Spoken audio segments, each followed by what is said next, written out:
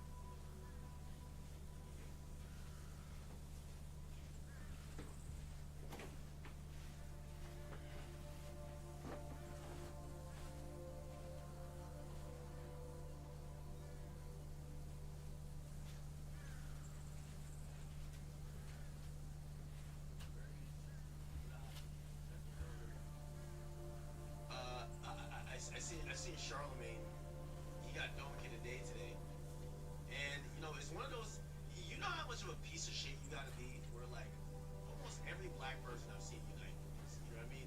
Like there are certain situations where like black people are divided. Like I'm gonna show you one in a second where I think black people are gonna be divided. Um, but this every black person when they see this guy, all they can see is a pile of steaming shit. Like like there's nobody who's defending this guy. This guy's just a piece of garbage, right? Like straight up just a piece of garbage. Let me see. Can I find the don't give a day thing? This is Charlie talking about it. Get out there, y'all. I'll play you something where reasonably people might be divided on that topic, but this guy right here, everybody knows piece of shit. Hey, you camera? What up, nigga? And by the way, someone says Charleston White. No, Charleston White isn't divided. Charleston White is just challenging black people to say, hey, listen, we see you guys kill each other for less. Go do something now. He's not saying this guy is great. He is speaking about this guy as it is a good thing that he is holding up the mirror to the black community to show that we only harm each other. But he's kind of saying the same thing.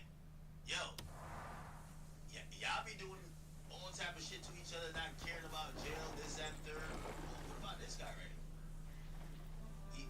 Is it because he has a gun? You just slap shit out of him. So, I told you, that's kind of his angle. I know it kind of comes across like he loves the guy, but he's trying to show the black community, like, y'all activate so quickly to kill each other, but this guy walks around with you. How you been? They chimping out again.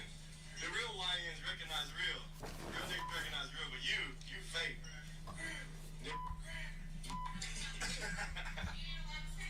Oh, nah? You know what America is? Free speech. Tell me I can't say something again. This is America. This is America. I can call him if I want. Hey, is that black guy bothering you? Is that bothering you? Oh, no.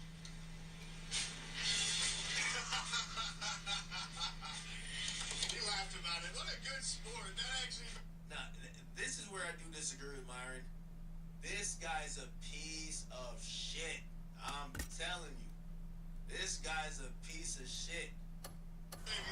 I keep telling you, the first nigga that gets a good video of them slapping Earth, Wind, and Fire, or at least giving them a 10-piece combo, no fries with a goddamn lemonade, even if you get a simple assault or something like that, trust, your GoFundMe is gonna be lit. We might even have a marathon for your ass on this bitch. I ain't gonna lie to you. Round of applause to the first brother, okay? Because you know the problem I have with some of these scenarios? I don't be hearing enough slurs being hurled back at folks, okay? What be wrong with your tongues? All right, I know it's shocking when a cracker like Chuck the Builder tries you, but you gotta take a deep breath, okay? And understand the power that lie. Now, we ain't doing slurping stuff. Fuck all that. We need some Memphis niggas. We need some Memphis niggas in Nashville to handle this problem, man. Because I'm telling you, anytime someone talks like how this guy is talking, he ain't really about it. Like, when a guy is talking so freely, he ain't never shot nothing. He's trying to scare people with a gun. There's gonna be somebody who got a gun too or don't give a damn. That boy ain't trying to shoot nobody. Let's be honest. That's within your tongue, all right? Cracker, peckerwood, honky, milk cricket, white devil, pigskin punk. I'm just saying there's a few you can let go towards a white supremacist like Chuck the Builder, okay? There's nothing wrong with matching energies, okay? And if you're in an open carry state, you got a legal firearm. If he threatens to mace you, then you flash him and let him know what could happen if he, assaults you with that mace, okay? You can't flash, you can defend yourself, sir. I didn't even say defend. You said flash. Can't do that. No, if you threaten me with mace, you pull out your can of mace and show me you got your mace, I'm gonna show you I got my thing too. Okay? So if you assault me with your mace, I'm gonna defend myself. I'm gonna protect myself, that's right. Alright, now, why you interrupt me? I'm sorry. Okay? Jesus Christ. Now, there's nothing wrong with matching energies, okay? Ever. Alright? Now, I don't think society understands, what I think society don't understand about people like Chud is he's just a terrible human. Okay, and terrible humans don't really care about other humans. I know he's a racist, and you think that he might only act an ass toward black people, but no. Hold on. I just seen some shit. Wait, hold on. This better not be true, bro. I know they said Sneeko not supporting this. Like, come on, bruv. They said Sneeko, what? They said Sneeko said he spoke to him and warned him to stay. Chud the Builder's side. Yeah, I saw that. What do you guys think about Chud the Builder? What do you guys think about him? He chipped out on me. He chipped out on me when I met with Ed Craven, the Kick CEO. He was really upset that I had a meeting with the Kick CEO. And I messaged him and he chipped out on me. He's like, yeah, you're right. And I saw he's getting his hat snatched. I'll just be straight up. I reached out to him and I told him, bro, you got Say nigga don't want nigga, bro. Hold on now, nigga. Hold on now, nigga. Hell nah. You see the N-word don't hit it. Like, you look like you from Vietnam or some shit. Nigga. Hold on now, brother. You over here telling this nigga safety tips? Nah. Let him, nah. Let him You want the stay out finest the work? streets. What do you mean? You've come to the right place. Stay inside, like Take you it. might as well. Yo, Sneeko, we might have to revoke your nigga pass, bro. Word up, bro. Hell nah. You want the can't be finest telling work? white supremacists You've come to the how to right survive place. the storm. What? Yo, let me put in your words. It's like telling the Israel niggas how to. Yo, what's wrong with you, brother? Nah, hell nah, Sneeko. We might have to like do a research on you, bro. We don't know if you can say nigga for the next month, bro. You tweaking. How the hell you over here trying to give the racist nigga advice on how to keep being racist and what? What the hell going? Sneeko. you are going to be a target. A lot of people want him dead. Let's put it straight up. And I don't agree with a lot of what he does. It's it can't be. Ain't no, see, that's another thing. You Sneeko, stop lying. Ain't nobody want that nigga dead. That's cap. No, you see, this is how y'all start. This is why y'all start validating this chipping out thing. Nobody want him dead. There's a certain type of people you don't antagonize in public, and they just walk away, or you get to be just saying he's chipping out. Like there's A a man's lot of gear can be places as in America blood is thicker you than don't go to water. do these little pranks, And- you get slapped, or you is much worse, or they just might meet your energy, whatever your energy is. Keep in mind, I don't hear these people telling him he's the one that usually says, "Oh, I got a gun." They don't tell him that first. He's the one who says, "I wish I would." So Sneeko, come on now. What's wrong with you, brother? Be antagonizing, but a lot of stuff's funny. I can't even lie to you. Oh hell no, ain't nothing about it funny. Ain't nothing about it funny. Nope. Sneeko, we might have to take your black card. We can't have you. No, come on, Sneeko. It would be funny to you because I don't think the epithet. Yo, Sneeko, ain't you Muslim, nigga? If I said some anti-Muslim shit, nigga, you mean you feel this nigga like praying on a rug 15 times, nigga. You not black. So like, nigga, what you mean? Ain't none of this shit funny. Ain't none of this shit funny. Because again, it's, you know, for example, let me use Sneeko as an example. Sneeko, you say the N-word. You ain't black. But there is a lot of gray area when it comes to, like, you know, people say the N-word, like, you're using it as a colloquial, as a term of endearment. And you yourself don't even say the hard ER. It's very different. And by the way, I've seen a white dude say nigga, and people aren't going to be up in arms. This guy's clearly different. It's hard for me to be amused by a white dude walking around in a town that, if you kind of look on it on face value, is kind of already like trying to, like, on a social status, like, make white people feel like they're a little bit better than other races, and he's antagonizing homeless black folks and other black folks that are minding their business in the streets. And he's not only just attacking them for what they're doing to him, he's inciting arguments that he could call them. And when you hear most of his rhetoric, he applies it to the entire race, not just one person who may offend him. It's not that it ain't amusing to me. I'm not. It could be amusing to you or whatever you got going on, but yeah, then like Yo, I guarantee if this was some Islam shit. If this was some Islam bullshit, I guarantee that nigga Sneeko would have been on some other shit. You know what I mean? He go hard for the Islam. Oh, Sneeko called me now. Yo, Sneeko, I can't believe you over here. You over here like communing with this Chud the Builder motherfucker, bro. What's good, my nigga? Bro, whoa, hold on, no, we gotta take an N-word pass, bro. You tweaking. You are over here communing with that guy? Yeah, I told him to stop antagonizing people, and it's not going to end out well. So you should probably stop going out in public and antagonizing people. Especially, I saw a streak from you. You were saying like people are going to put money on his head. That there's going to be a GoFundMe. Sneeko, we got No, you saw. No, you didn't. You weren't calling for it, but I saw you say if somebody did do something, that the GoFundMe would start hitting. No, of course it would, because again, you have someone who is targeting an entire race by antagonizing individual specific people of that race who didn't provoke him, right? Like, put it like this: if he let off a couple racial epithets, I always fuck up that word, towards some black guy who was being an asshole to him, right? We might still call him racist, like, all right, dude, you're racist, but the entire race won't be mad. You get what I'm saying? Everybody who is black, we could tell he's just trying to use the word period to describe a group or really a racial group of people. Yeah, that's the point. There's no word in the English language that gets people so riled up like that word. There's no word you can say for white people where they're going to get that angry. People say, I saw mayo monkey, cracker, honky. It doesn't hit. It doesn't work the same way. Asian people, you can't say a word like that. You're going to get the same reaction. We shouldn't give this much power to words. We shouldn't allow this to control you. That's You cat. want to be controlled by a word? Isn't that slavery? Yeah, sure, Sneeko. You always come up with these like crazy, like, yo, Sneeko, you Muslim, right? Yeah, and there's funny words and all those things, but it depends on intentions. Alright, cool. So you cool with me calling all Muslim niggas terrorists as a term of endearment? Well, do you believe that?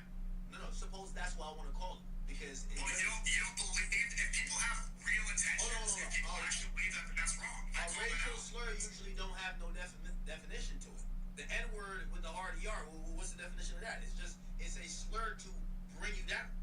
So Yeah, there's other slurs like the word dumb. The word dumb means somebody who's not able to speak, but it doesn't have the same connotation. The word retard means somebody who's disabled. if I call all Muslims terrorists, it has social implications, just like if you call someone the N-word, it does have that social implication in terms of what it's not about what it means, it's about you're using a term to denigrate a whole group. You don't believe that? Come on now. People say that all my Muslim friends, I call them terrorists too. If they're Palestinian, I call them Hamas. If it has real intentions, if you mean it, then that's a different conversation. But if you're joking around, we shouldn't let words control us emotionally. So you're saying that this guy is joking around when he's saying he's gonna No, he's not. I think he actually has animosity. Okay, but so, there's so, something. by the way, you know what you're describing? You're describing, it's like the N-word. Okay, if somebody says nigga, like it's used in endearing in fashion, right? You're saying, oh, I say terrorist to my, like, whoever friends, and you're using it in a term of endearment. You don't mean it.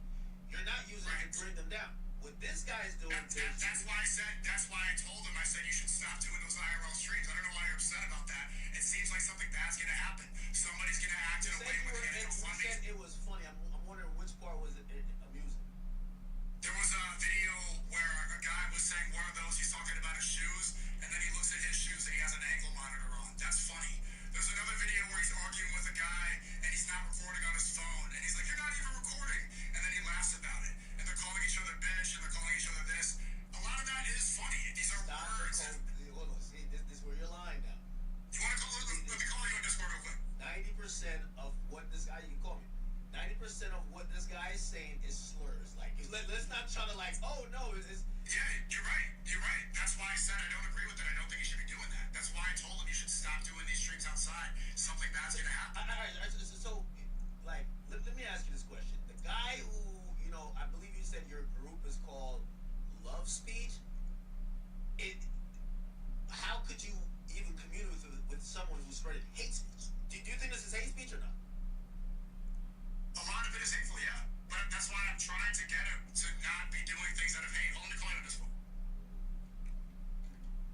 Gotta watch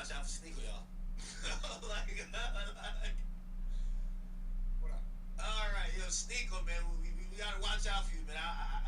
This is a little bit surprising.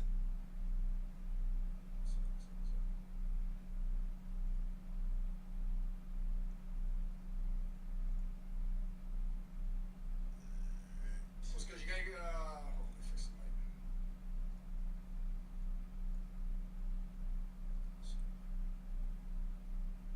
Yo, talk. Yo, could you hear me? Could you hear me? Mic check.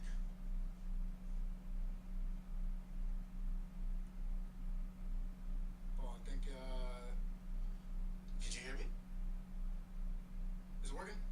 Well, I can hear you.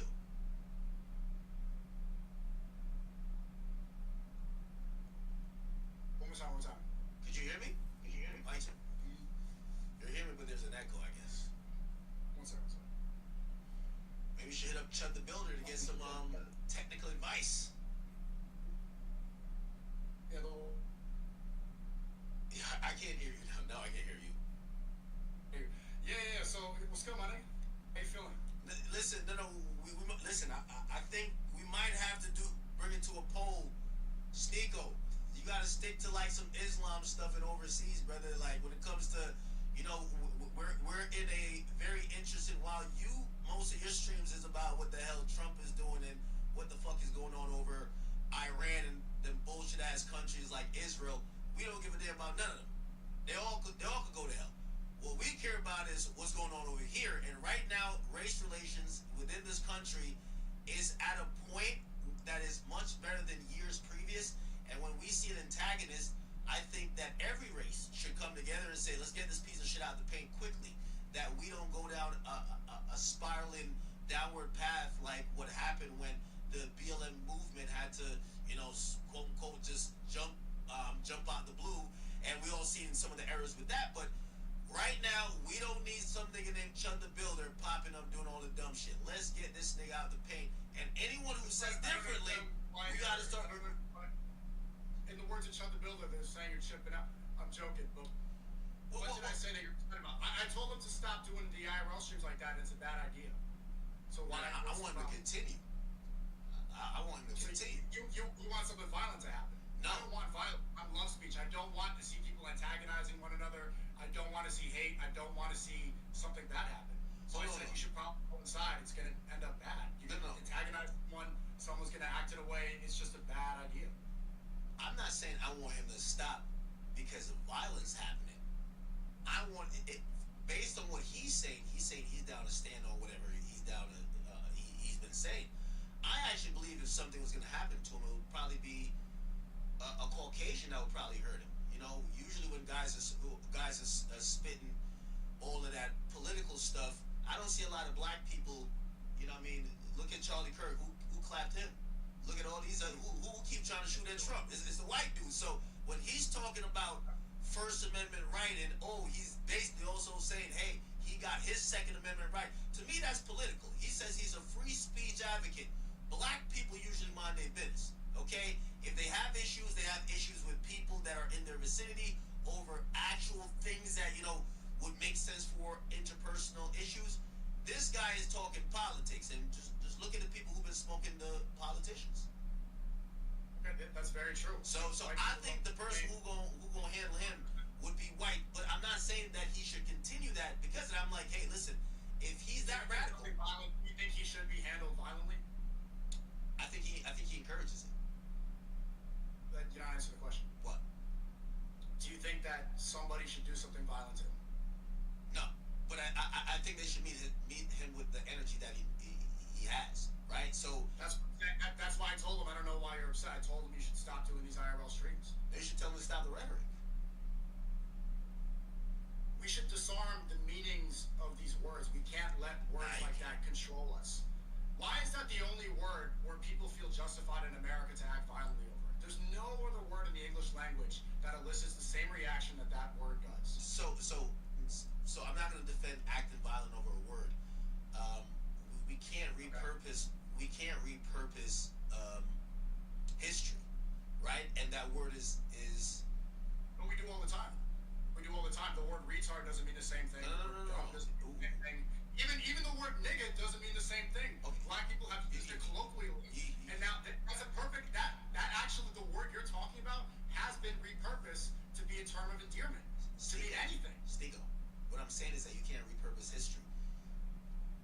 But like nigga has been repurposed.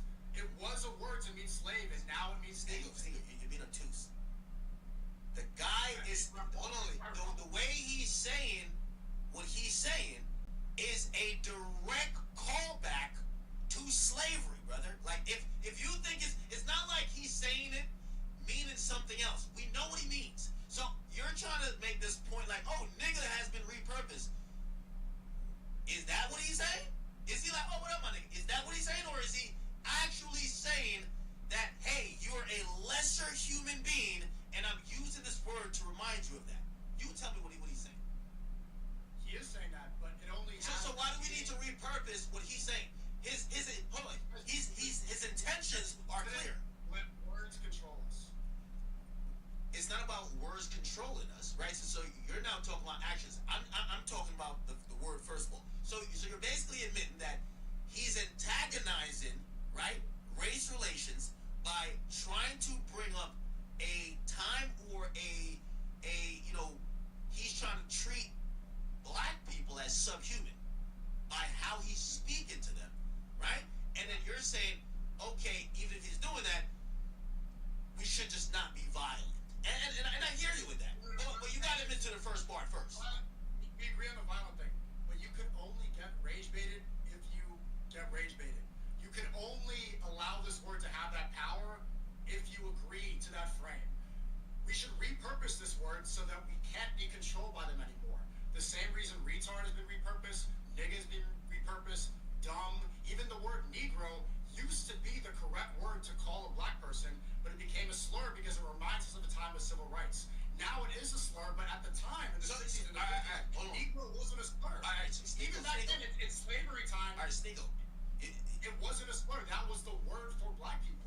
It Sneako. became a slur because times changed. All right, let me repeat again. I'm going to go slow this time because I see you're trying to get your point off without actually engaging.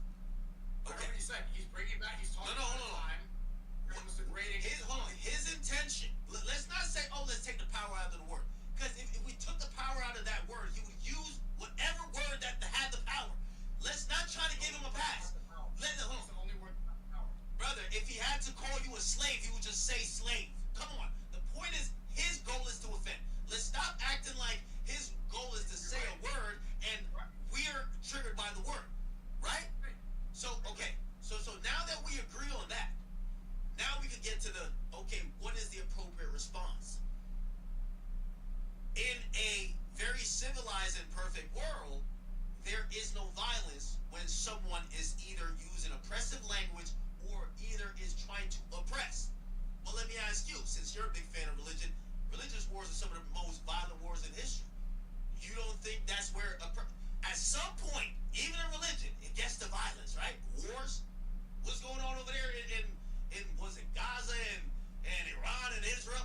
It gets to violence. So I get what you're saying, but over there they fighting too. At some point it gets to violence. That's what I'm saying. It gets to The comparison doesn't make sense. It didn't start based off of words. The genocide in Gaza didn't start because they said, you're a terrorist. words could be oppressive. Hold on, could words be oppressive? If you let them. So Bombs are really oppressive. Like bombs, ethnic cleansing, starvation, that's oppressive. Words are only oppressive if you allow them to be. So despite the meaning,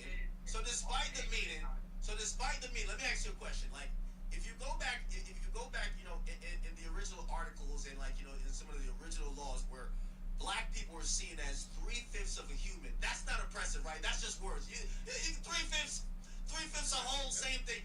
So that's not oppressive. Of course it is. Does that still exist? But it existed. My point is Exactly. It's in the past, so let it be in the past. No. So See, let go. So this is how we move forward. Instead of wait. So this is in the past.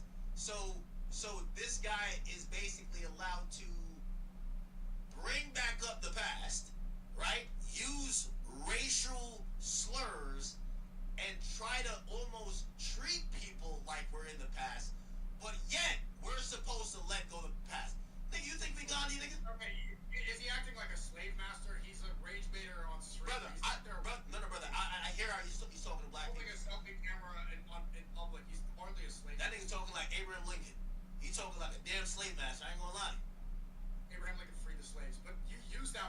attack all the time. That's like you're probably you probably use that word. This exact word that you're angry about is the word that you probably use the most in your stream, is it not?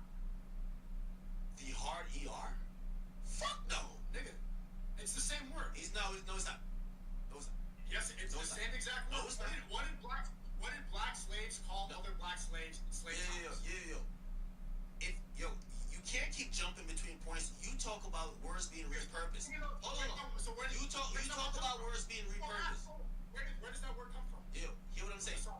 Yo, I hear what you're saying. Stinkle, are you mixed? Like, what are you mixed with? I got it. Because if you're trying to say, bro, if you're trying to say nigga and nigger is the same thing, Where does it come from? Where does nigga come from with the soft A? You're not answering the. It's a simple question. Where does it come from? okay, it comes from the other word. However, it has two different meanings. It has two different meanings. It's been repurposed, right? It has two different meanings. Wait. Has that word been repurposed to mean something colloquial? Yes, but both words now have two different meanings. Exactly. So that word should be repurposed too. No. Wait, hold on. Why not? Sneagle.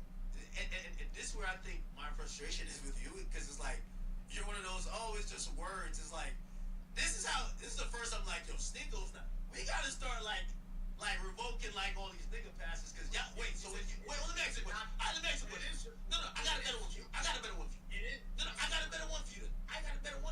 If you think they're the same word, why don't you get up on here, or when you're talking to people, don't say nigga, say nigger. Why don't you do it?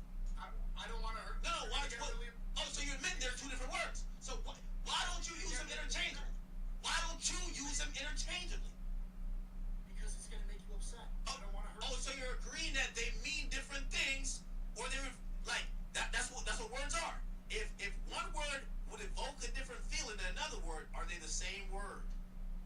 The point is, you should not allow it to evoke the same feeling. Why would you let a word have that power? Disarm it. It only has the power that you give it.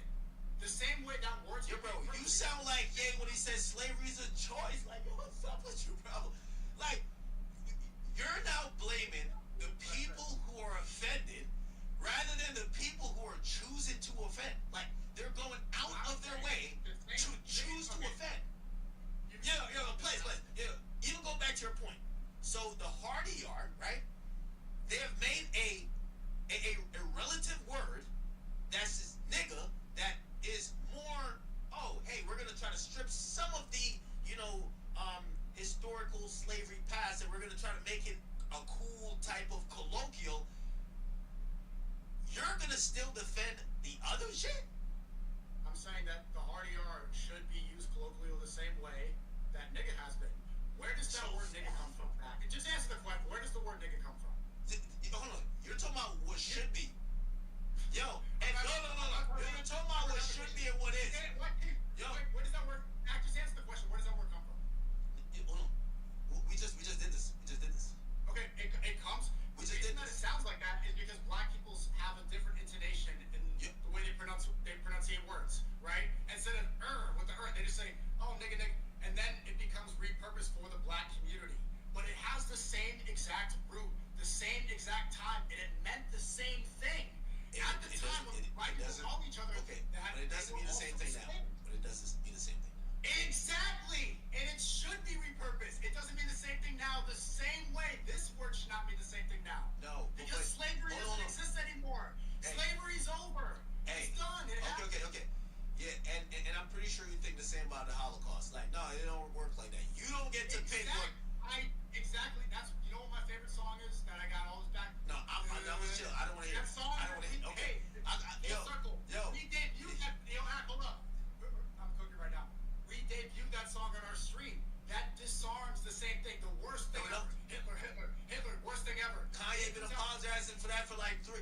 Yo, Kanye's in every Jewish, was it mosque, like, or synagogue, whatever the hell they got going on. Kanye in every single one of them. I don't apologize for that song. What does that song do? Yeah, that's why you're canceled. The 3 most taboo. That's why you're in that apartment. But I'm a free slave. I ran away from the plantation. I'm not controlled like you by words. You're shackled up by words. You're still a slave to these words. Yo, Nigga, Sneagle. just let Sneagle. yourself be free. Sneagle. Say the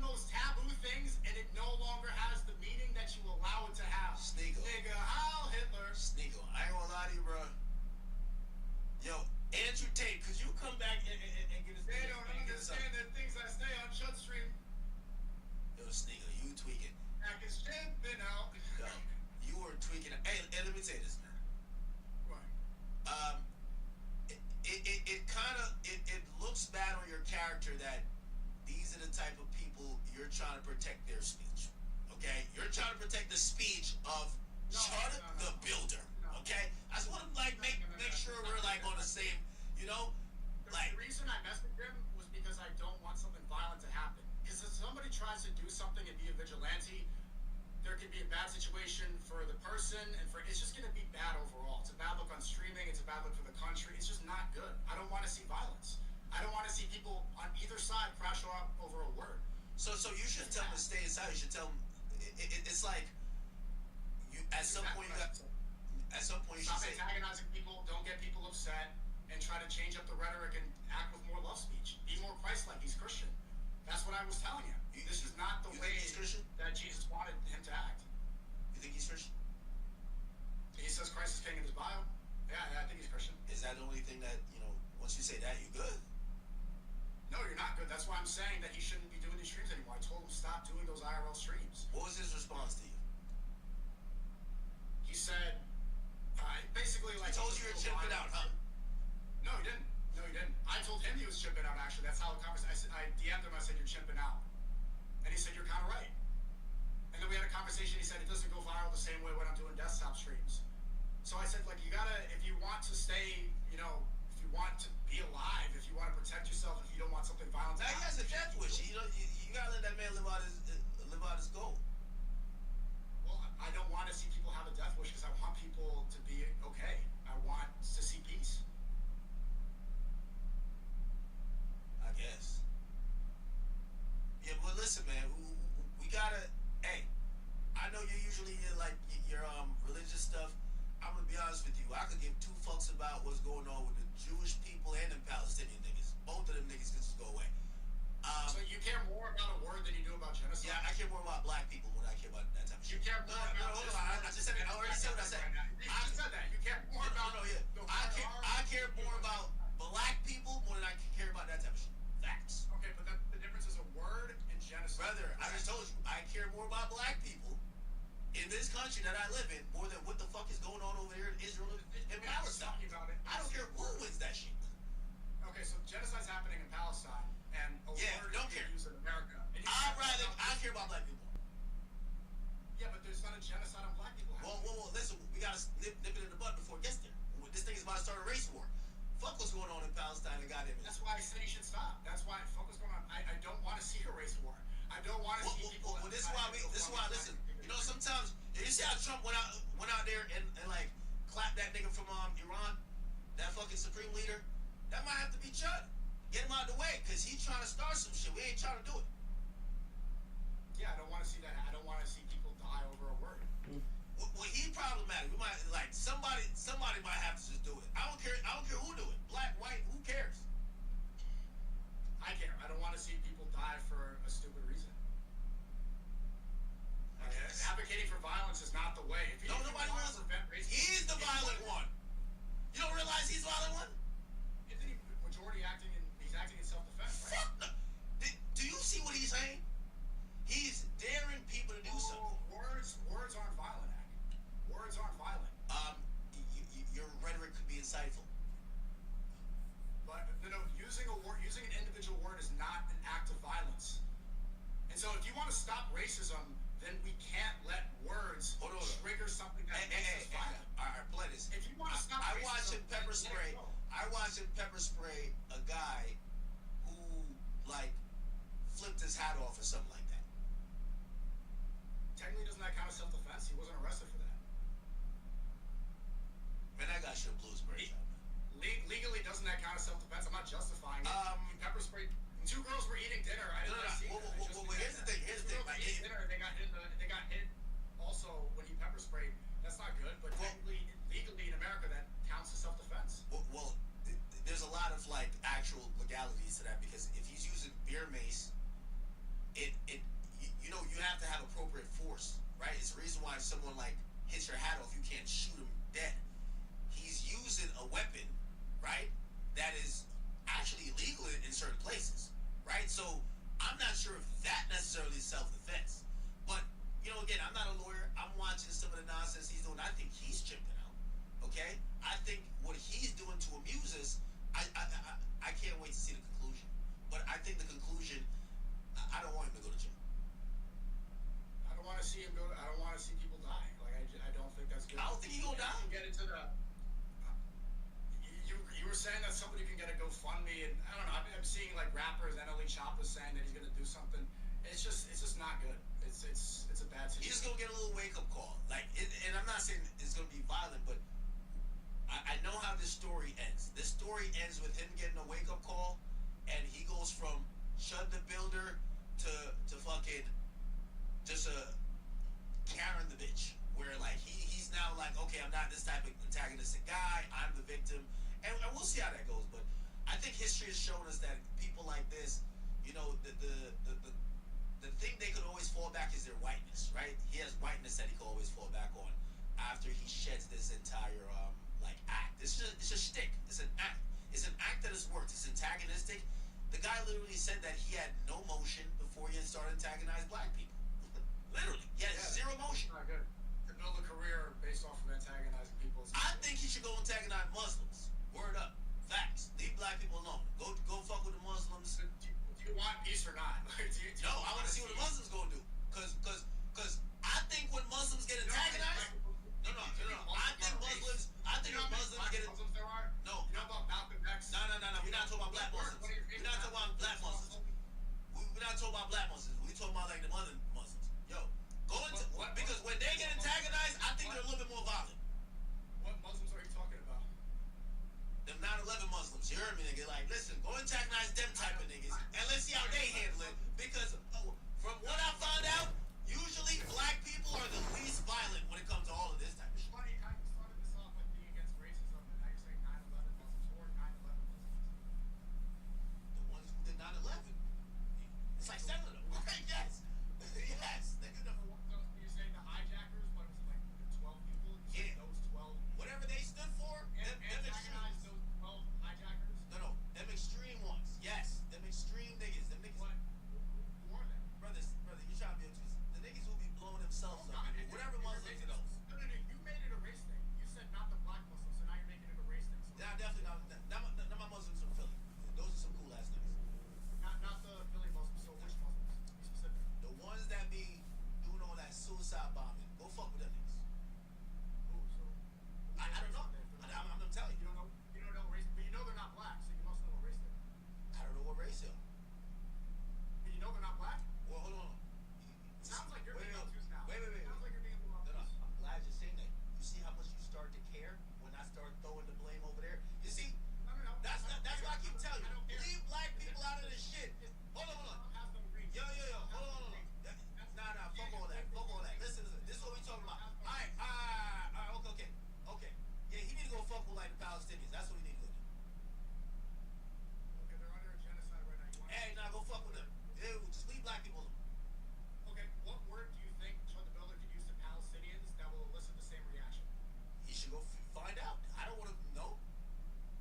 The thing is, it doesn't exist. There's no word Listen, in the English language that exists Yeah. that has that same Hey, hold on. My thing is, we want Chud to go terrorize the Jewish people, the Palestinians, some Asian niggas, Indians too, everybody but the black people. We've been through enough. We just want to chill. We trying to cop the new the AP/SWAT collab. Go over there, Chud. Go to Palestine, gay. Like, leave us alone. There's no, you said Asians, there's no, what word can he use? I don't get Asian what hear what I'm saying. It doesn't exist. What I'm saying is that There's no word we get Asians angry like that. okay, I don't care if it's just words. Do whatever you can to incite them. With whatever. Do whatever you can to incite them. Or even if it's religion. Go disrespect their religion. Go do whatever. Because by the way, we also have freedom of religion, right? Go do that. Go show up to synagogues, mosques, and all them other shits and do what you want to do to disrespect those religions, and let's see what happens. Leave black people alone. Right? Like I think he should do some demonstration at the mosque, right? Wouldn't that be cool? Then let me ask you a question. Would it be cool if he goes to like who be at the mosque? That's Muslims. If he went there and he's seeing people kneeling and said, "Oh, y'all chipping out. Oh, y'all chipping. Oh, y'all kneeling. Y'all praying. Oh, y'all chipping out. Look at these motherfuckers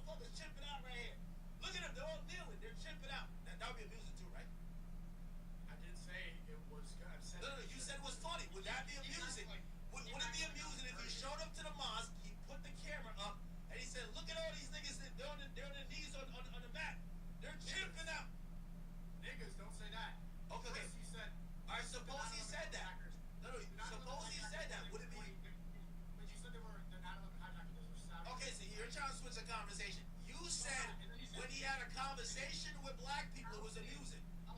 Brother, you said when he had a conversation with African Americans or whatever, it was amusing. Do you think that would be amusing if he showed up to one of these religious places where people are praying, knee on the mat, doing all this stuff, Allahu Akbar shit, and he grabs his camera and said, "Look at these motherfuckers chimping out." Would that be amusing to you?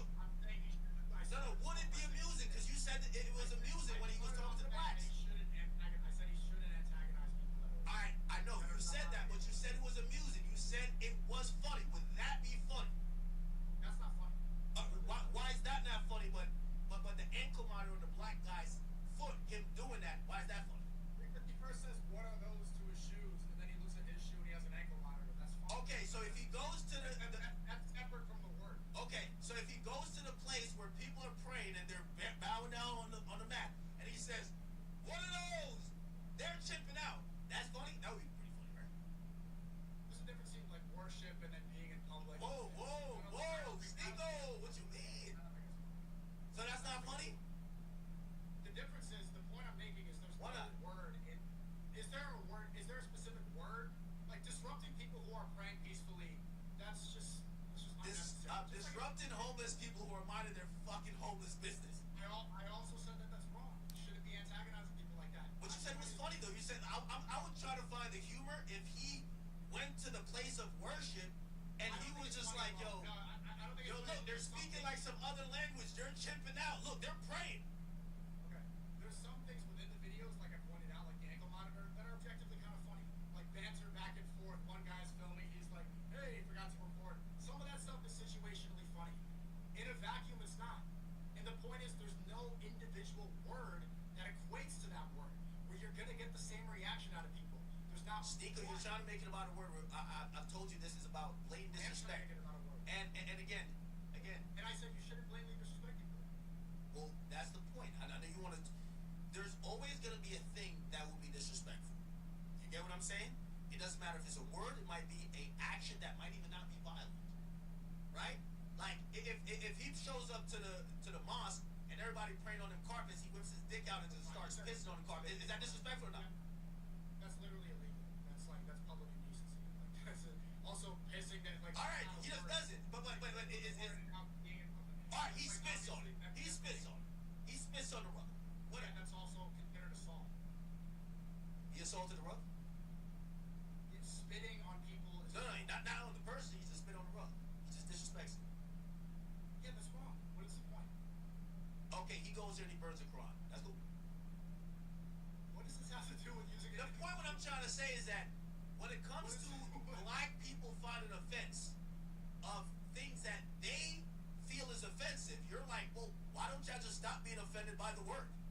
However, if I then showcase a situation where another group of people, where someone tries to disrespect them, you can't repurpose the disrespect. You want black people to repurpose the disrespect. There's a great analogy here. Do you see how you're equating this individual word that doesn't have real meaning unless you to the whole? Every word has meaning, brother. The word of God compared to the word. If the word has no meaning, You are equating the word of God to a word to a slur that is outdated. okay, yours. All right, you said that the words don't have meaning. That's the whole point. You cannot have Yo, those if you claim words have no meaning, God is not equivalent to this individual word. okay, if you say word has no meaning, say fuck Allah right now. Oh, Is that what you're saying? no, I'm saying I'm asking you to say it because it should have no meaning, right? There's a fucking meaning to it, right? Clearly, Okay. like you would say that, right? Because there's an intended meaning if you're saying I it. see the point that you're making. How are you equating Words God? have meaning, brother. How are you equating God, disrespecting God, the Almighty, something that we have faith in, to something that only has meaning if we attribute meaning to it? God has meaning without us. So Is part our so word? you can't disrespect God, but you can disrespect only your has own the group of meaning people. that you give to it. Brother, you're saying so what you just told me, you can't disrespect God. Okay, get it, and I agree. But you can disrespect an entire group of people, and your solution to that is that the entire group of people should just not be offended. Because you're doing both. Whether you say the harder you are, or you say fuck Allah.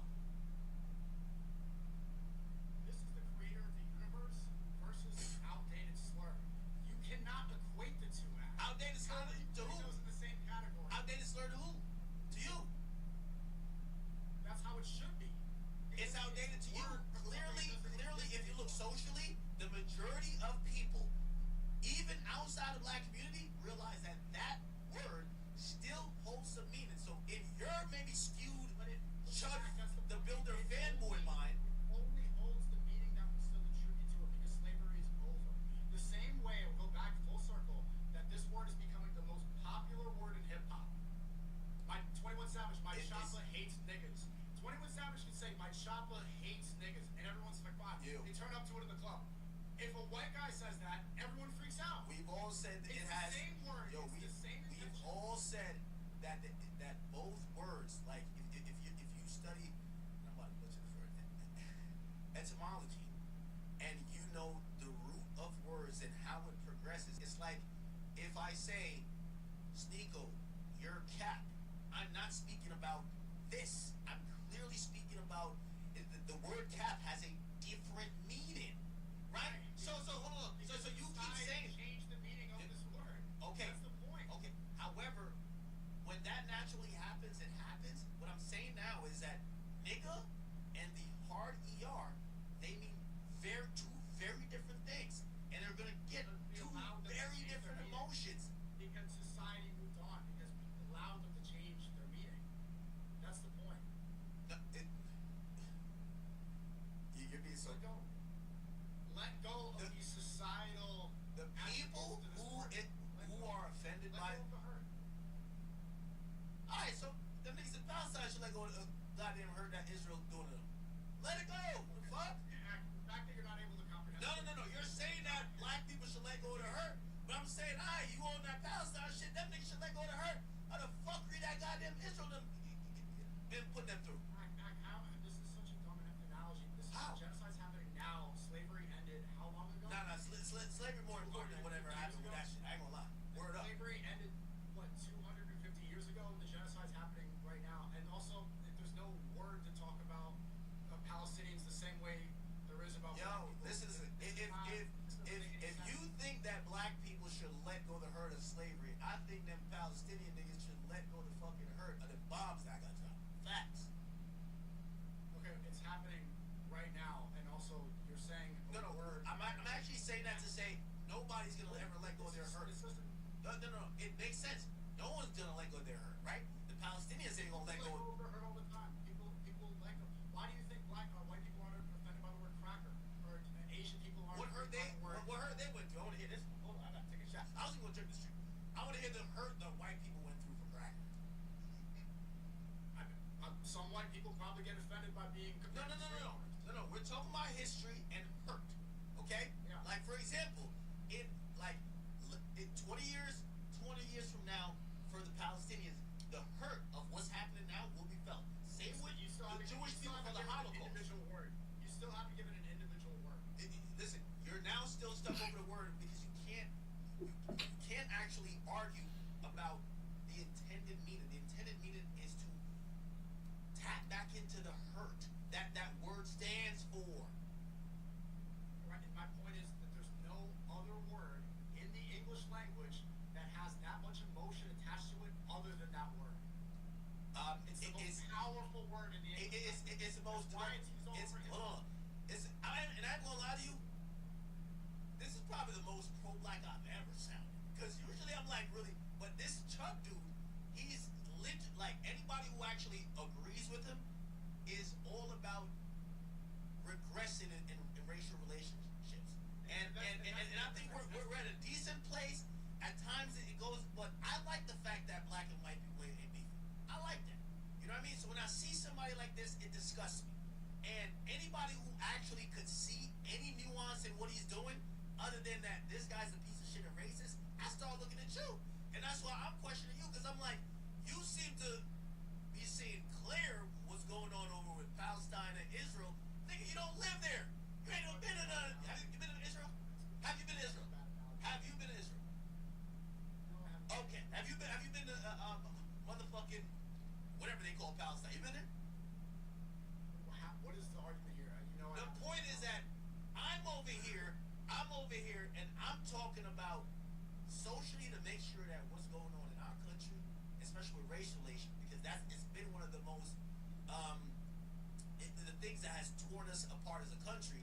And when I see any hint of that, I don't like it. And you're over here talking about this genocide going on overseas, like, man. You said that you don't want anti-black, anti-white racism. You don't want division. The only way we can get to that division Is to get Chuck the Builder out of the way. No, it's Facts. Not about inciting violence on Chuck the Builder. It's not allowing. No, wait, say violence. If Charleston White says the word, no one gets angry. If Chuck the Builder says it, everybody gets angry. If you actually want equality, then words for any race have the same meaning. That's equality. You say you're pro-black, I'm pro-human. Humans all together should not allow this to divide us. How are you letting a word divide you and put it to separate places? When black people say the same exact word, it's a term of endearment. When white people say it, so many people think you should act violently. That is segregation. That's the issue. So let me ask you a question. Everybody should have the equal meaning attached to this word. So you do realize that if someone who is oppressed does a action or mimics an action that the oppressor does, it's not the same thing. For example, if Do you think black people are still? How are black people being oppressed right now? historically black people are probably one of the most Right now. wait. Right now. Well, Right now. you're always gonna feel remnants of it. I don't want to live in a victimhood mentality. I don't want to live in the past. All right, no. Listen, I'm not that person that uses racism as whatever for every excuse. But you can't write the history of America without understanding what slavery has done to this entire country. It's a reason why the inner cities.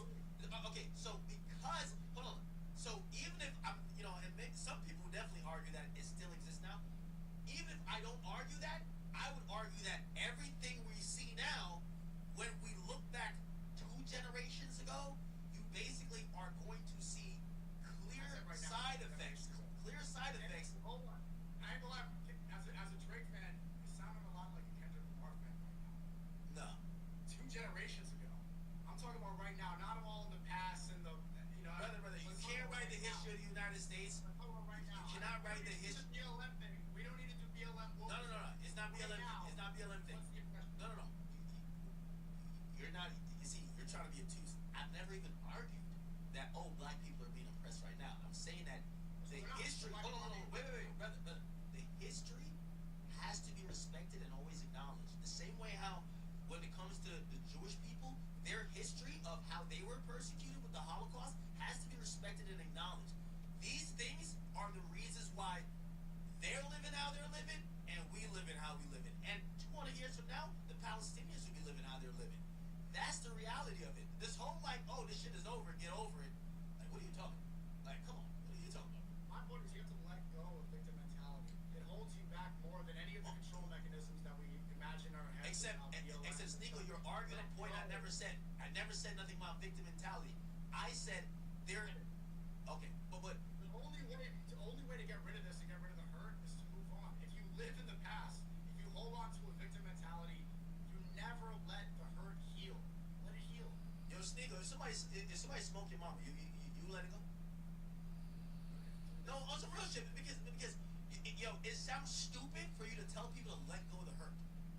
You don't think you sound fucking retarded, bro? Ultimately, you should. That is the way to grow. Is to let go and to forgive. That is growth. That is how you get over it. Holding on to hate Sneagle, forever. you is talking how you- ideals? You always. This is your issue. You always talking like this ideal type of thing. The history of the world. Yeah. The history of the fucking world is actually shaped by historical events that niggas have never let go. It's the reason why right now you go to Germany, you throw up a goddamn swastika anywhere, they're making sure you're out of there. You know why? History just doesn't right away and everybody forgets it. Oh, we all forgiven, we're healing. People ain't sneako, what the fuck? Like the whole world is shaped by pain, wars, is shaped by shit that has changed the trajectory of life. People have been exterminated. That's caused other people to realize, hey, we gotta make sure it never gets to this again because we know what happened last time. This whole let's kumbaya, let's forget. What are you talking about? It's not cool. This is the way forward. Is to forget slavery? Why let somebody hurt you that bad? Why let this one word hurt you that way? You're Sneagle. giving somebody else power. You're Sneaker, letting them. you're way smarter than how you're coming across. I'm telling you, if it's not the word, it's going to be something else, right? Like it could be a symbol. I'm not too sure about Jewish culture or whatever, but maybe that's the Star of David for them. It's going to be something that reminds you of the pain. It is, and that is going to be sacred, or it's going to be don't fuck with it. In everything that carries some, nobody just forgets. What I'm saying, you're just saying, oh, well, why can't y'all change the word, brother? There is pain there. It won't go away. If it's a word or something else, and you're acting like the guy's trying to say the word just harmlessly. No, he's trying to evoke pain. So if it was a symbol, he would fuck with that. If it was a place, he'd fuck with that. Culture, race, these things shouldn't be defined on hurt. Allowing black culture to be defined off of slavery is living in a victim consciousness. Jews allowing I never said that. Go this way is defining Jewish identity based off of something horrible. Your childhood helped define what you became. You can't erase history, brother. And you're always a product, not only of your environment, but historical choices. Do we only want to unify based off of hurt and pain and trauma, or do we want to unify based off of something greater? Do we want to give power to words that are strong, that are empowering, that are good? This is what should trigger us. We should hear a word like, hey, you're black, and we should be happy about this. We should be emotionally manipulated in a positive way. We should remember things that make us Yo, happy. Sneaker, you know I realized that make us pain. I think you only have these type of thoughts because like you like this mulatto. I don't even know if you know what you are. Like what do you consider? Like respect. And I don't know how many times you have this conversation. no, the reason no. Wait. The reason why I say that, because if you ask any person and based on your stupid ass logic you just said, is that What stupid logic? Like you comparing Palestine, like no. Muslim? No, your stupid logic of oh it should be about coming to get like everything that has to do with my life. If I'm not here, right? I'm not here in America. If my mom didn't make certain sacrifices, I'm not where I lived in Jamaica. If my family there didn't survive slavery, yes, it was slavery in the Caribbean. It's everything matters on the past. You can't just fuck the past. We're just like here. You must have you can't have a connection to a strong, legitimate background or lineage if you're saying fuck the past. Let's move on. What are you talking about? And that's why I use your racial.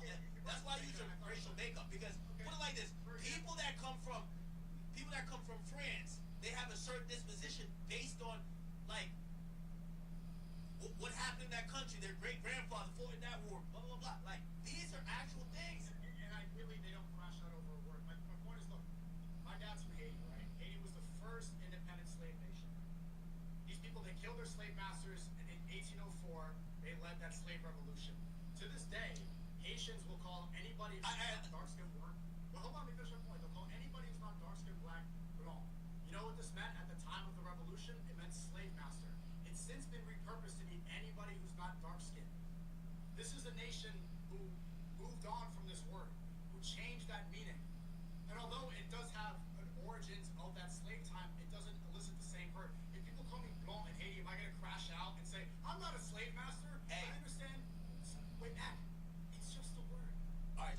So again, you're trying to do the like the mouse brain thing again. No, but should I crash out over that? If someone in Haiti calls me blanc, should I crash out and say I'm not a slave master? Well, I think you should crash out if your great grandfather died in the war that helped free the slaves, and they clown the fact that your great grandfather got killed in that war. I think you should crash out. I should crash out over something. Yes, I think you should. That's your fucking lineage. I never met. Yeah, that's your fucking lineage. You should crash out.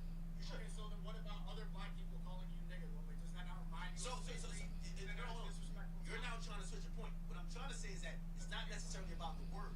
It's about the struggle, the hate. It's about the struggle and the pain. Hate when black people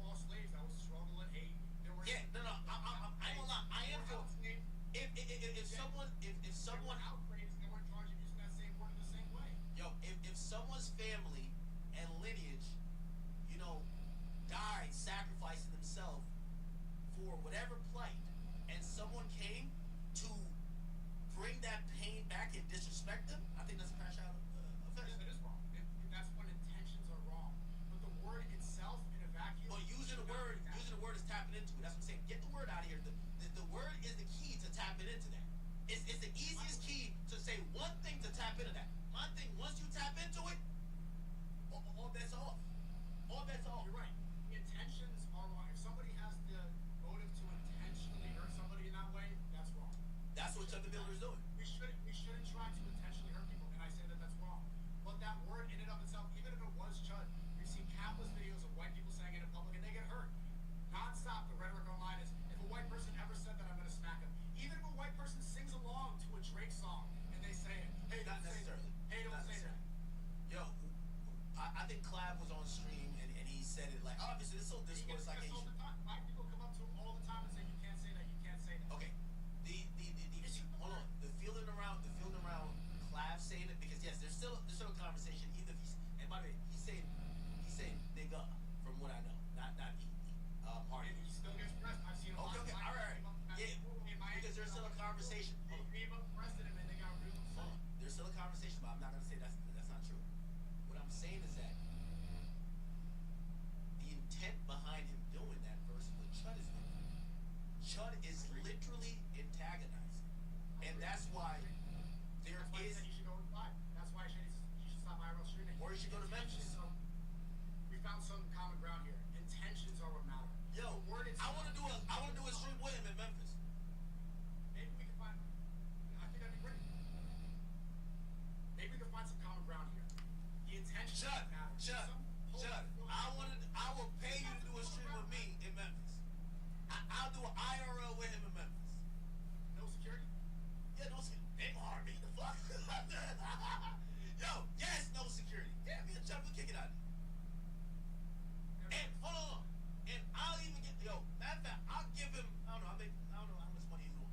I'll pay him if he keep the same energy. We'll be in Memphis. No, I'm not saying it's not okay. That's Do you really? Can you honestly say you don't want something violent to happen? no. I want to just see his energy when he's around a different environment, because I don't like when people are kind of popping out doing that type of stuff. And again, if he was just doing it online, whatever, but like he's kind of like putting this across, like I want to see if he's gonna keep the same energy. And if he does, I'll probably gain a little bit of respect. If he goes to Memphis, Tennessee, and was just like, and he's giving it up, I ain't gonna lie to you, I'd probably be like, yeah, I'll fuck with him, but leave that nigga alone. Like, he's standing on business. He's standing on business. I just think that he's a bit of a coward because he's picking and choosing, but he's talking like he's not. And if he like kept it real, like, yo, I'm picking the most pussiest black niggas I can find to do this shit to, I'd be like, all right, bro, you got it. I doubt that's gonna happen, and he probably shouldn't. You can come too. You can come too. Memphis was a lot of. I went to Memphis before. It was all Hellcats, all chargers and challengers. Hellcats. We'll just go outside the club. You know what I mean? Us three, we try to get in the club. I'm banned from all the clubs in America. No, you're not. You're only banned from like, All the hospitality groups.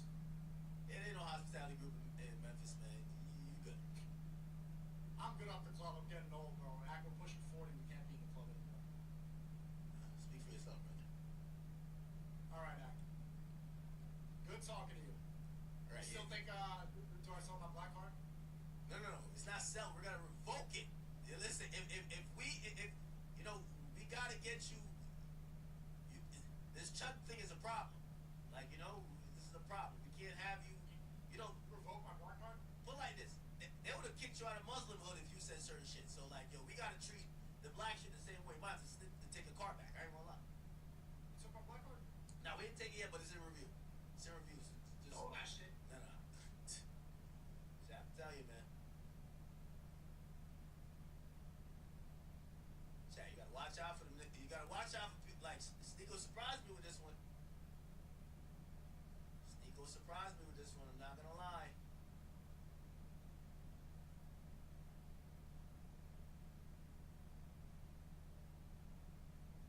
That was crazy. Yo, chat. When I'm over here sounding like Tariq Nasheed, it's like, it's bad, bro.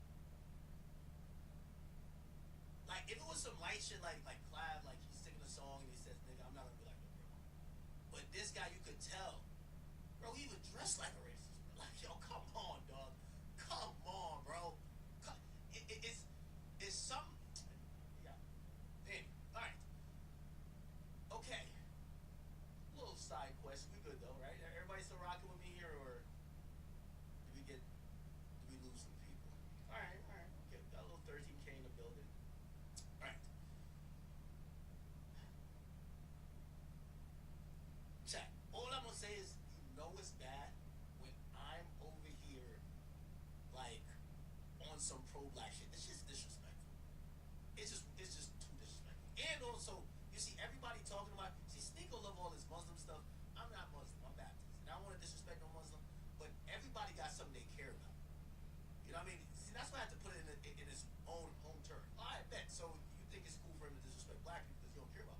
I guarantee he started disrespecting Muslims or show up to the mosque. It's a problem, right?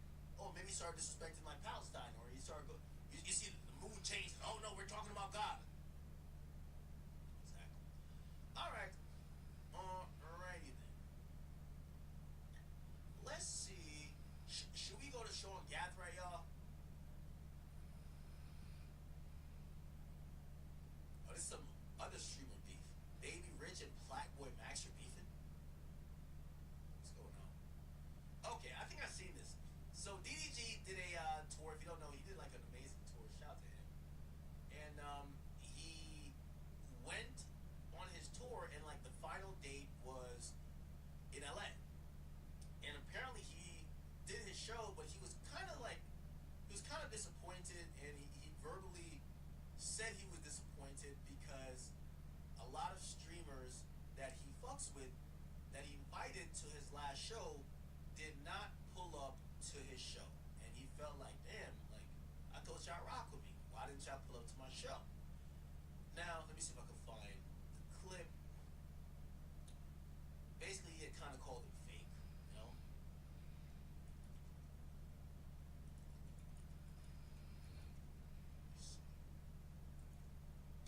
Here we go. Okay. Where's the clip? Okay, so here's the clip. This is him basically saying, yo, none of his streamer friends came to his LA show.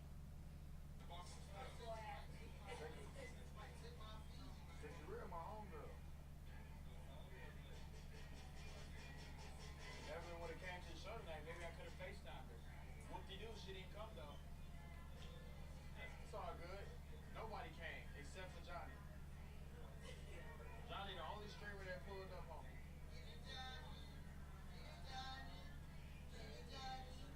Yeah.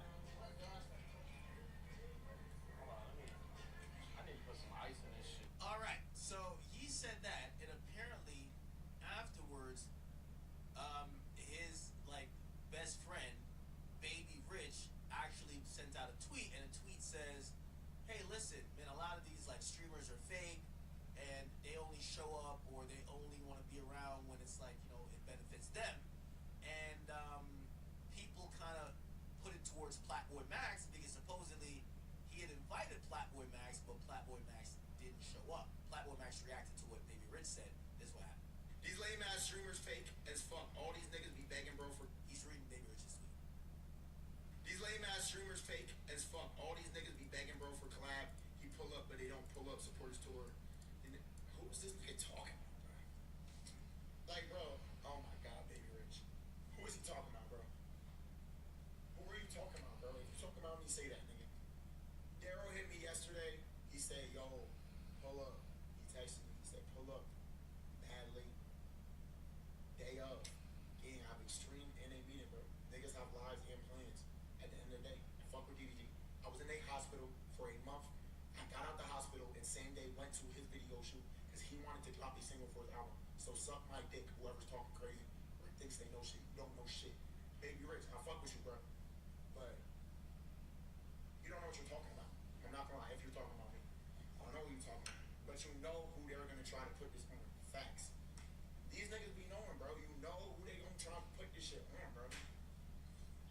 Like, it's like, bro, you can do this game, just address me, bro. This shit don't make no sense, bro. You don't gotta do that, bro. I fuck with Daryl. I ain't never hated on Daryl.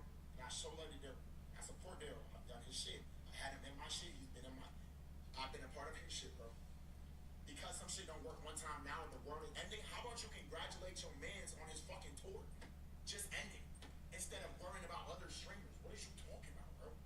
Shit don't make no sense. I fuck with this nigga though. Baby Rich, I fuck with you, but I don't agree with what you're saying. It's some bullshit. Okay. And Baby Rich responded. He said this. Max, I'm gonna be totally honest with you, man. You was nowhere on my mind when I made that tweet, bro. How you gonna be mad at me? Cause you feel like the shoe fit, though. You know what I'm saying? You can't be mad at me if you feel like the shoe fit. Like, I fucks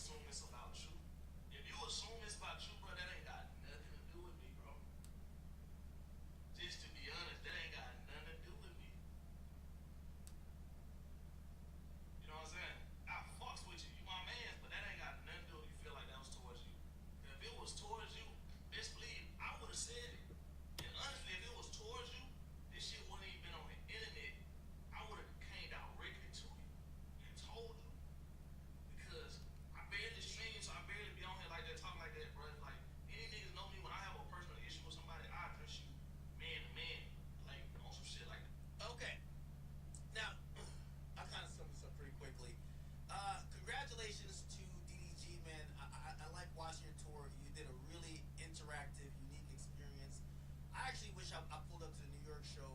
I forgot what I was actually doing then. You didn't really invite me though, so it's not like I ducked your invitation. But I know me and you are cool. Yeah, this is kind of the thing about like these streamer things. Like, honestly, everybody got their own thing going on, and this is where I kind of defend Max a little bit. Bro, people gotta stop thinking they're friends with other streamers. Like, everybody kind of collaborates when it's beneficial for them, and if you don't really fit in people's plans, they're not gonna care that much. Most streamers aren't friends. Most streamers only link with each other when it's beneficial to both parties. Most streamers don't do each other favors just to show love. This is a very competitive space, and what doesn't happen is people just like being happy for each other. A lot of the streamer stuff is fake, where you think people are like happy for each other or whatever, but in reality it's competition, right? Shit, again, I'm not saying Max didn't have something to do, but shit, brother, you know, he's not gonna stop his world to come check you out. And if he was a friend, he probably would. But again, my point is no one's friends in this shit, right? Like, y'all remember Kai Cenat and Aiden Ross was acting like they were friends for the longest. Now they don't even talk. So when it comes to streamers and stuff like that, to expect somebody to show you love or be there or whatever, y'all are not friends. So I'm not that surprised. Nevertheless, I think DDG's concert was still good. And the reality is, which I think DDG knows, anytime you have an event and you invite people and people don't show up, just keep working harder, because when you're the wave, when Kai Cenat invites niggas to the Mafia-thon, niggas cancel their own streams. Like, they mama could be on a deathbed, they be like, oh, I gotta go to that Kai Cenat Mafia-thon. It's all about clout. So all it means is that, hey, maybe the people you invited felt they couldn't gain nothing from it, and just keep working hard, man. The next time you invite somebody and they show up, you'll know exactly why you did the work. That's it. That's it. Chat, we are gonna let's jump into this Sean Gatherite stuff, and Sneako kind of like diverted me for a bit, but I'm here now. And chat, we gotta see what the hell happened in the sentencing. Let's go to it. Fulio sentencing. And if you don't know, this is a sentencing part of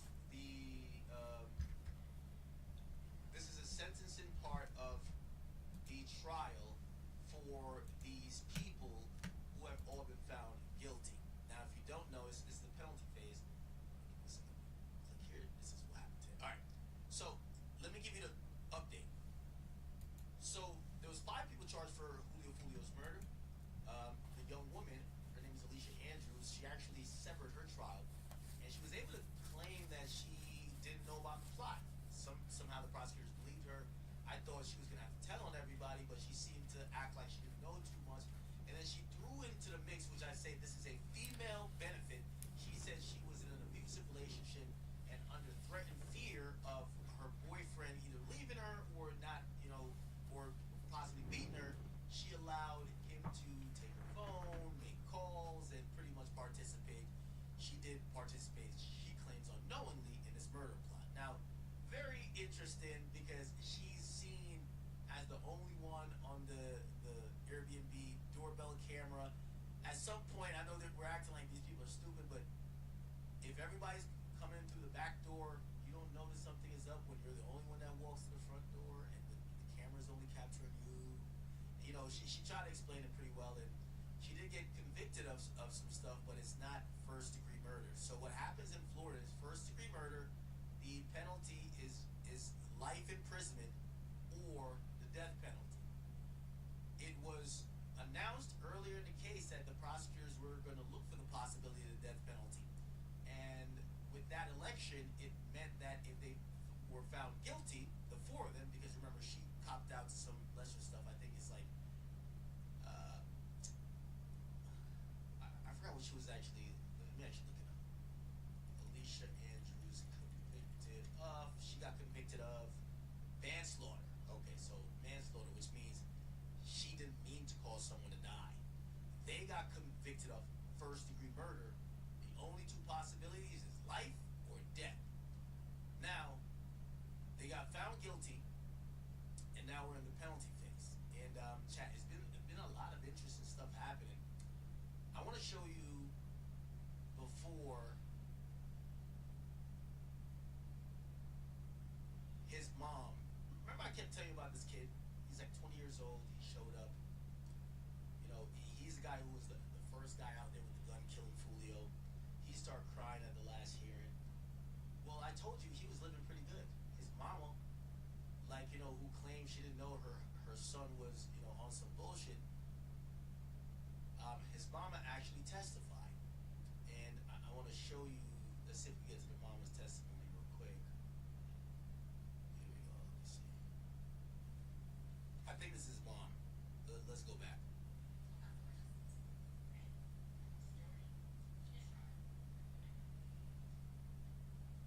Mr. Harrington, for the 11 years when you were with his mother, it sounds like that you had a very loving, supportive relationship with Sean Gathright. Is that correct?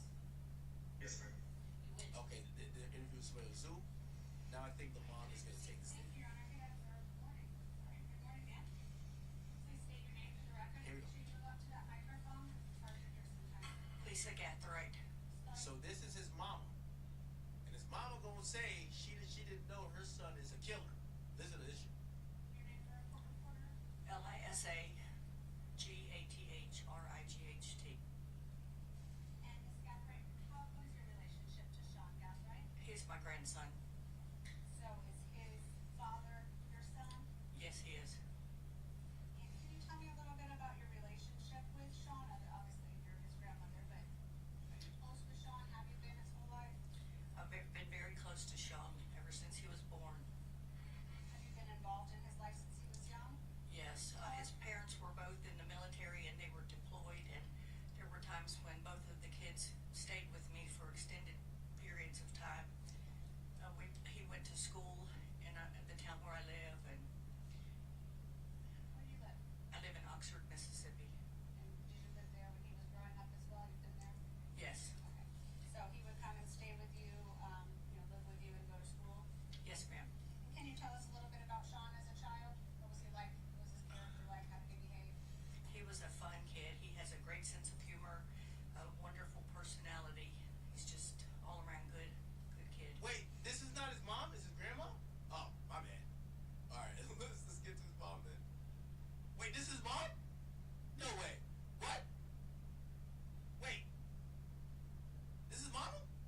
Oh, so that has to be his grandma for the dad. Okay, let's see. His mama black? Oh yeah, she definitely a fuck up then. I thought his mom would be a white woman.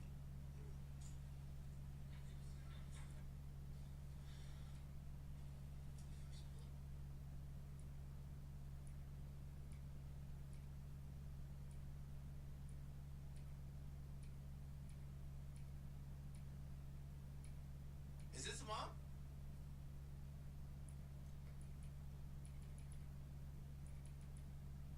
One second, In There we go. Been at my house, being someone who would chase popularity or have a large group of friends. The friends that he does. This the mom chat? Yeah, whatever they claim that nigga did, he did it. Shorty showed up with a bad wig. Shorty showed up with a bad wig to be on the stand. You could tell she was just chasing dick the whole time. Really. I gotta keep it being with you, bro. Bad fucked up wig. Like, yeah, bro. Like, yeah, whatever they said that nigga did, he did it, bro. She ain't had no time to be being a parent, bro. No time to be a parent, bro. Have. It's a small circle, and they're very close to each other. On a Friday or Saturday night, you would invite him out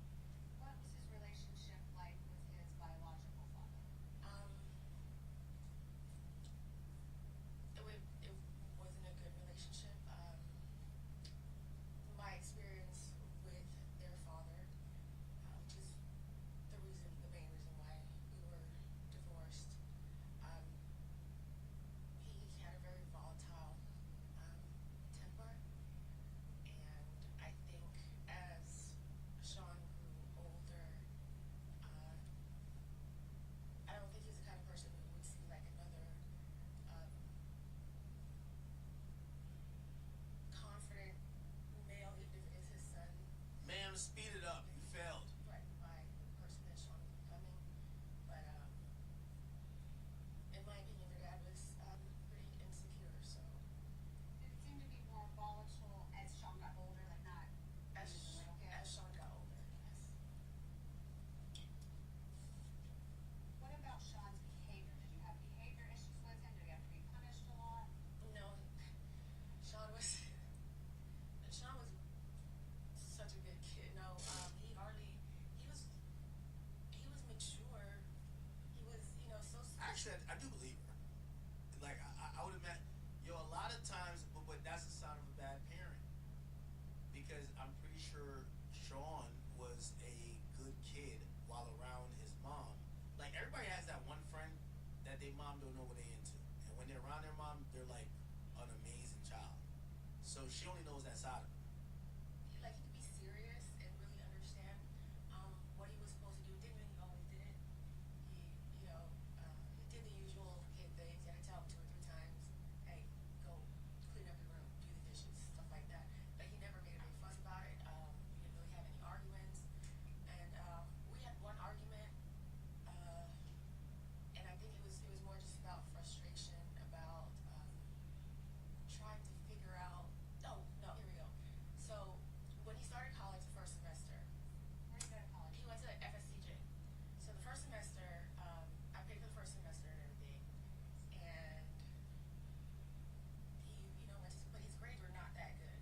Like he was doing, I think it was like C's and stuff like that. And I said, hey, if you don't, I was like, I'm not paying for another semester.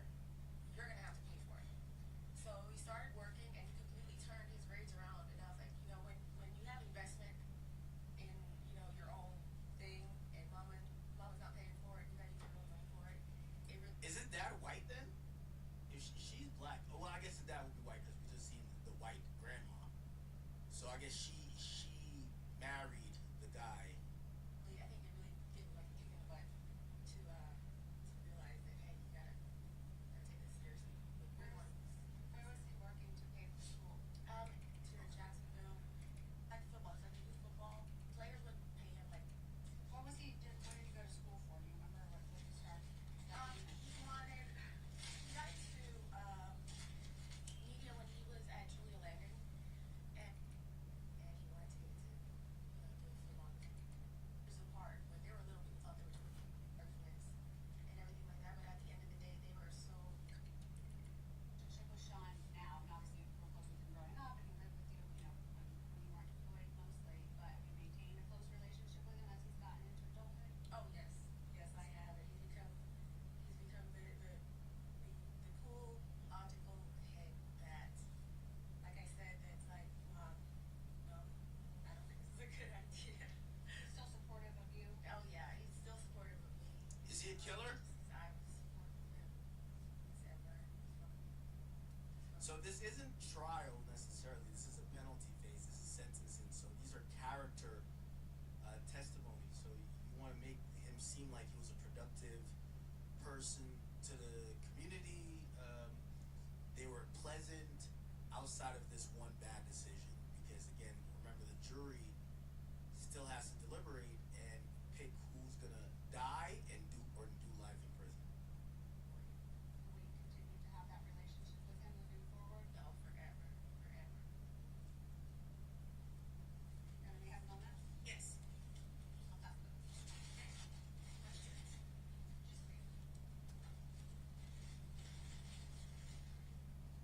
So now I believe the state is going, and the state is going to basically say, hey, do you know your son was a murderer? And I'm pretty sure she's going to play dumb.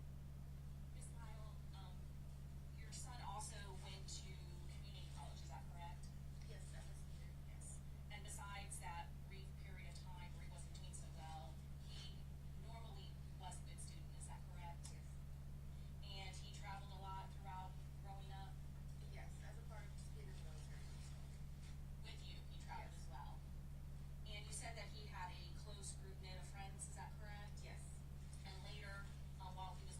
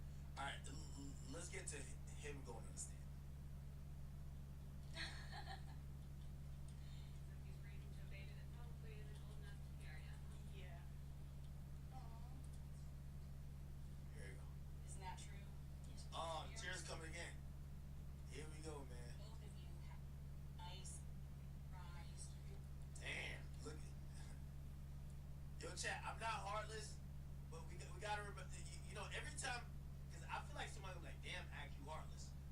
I'm gonna put this video up because you're gonna, like, we all have empathy.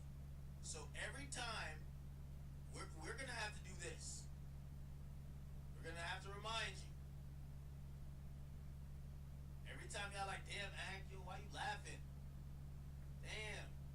We're gonna remind you, this is him. This is him. I want y'all, I'm gonna keep reminding y'all. Because we're not, look, this is him. Yup. This is when.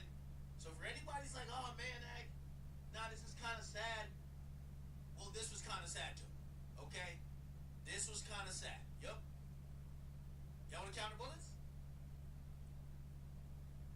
Let's count the bullets. 1, 2, 3, 4, 5, 6, 7, 8, 9, 10, 11, 12, 13, 14, 15, 16, 17, 18. Okay, yeah. That was sad too. So we're gonna sit and watch this little bum cry, and we're not gonna feel too bad for him. I'm sorry. At least I ain't. Y'all could. Think about when I think about what's going on. Okay.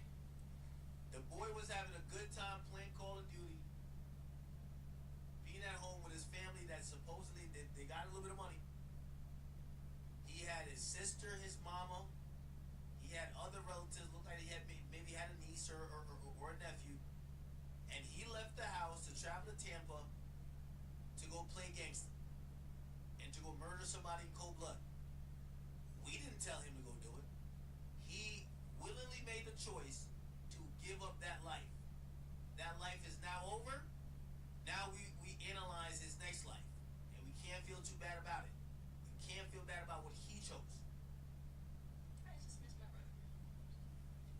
Do you still maintain a relationship today? Mm-hmm. You're able to talk to him and communicate? Yeah, And will you continue to do that? of course. Hopefully, in whatever way possible, could he still be involved in your kids' lives and be an uncle? Of course. Yeah, Mother? Yes. I'll pass the witness. Okay. Questions? Yes, Your Honor. Ms. Ackbright, you appear to... Every time you look at this nigga, man, you can tell. It's the regret. The regret in his face is so crazy. And again, I think it is important to kind of highlight these things to let people know he's the only one I see with this tremendous regret. It's like he's saying to himself, what the fuck did I do? He's watching his mama cry, his sister cry, he's seeing his grandma cry. Your and your brother Sean's childhood as a good, nice, loving childhood growing up. Isn't that true, ma'am? You said that both of you had wonderful, loving, Pan the camera back on him. supportive relationships. Isn't that true? Yo, how many back rubs this nigga gonna get, yo? What's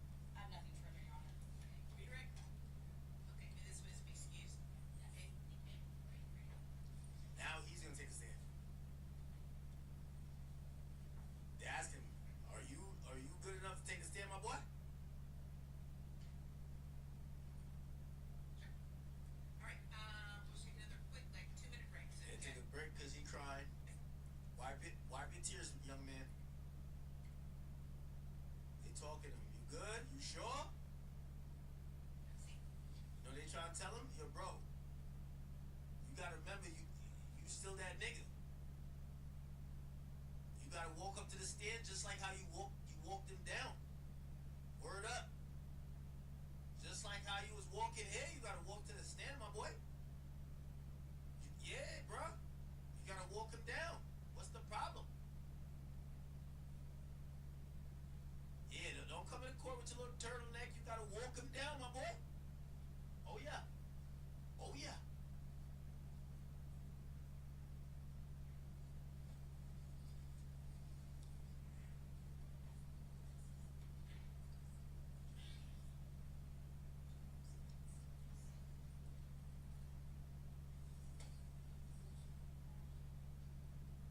Oh yeah.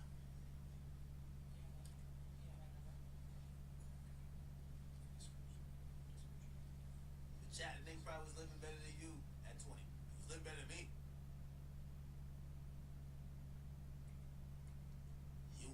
Yeah, look at him. You wanted to be thugging.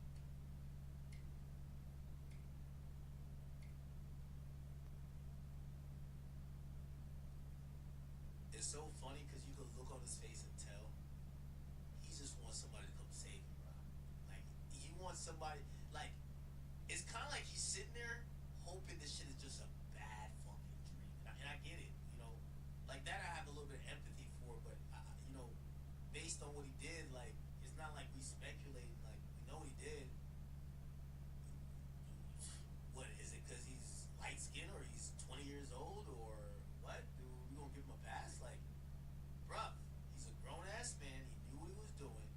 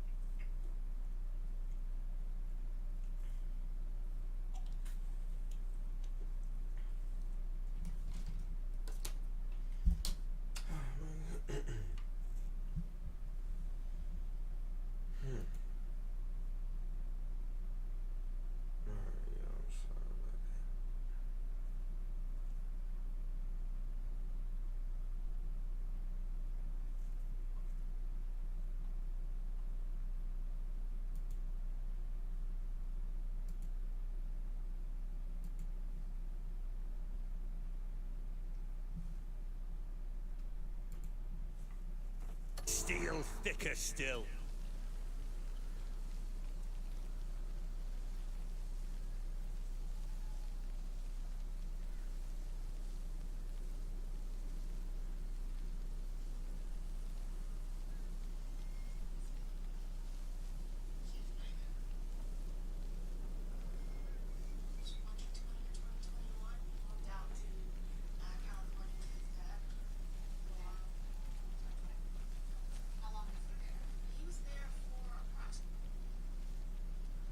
Because we're not. Look, this is him.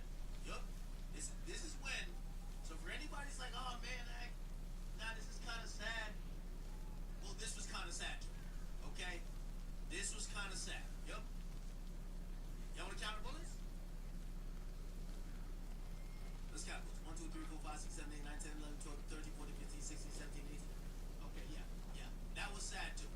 So we're gonna sit and watch this little bum cry, and we're not gonna feel too bad. I'm sorry. At least I ain't. Yeah.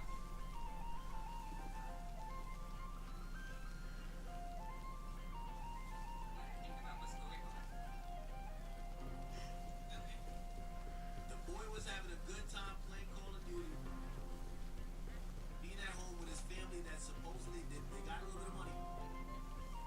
He had his sister, his mama. He had other relatives. He had maybe had a niece or a nephew. And he left the house to travel to Tampa to go play gangster and to go murder somebody in cold blood. We didn't tell him to go do it. He willingly made the choice to give up that life. That life is now over. Now we analyze his next life. And we can't feel too bad about it. We can't feel bad about what he chose. Do you still maintain a relationship today? You're able to talk to him and communicate? Will you continue to do that? Hopefully, in whatever way possible, still be involved in your life. Yes. Okay. Questions? Every time you look at this nigga, man, you can tell. It's the regret. The regret in his face is so crazy. And again, I think it is important to kind of highlight these things to let people know he's the only one I see with this tremendous regret. It's like he's saying to himself, what the fuck did I do?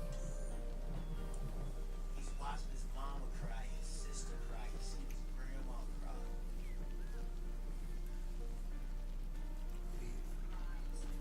And your brother Sean's childhood as a good, nice, loving childhood. You said that Sean Gaisman, you're an idiot. Pan the camera back on him. relationships. Is that true? How many backgrounds is this nigga gonna hit, yo? What's up? Time flies with a hammer in your hand. A man's gear can be his saving grace, or his downfall. His grandmother, Lisa Gathering, who had a wonderful relationship with her as well. And her husband, before he passed away, your godfather, your grandfather, both you. Remember, the gear makes the man. I was wondering when you'd come by. When you all were living in Japan, you said that Sean had a lot of activities. He was very good at karate. Is that true? So good, in fact, that he got a blue belt in karate. So he was able to participate in a lot of he had a lot of activities. He was very good at karate. Is that true? So good, in fact, that he got a blue belt in karate. So he was able to participate in a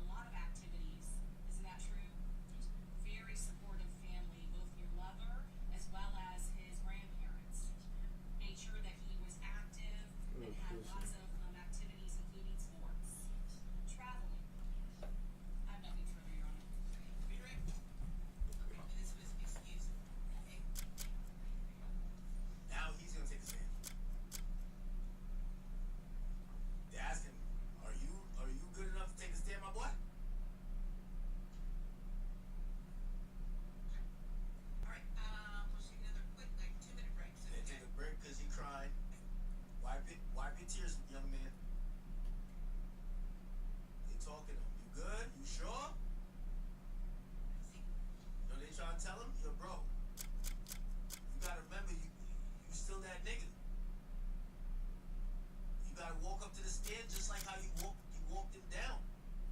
Word up. Just like how you was walking here, you gotta walk to the stand, my boy. Yeah, bro. You gotta walk him down. What's the problem? Don't tell me you came all this way just to see me. Turtleneck, you gotta walk him down, my boy. Oh yeah. Oh yeah.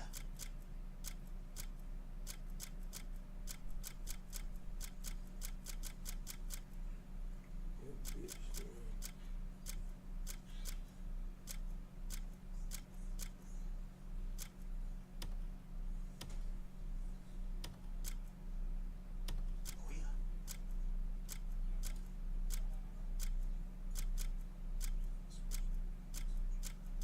The chat, the nigga probably was living better than you at 20. You live better than me.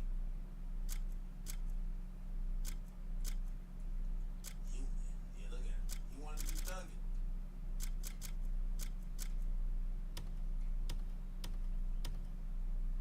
Here you go. It's so funny because you can look on his How face about and we tell take a day off today? he just wants somebody to come save him. Just keep He it. wants somebody, like, it's kind of like he's sitting there hoping this shit is just a bad fall. You have my Like thanks. that I have a little bit of empathy for, but, you know, based on what he did, like, respect. Solomon must have sent it to me. What is it? Because he's light skinned or he's 20 years old or what? You gonna give him a pass? Like, bruh, he's a grown ass man. He knew what he was doing. You know?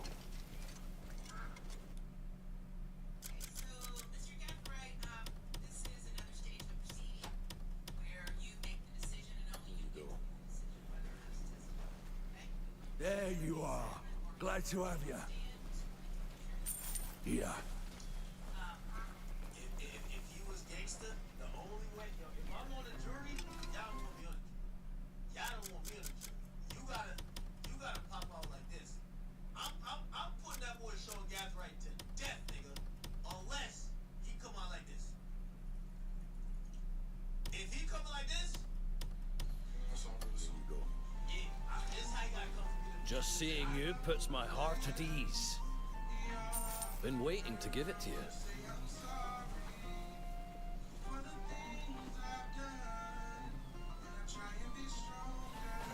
Was that really necessary?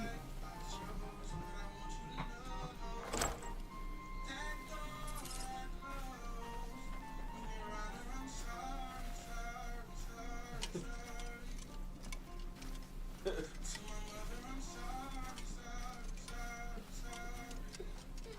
Julio, to the victim, I'm sorry. Yeah, right there, like, to Julio, I'm sorry. Yeah, that's how you gotta get it. Hurry up.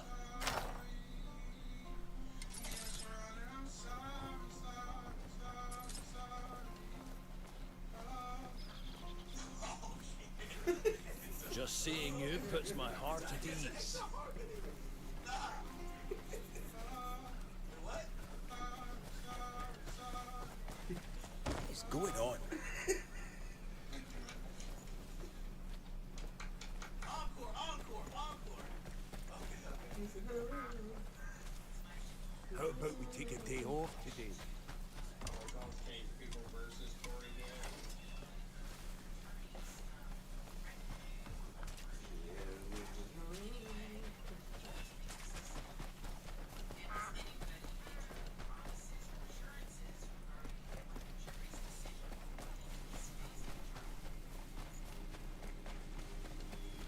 Your Honor, I'm sorry.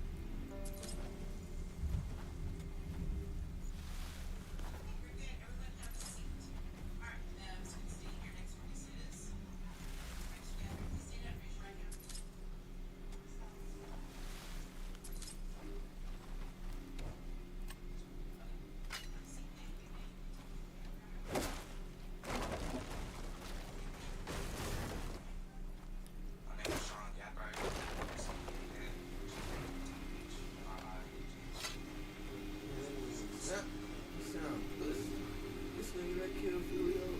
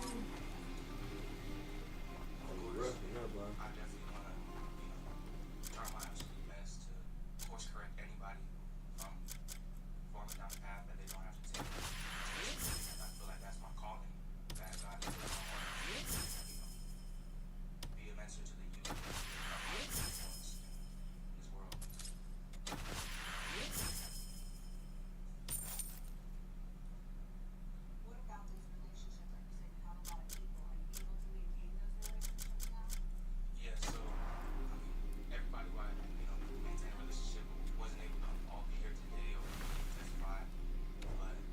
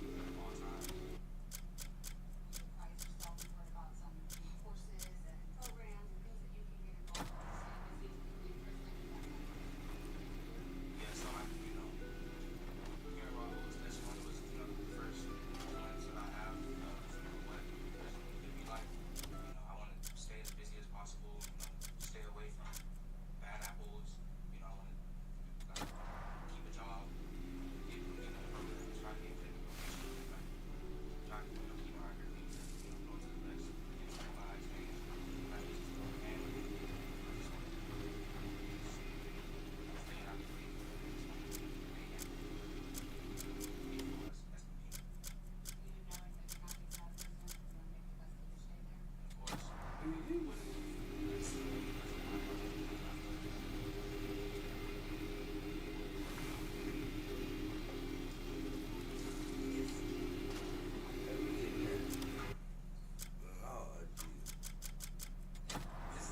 This is sad for me. Grandmother and mom have to listen to their son because set his life up. He'll never be free again. Damn. Whew, that shit rough, bro. You would agree with me that Charles Jones was young too, wasn't he? Oh shit. Oh nah. Free again.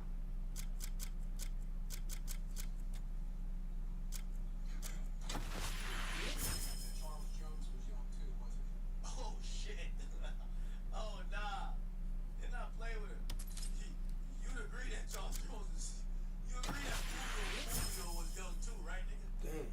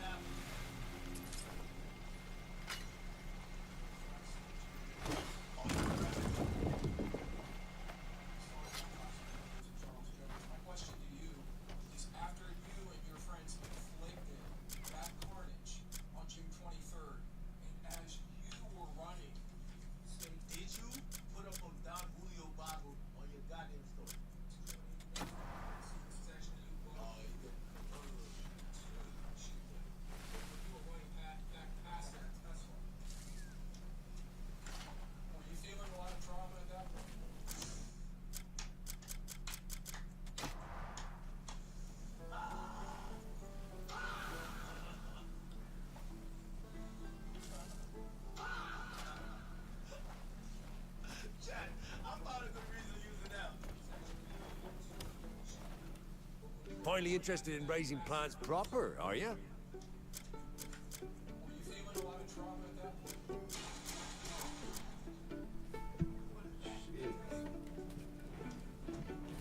Were you feeling them?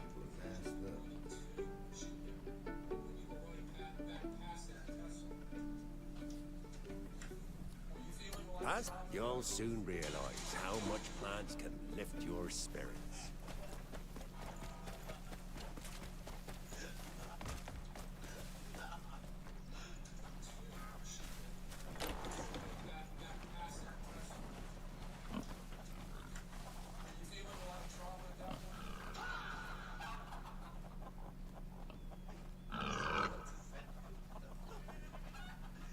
Yo, this prosecutor, it's this nigga is.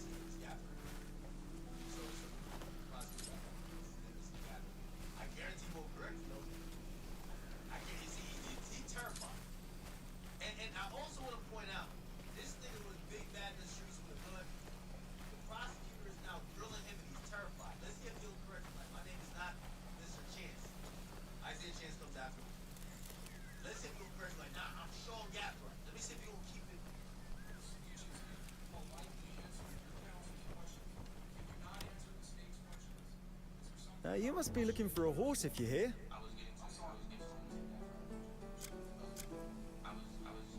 to my answer. Like I said, I've seen all the evidence.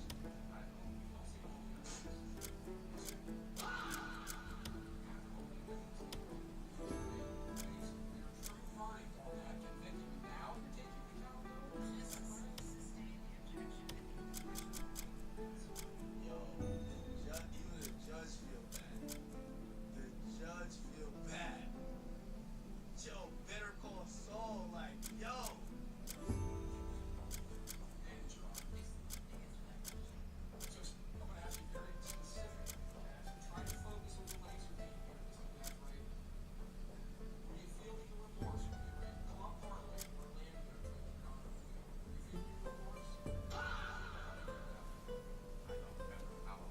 Ah, here to see the horses?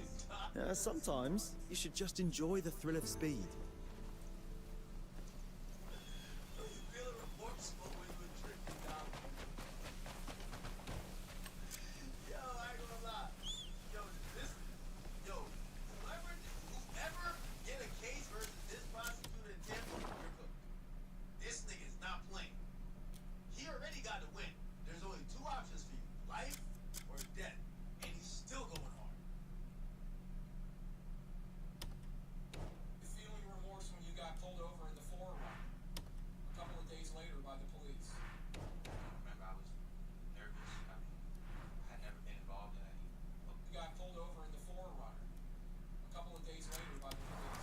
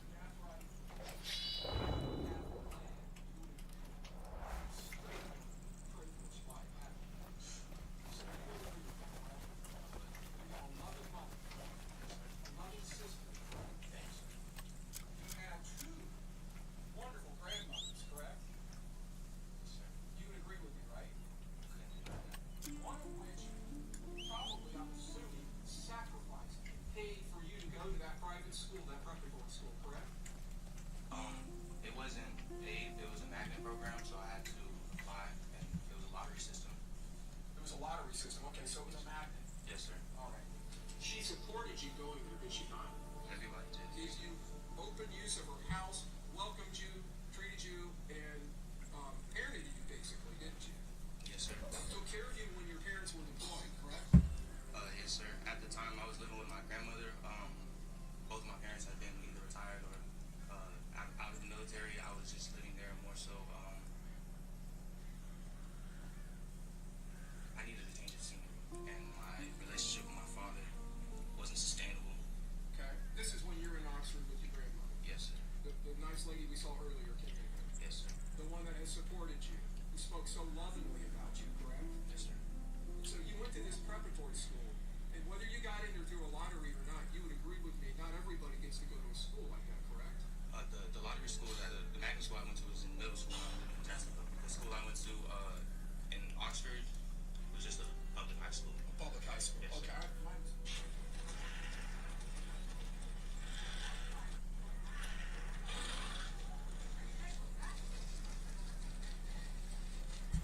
So you went to that preparatory school in Jacksonville. Yes, sir. But again, that school was not something that every kid gets to go to, right? No, sir. Not every kid gets to have a counselor and a role model like Mr. Edwards, correct? No, sir. I was very blessed. And not many children get to fly in planes with their stepfather, correct? No, sir. And fly around in Asia and get to see islands off the coast of Okinawa, correct? No, sir. So Very, you go on very camp. blessed. You are very blessed, aren't you?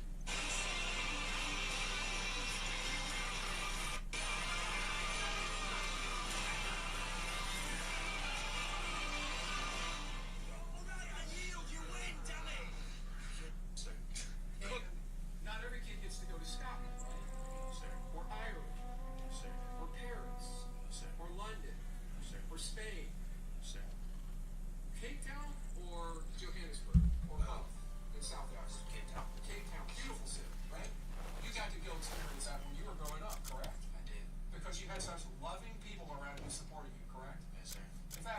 Your grandmother went with you on that trip, did she not? Or not on that one, but on the ones that you heard, correct? Yeah. Yes, sir. And we heard you got to meet up with your sister in one of those trips, correct? I did. I had the privilege. So you always had someone there taking care of you, and you always had good, strong male role models, including people at your grandmother's church and your stepfather, Mr. Harrington, correct?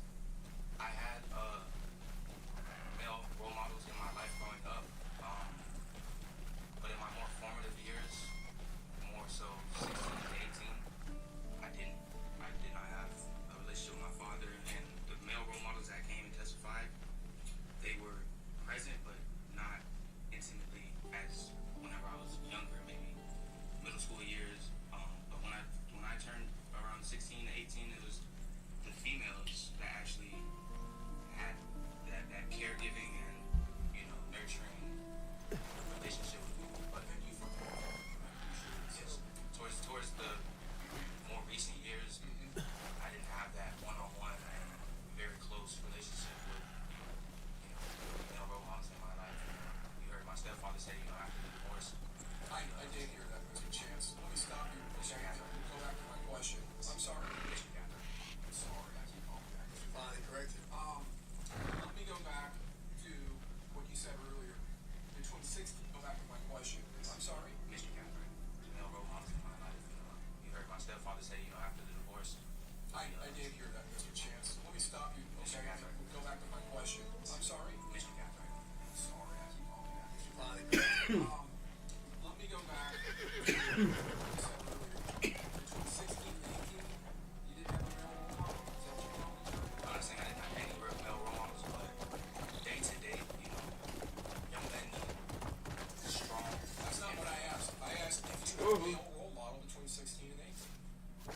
I had a figure that I could go to, but not intimately. Mr. Edwards, right? Yes, sir. He had stayed in contact with you even when you graduated into high school, correct? Yes, sir. We definitely maintained a relationship, but And you it was. seemed to be pretty enthusiastic about that, right? Yes, sir. In Yes. fact, you went on a cruise with him at some point, did you not? Yeah, when I was younger, yes, we had a very close relationship. And then from what you're saying, if I understand it right, the females, I'm assuming you're talking about your grandmothers and your mom stepped into the gap? Yes, sir. Yes, sir. It was grandmother's mother, sister. So let me see if I got this right. When you were being brought up, and you were being brought up by a mother who was enlisted or lost in the military, officer, wasn't she? I know she was. How old is she? But in the Marine Corps. Yes, And then you had a stepfather who was in the Air Force, right? From the time you were 3 all the way up to when they divorced in 2020. yes, sir. Right. They taught you right from wrong, correct? Yes, sir. You heard that from your Yes, sir. grandmother, Yes, sir. right? Of course, yes, sir. Miss Lyle, she told us the same thing. Right. They brought you up in the church. They taught you about the 10 Commandments. They taught you about right and wrong, did they not? They did. All right. And they were excellent role models about living your life in a disciplined, honest, and right way, correct? And being law-abiding, correct? They really didn't have to worry about me. You know, Well, Why would they answer my destroy question. the Would you windmill? agree with what I'm telling you? That they were excellent role models of how to live a moral life? yes, sir. They definitely. Oh, still- Greymane. The tribunal bastards have gone. But they smashed our windmill on their way out. Could you help build a new one? Oh, I'll see you compensated for your trouble. Catherine, despite having what you call a blessed upbringing, you still find yourself here today, right? Unfortunately. Where you had lived, we heard about Mississippi, and was Jacksonville different than where you had lived previously? Jacksonville was unlike any other city that I've lived in or visited or any other country. Cultures, the neighborhoods, the people, it's completely different. How old were you when you kind of started experiencing that culture shock?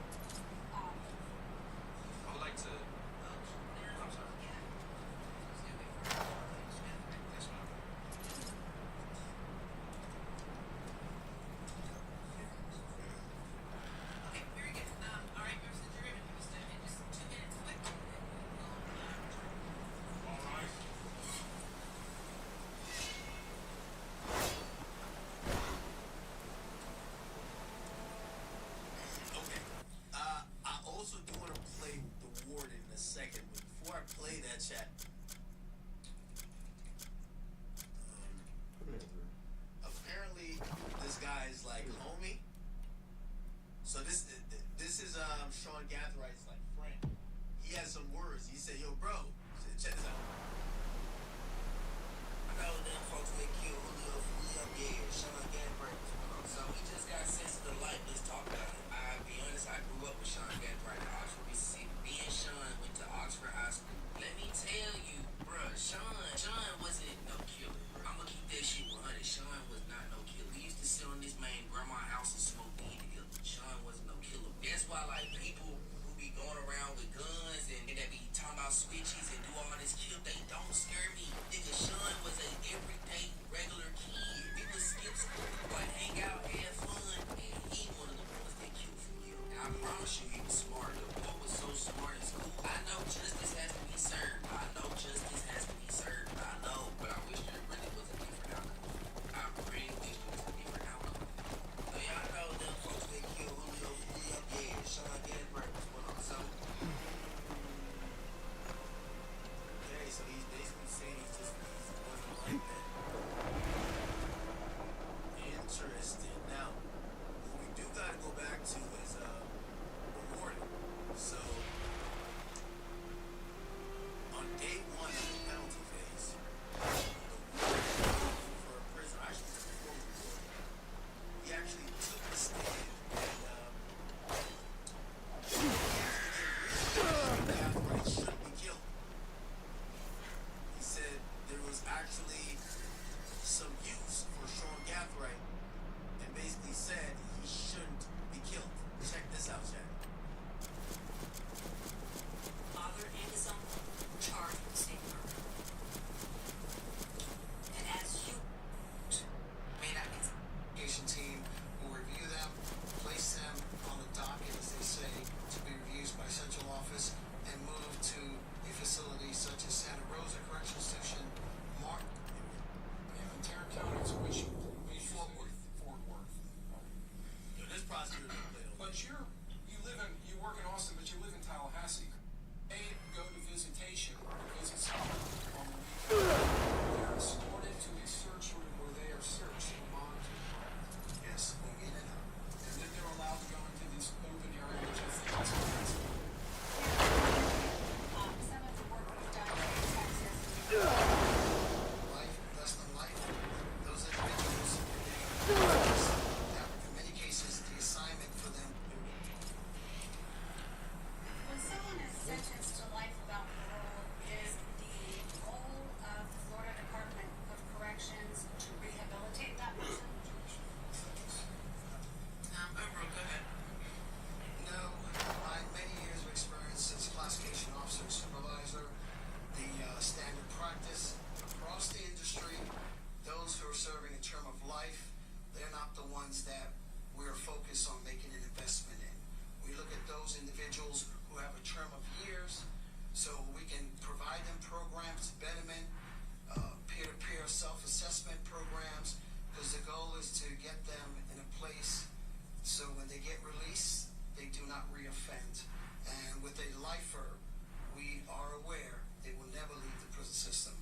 The only opportunity they will have is they end up at a prison in which maybe we informally as classification officers would keep a list. So if we had a vacant seat in a particular program and they were behaving, following the rules, we would insert them so that seat wouldn't go to waste. But they're still required to work 60 hours a week. They don't have that versus those with Damn, 60 hours a week? term of life, less than life. Those individuals, if they're going to be getting released, that in many cases the assignment for them will be education half a day and then work the other half.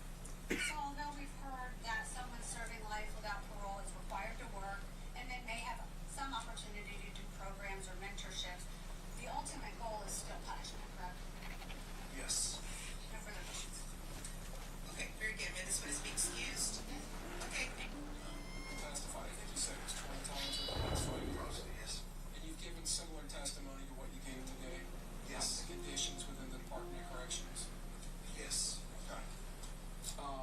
You've never testified in those Based on cases Mr. in the state Gathway's of age. prosecution, correct? No, never been asked. I'm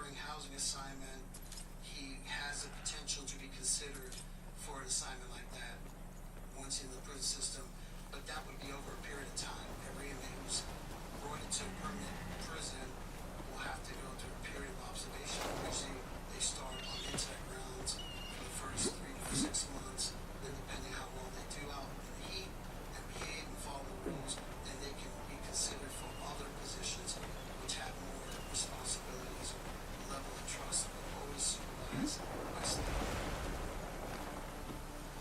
In the Department of Corrections, are there also what you consider safe and character facilities? Yes, that is an industry standard in the last 5 to 7 years. The Department of Corrections has quite a few of those that are spread out throughout the state. What do they offer to an inmate serving? Well, I assume they don't include death row inmates, but serving life without parole on that. Anyone in the prison system up to life is eligible to be considered to be in a facility. For example, if you have a Sumter Correctional Station, Everglades Correctional Station, you have to show a 7-year record of following the rules, no discipline, no security concerns, just to be considered. There's an application process in which they will have to go through, because these facilities, they're also known as incentivized prisons. So they only want those inmates who are respectful, following the rules, and not being a security concern.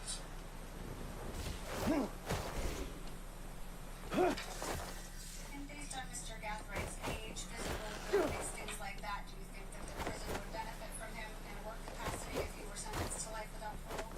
I say yes, from my experience, not only just intoxication, but as former ward and even as a jail administrator, he's someone that's young, he's healthy.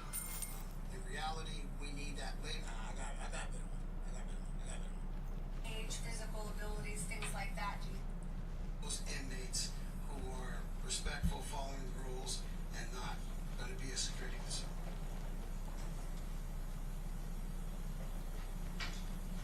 And based on Mr. Gathwaite's age, physical abilities, things like that, do you think that the prison would benefit from him in a work capacity if he were sentenced to life without parole? I say yes, from my experience, not only just intoxication, but as former ward and even as a jail administrator, he's someone that's young, he's healthy. In reality, we need that labor, we need that sweat equity. We need to put him out there to work because we do have an aging prison population, jail administration. We have that, so we put these young individuals to work. We need that Sweat sweat equity out of them since they are young and actually can do the work. Yo, chat, I'm gonna be honest with you. And I know some of y'all think this is cruel. In a lot of other countries, I don't know if they do it here. Like when they sentence you to life, they usually include that in the sentence. Oh, and I think Louisiana do it too, right? They said Louisiana do it. A lot of countries, they actually sentence you to labor. So I know some people are like, oh, slavery, listen, brother. Not because I walk Sneaker down on that means I'm gonna defend this. No. Yo, you not about to just be kicking it, like thinking back, being bulled up in a jail cell with a TV and a cell phone that got smuggled through somebody's ass crack while taxpayers are paying for your bunk and for your food. Hell nah, you gotta work. You gotta work. Hard labor, nigga. Hard labor. Word up.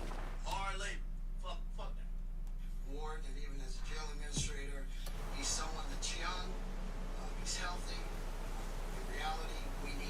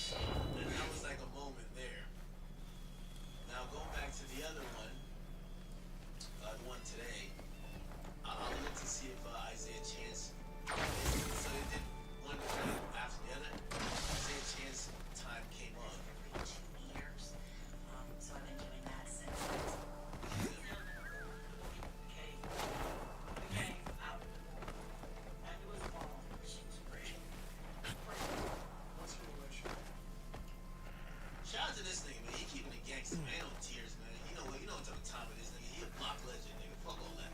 Our relationship was small. What's your relationship? Stop.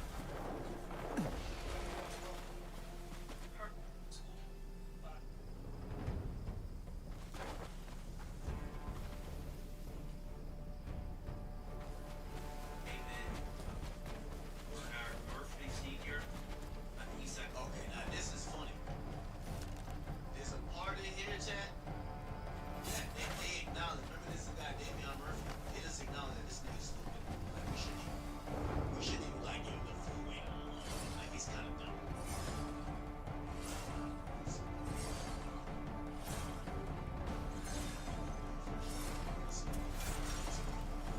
And they basically admit that.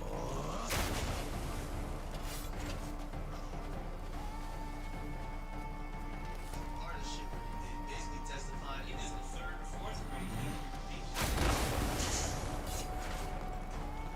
Yo, chat. Their whole so for the first two, the first one he's the light skinned nigga. The second one he trying to keep the third nigga, this guy that was in there like bah, bah, bah. This is the one that been acting up. Their whole defense of this guy is, bro, he too stupid to do this. Like, don't kill this nigga. He's dumb as shit. Like, this guy is stupid. Chat, look at this shit. This shit is common. He went to like where he was at. with his maternal grandmother.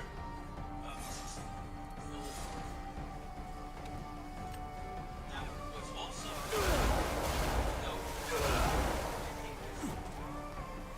in the third or fourth grade, he had a baby grade, and he received a comment in the records of EMH, of educatively mentally handicapped.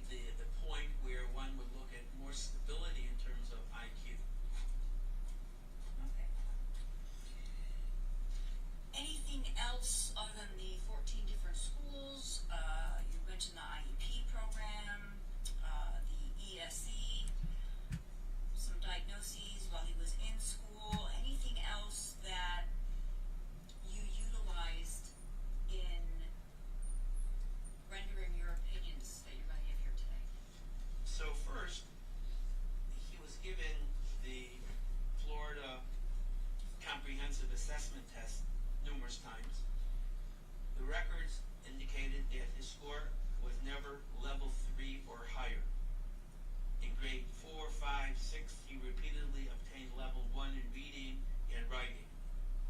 During high school, over multiple administrations, his scores were consistently at level 2.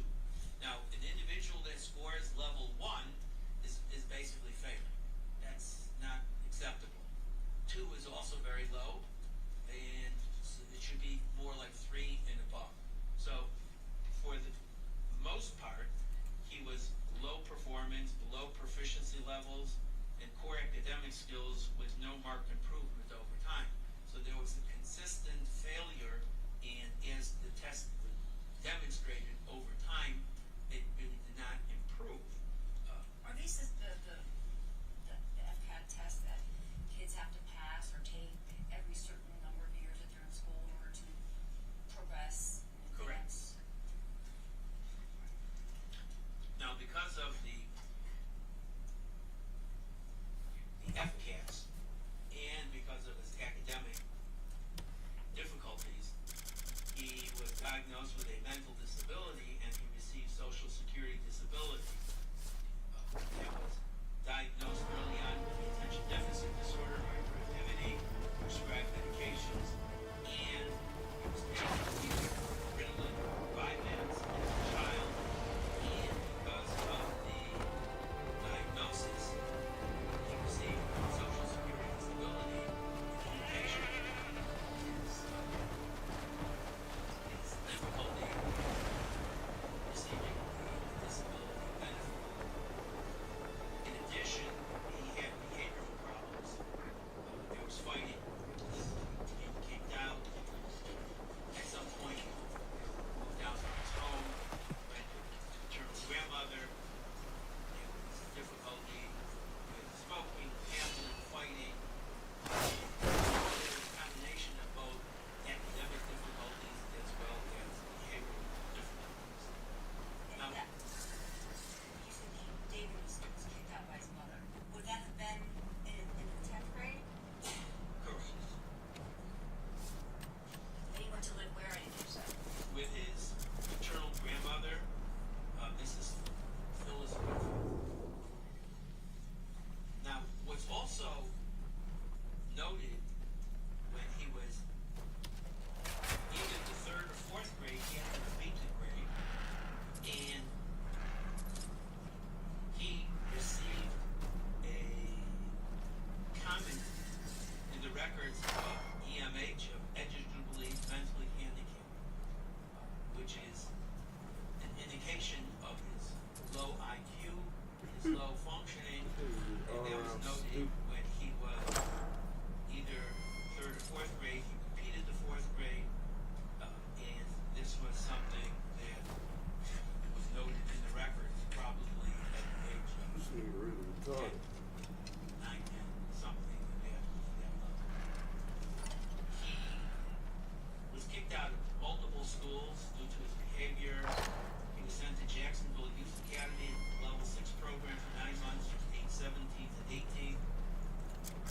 Part of the program, he was forced to go to school. Then, Oh, my bad. I said, this is bad. Chat, with how stupid this guy is, like, why did they just plead insanity? They're saying the guy was mentally retarded, bro. As of a couple of years ago. Like, this guy is, like, dumb as shit. and he repeated the 11th grade, which he had not completed before. Somehow his mother was able to reinstate him in public school for the 12th grade. And then He what? graduated. Let me stop, let me just stop That you. is the girl get out of high school. I wanna bring you back to just a couple things, to highlight a couple things. You repeated the 4th grade, you said? Correct. And then you also repeated the 11th grade as well? Correct. With regards to medical psychiatric history, such as any injuries to his head, what happened? Yes. So there's multiple head injuries that Damien sustained. You're He always was diagnosed again with the ADHD, and he was prescribed Ritalin. Bro, how much things is this guy diagnosed with, man? This guy, just give him a fucking helmet. Vyvanse later on.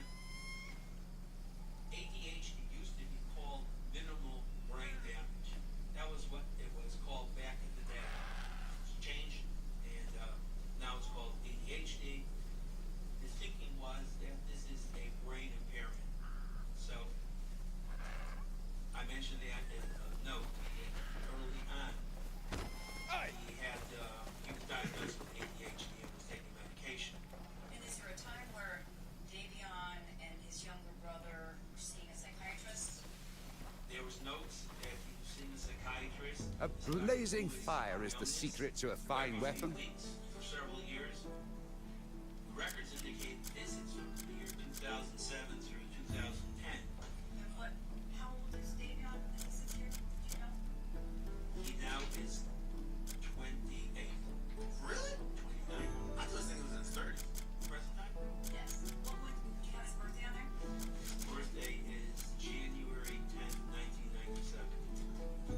So in 2007. Want something custom made? You just tell me what you need. Davion and his brother, his younger brother, were seeing a psychiatrist. Correct. And was there also details about an incident with a golf cart when he was 7 or 8 years old? He reported crashing a golf cart into a car wash, hitting his head on the steering wheel at 7 or 8 years old, and he remained with bad headaches after that incident. Okay, what about at age 14? He was a passenger in a car that crashed into a tree. He ran away and did not seek medical treatment. I'm gonna jump to 2015. Was there a time where he had fractured a bone in his hand, his right hand?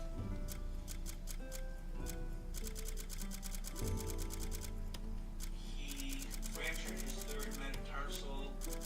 He was evaluated. Alright, man, we don't gotta listen to the whole thing. This guy's is a bona fide retard. And, I actually don't think. You know, around. Again, dysfunctional. Sit down. I think we're gonna go into day 3. Executive function. There was records that I actually don't believe that anyone has been sentenced yet, so everyone's kind of putting up their case. We're at Davion Murphy, which means the last one's going to be this guy right here. He's been seeming like he's out of it. This is Rashad Murphy. So that's going to be, I think, concluding tomorrow. But essentially, all of these people, you know, they only got 2 options. It's either life or death, right? By the way, if you guys are on YouTube, we got like a couple more topics, but we're also going to... You've found the finest blacksmith in Highwell. Please, if you can, kick.com/academics. We are going to be doing the last like a few hours as a Kick exclusive, and I do appreciate you guys watching on YouTube. We actually got like 14,000 people in there right now, but we're going to finish the stream off. It's 2:38 in the morning. We're going to finish the stream off on Kick. By the way, we're going to quickly move on to this. Let's see if I can get this topic done quickly. If you don't know, so His Daily Double has announced that Chris Brown's new album is on pace to sell 70K first week. He dropped an album called Brown. It's supposed to sell 70,000 first week. And what happened recently is Pitchfork. They gave a scathing review about Chris Brown's album. I'm going to try to read it here, but this seems more like a hit piece than an actual review. Check this out. It says, if you paid attention to the last 15 years of Chris Brown, then it comes as no surprise. Wait, is it this one? Then it comes as no surprise that Brown, his 12th solo album, kicks off with a redemption saga in full swing. They keep trying to rewrite what I survived, judging chapters they never read inside. He sings over the beat the Oz motivation pop-up lead.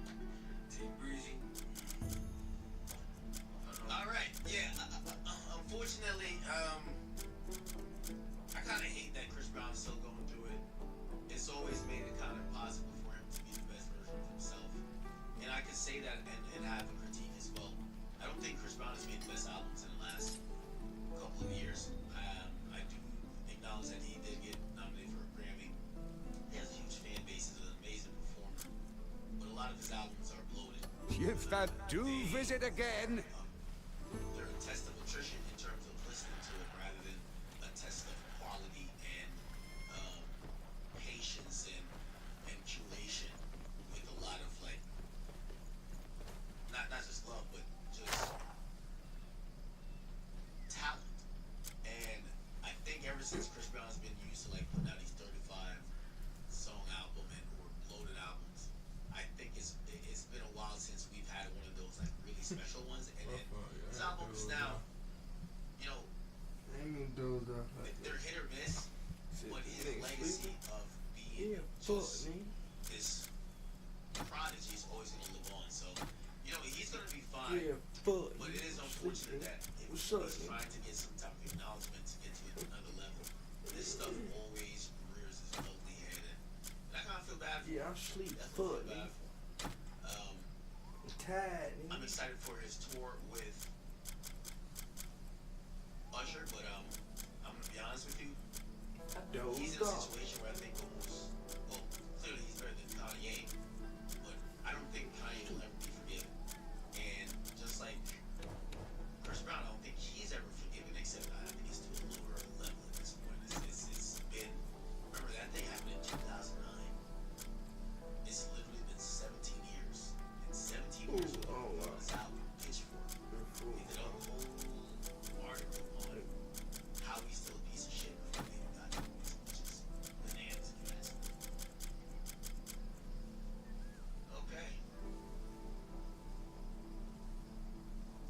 By the way, I didn't see this in the trial, but they're claiming that one of Julio's murderer, the retarded guy, he couldn't stop laughing in court while his co-defendants were asking the jury to spare them. Let me hear this.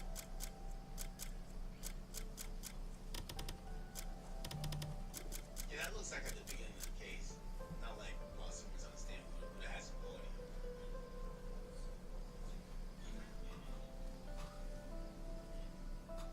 Oh yeah, this looks like it's in between. Okay.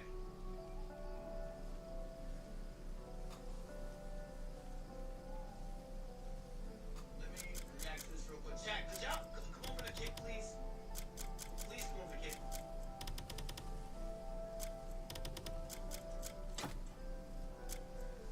Come on over to the kick, guys. Real quick, let me address Boosie, who supposedly turned down another interview offer, but this time from Tay Cheese, they offered him $15,000 to do an interview. Keep in mind, he wanted $30,000 from Vlad. Vlad was paying him $25,000.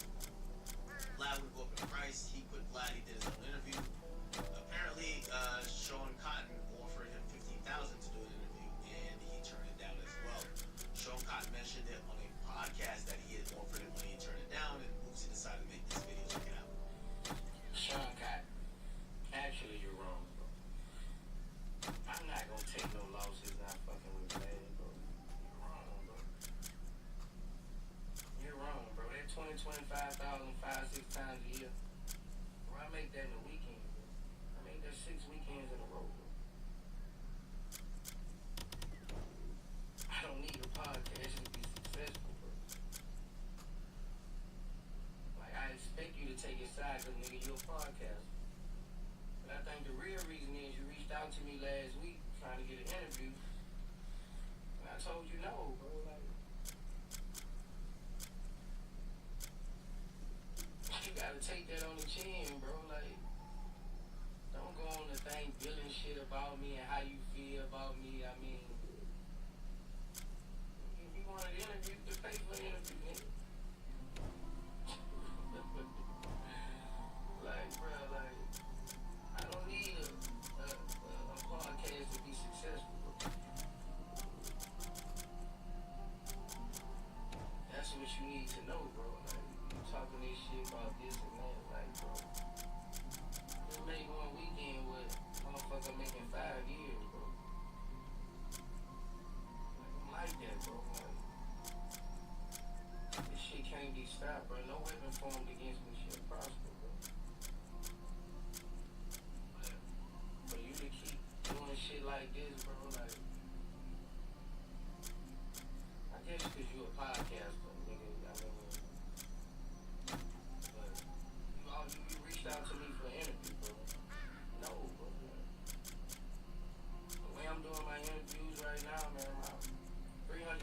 now I'm gonna be getting paid off. Every time somebody posts, it's monetized, bro. It's monetized, bro. My grandchildren gonna make money off it, bro. It's monetized, bro.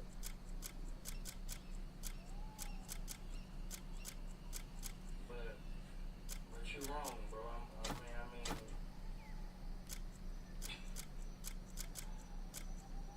y'all stretching this shit. Y'all keep stretching this shit. Y'all keep stretching this shit.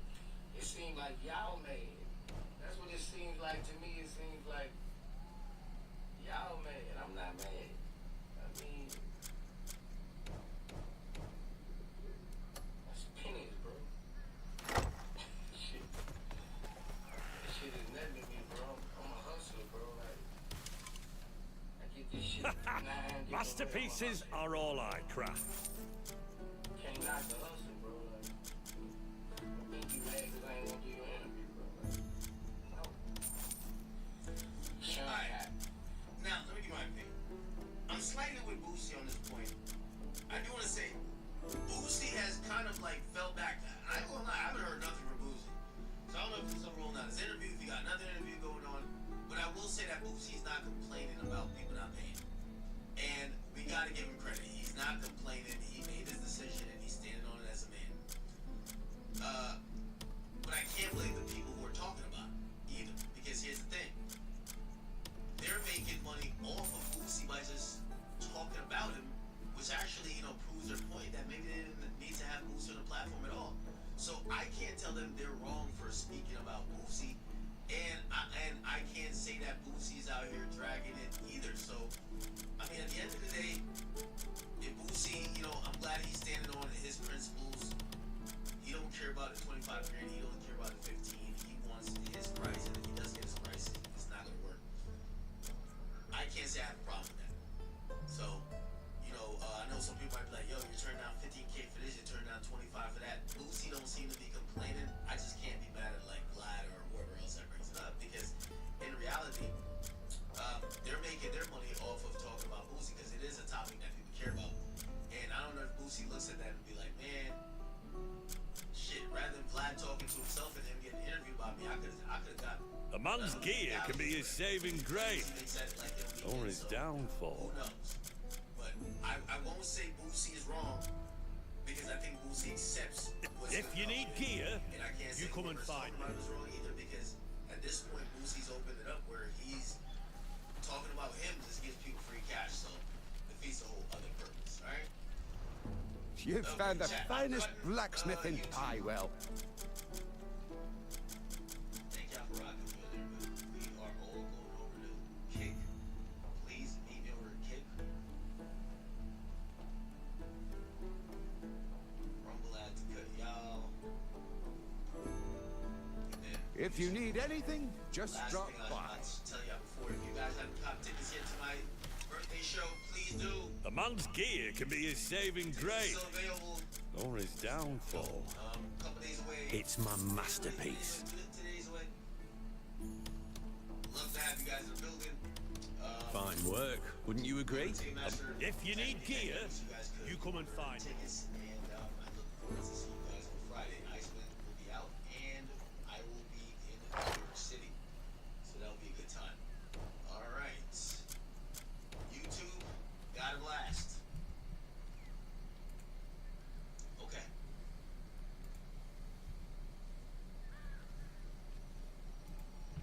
Got a blast.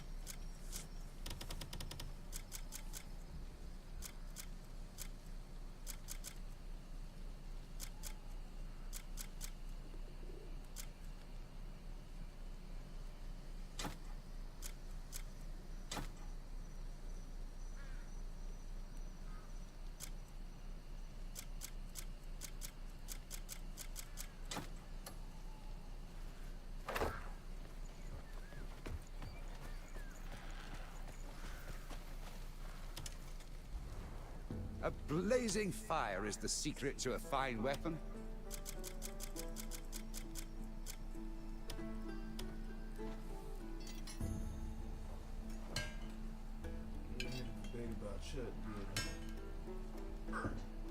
How could you even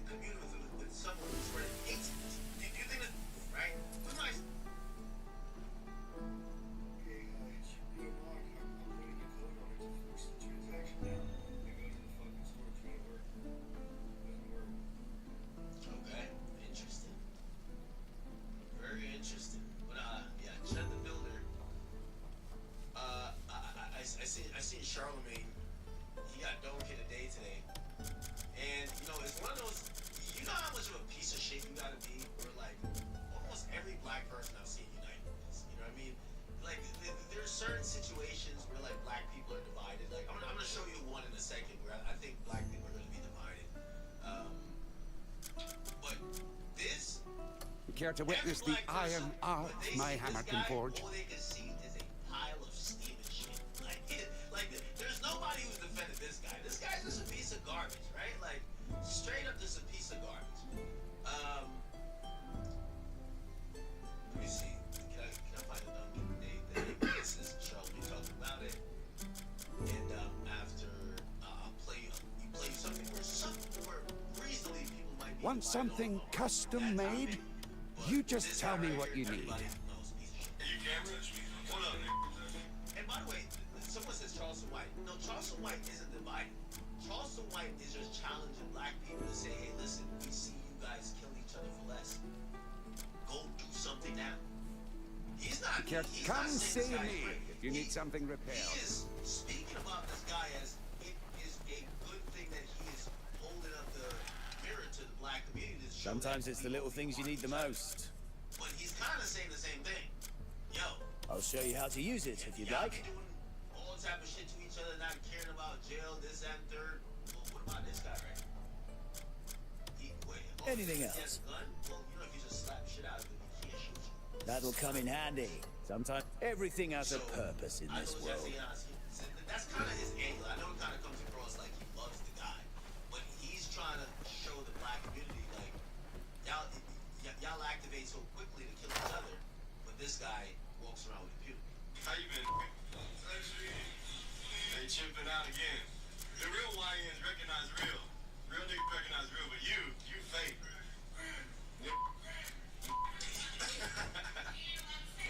Oh, nah. You know what America is? Free speech. Tell me I can't say something again. This is America. This is America. I can call him if I want. Hey, is that black guy bothering you? Is that bothering you? Oh, no.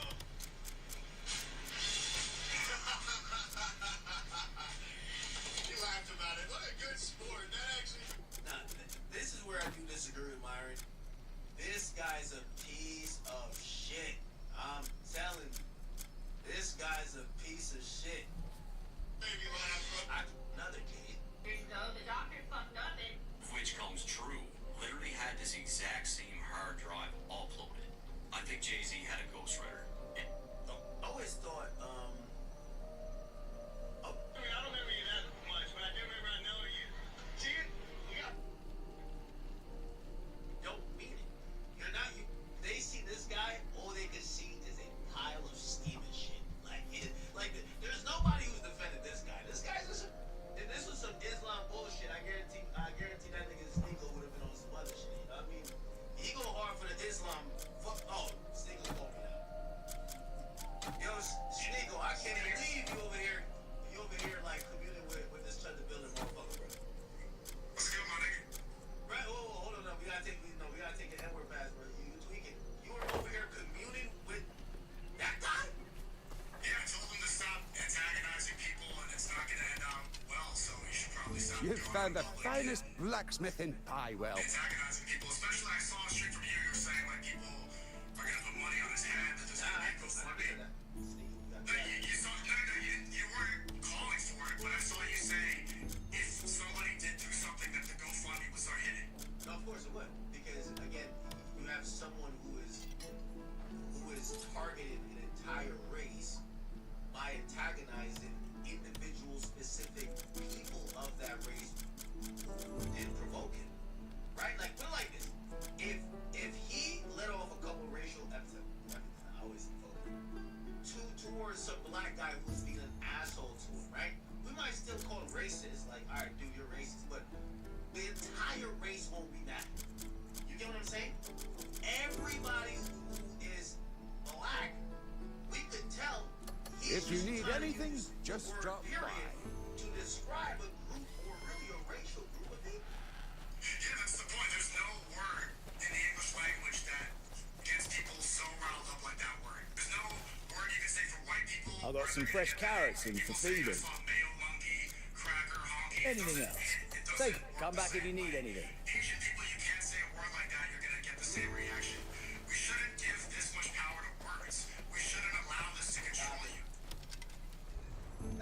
something custom made? You just tell me what you need. Yo, Sneeko, you Muslim, right? Yeah, and there's five Hold on. It depends on intentions. So you cool with me calling all Muslim niggas terrorists as a term of endearment? Well, do you believe that? No, suppose that's why I want to call it. Because Well, you don't believe if people have real intentions, if people actually believe that, that's wrong. I call it out. Once stop by if ever you miss the ringing of my hammer. with the hard ER, what's the definition of that? It's a slur to bring you down. So Yeah, there's other slurs like the word dumb. The word dumb means somebody who's not able to speak, but it doesn't have the same connotation. The word retard means somebody who's disabled. if I call all Muslims terrorists, it has social implications. Just like if you call someone the N-word, it does have that social implication in terms of what it's not about what it means. It's about you're using a term to denigrate a whole group. You don't believe that? Come on, now. People say that all my Muslim friends, I call them terrorists too. If they're Palestinian, I call them Hamas. If it has real intentions, if you mean it, then that's a different conversation. But if you're joking around, we shouldn't let words control us emotionally. So you're saying that this guy is joking around when he's saying he's gonna lose? No, he's not. I think he actually has animosity. Okay, but so, there's so something. by the way, you know what you're describing? You're describing, it's like the N-word. Okay, if somebody says nigga, like it's used in endearing in fashion, right? You're saying, oh, I say terrorist to my, like, whoever friends, and you're using it in a term of endearment. You don't mean it. You're not using it to bring them down.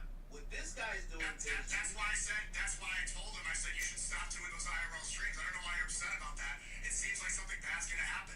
Somebody's gonna act in a way where they're gonna go funny. You said it was funny. I'm wondering which part was it amusing. There was a video where a guy was saying one of those, he's talking about his shoes, and then he looks at his shoes and he has an ankle monitor on. That's funny. There's another video where he's arguing with a guy and he's not recording on his phone, and he's like, you're not even recording, and then he laughs about it. And they're calling each other bitch, and they're calling each other this.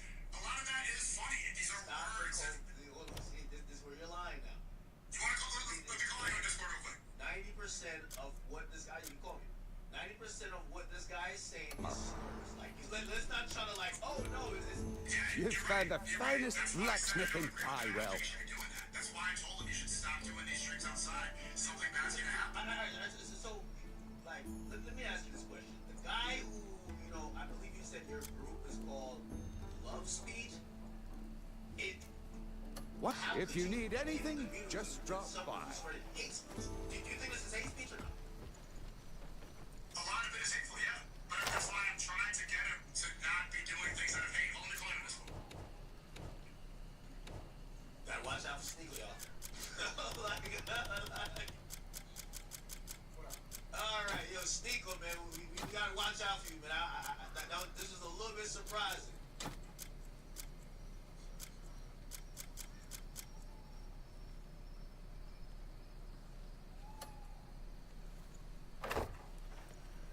What's good?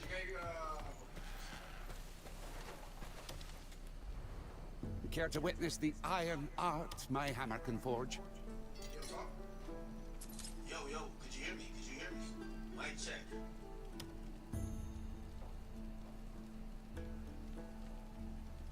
Oh, I think, Could you hear me? is it working? Well, I can hear you.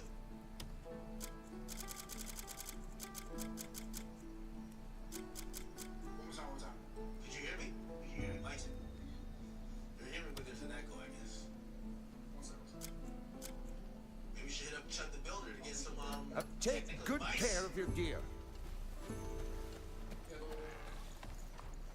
Yeah, I can't hear you. No, I can't hear you. Yeah, so, what's good, my name? How you feeling? Listen, listen, I think we might have to bring it to a poll. Sneeko, you gotta stick to like some Islam stuff in overseas, brother. Like when it comes to, we're in a very interesting, while most of your streams is about what the hell Trump is doing and what the fuck is going on over Iran and then bullshit ass countries like Israel. We don't give a damn about none of them. They all could go to hell.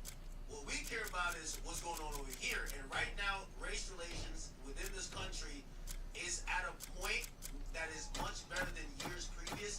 And when we see an antagonist, I think that every race should come together and say, let's get this piece of shit out of the paint quickly. That we don't go down a spiraling down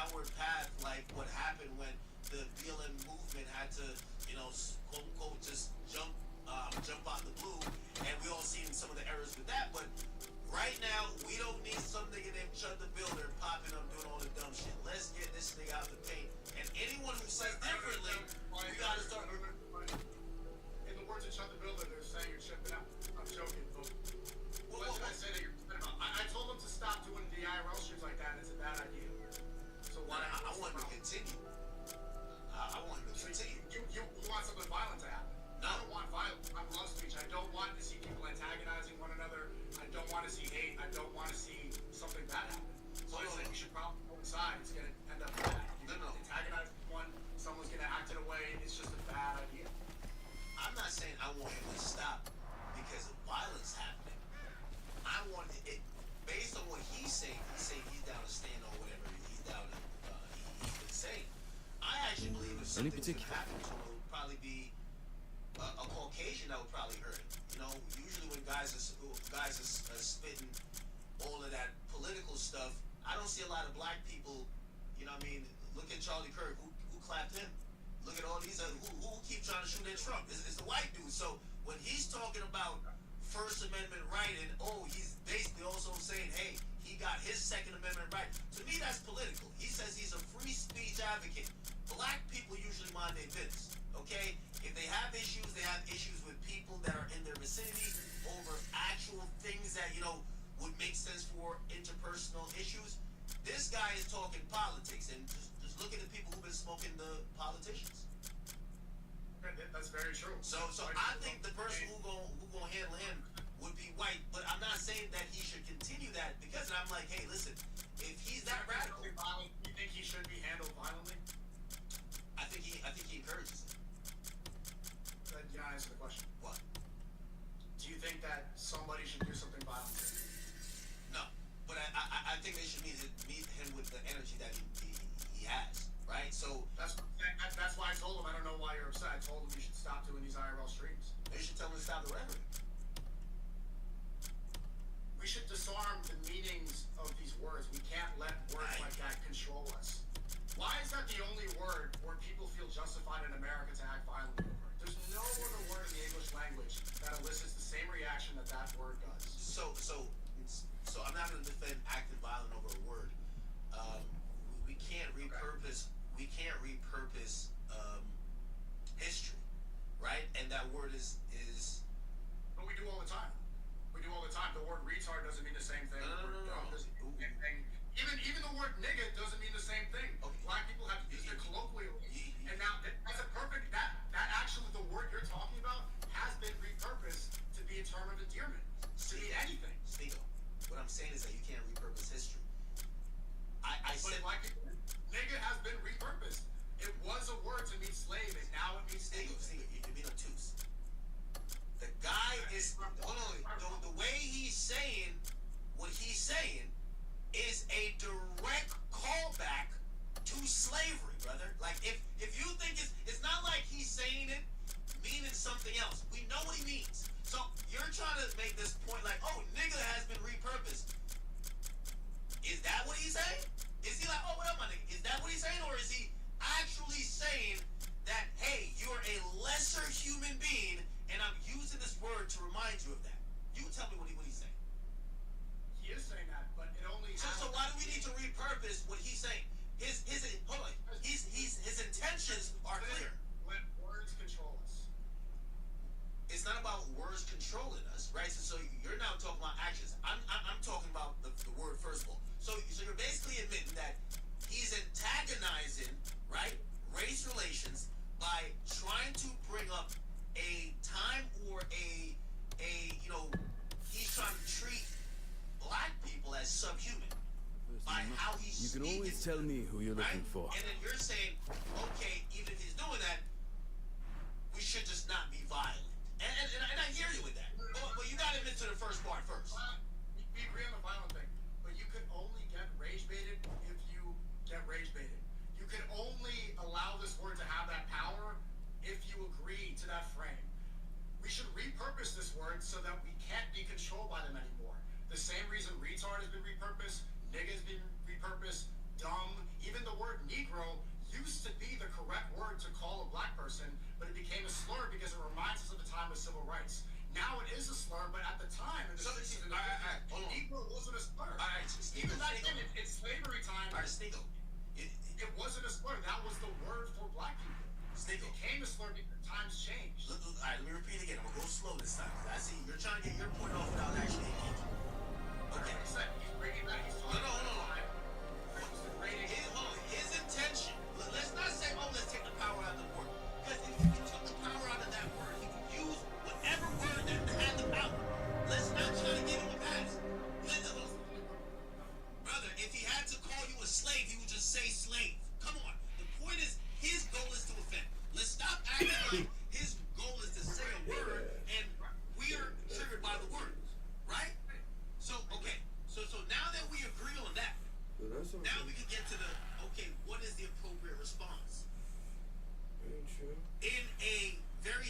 idealized and perfect world, there is no violence when someone is either using oppressive language or either is trying to oppress. Well, let me ask you, since you're a big fan of religion, religious wars are some of the most violent wars in history. You don't think that's where, at some point, even in religion, it gets the violence, right? Wars. What's going on over there in was it Gaza and Iran and Israel? It gets the violence. So I get what you're saying, but over there they fighting too. At some point, it gets the violence. That's what I'm saying. It gets the. Doesn't make sense. It didn't start based off of words.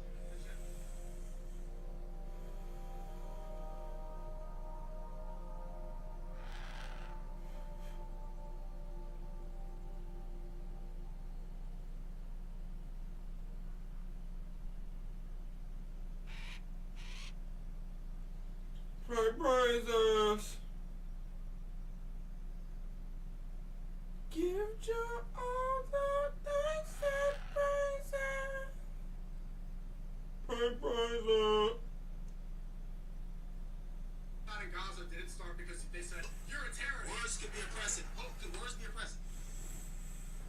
If you let them. Some bombs are really oppressive. My money out my wallet and take however much you want. But just don't take all of it. So y'all, I'm taking 10 ones.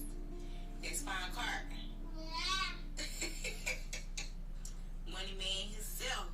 Yeah. So y'all, it's my birthday. My son woke up. He said, "Ma, get my money out my wallet and take however much you want. But just don't take all of it." So y'all, I'm taking 10 ones. That's fine, cart.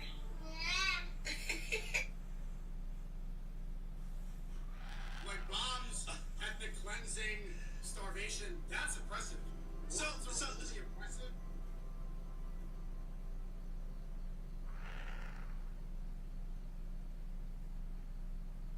So y'all, it's my birthday. My son woke up. He said, "Ma, get my money out my wallet."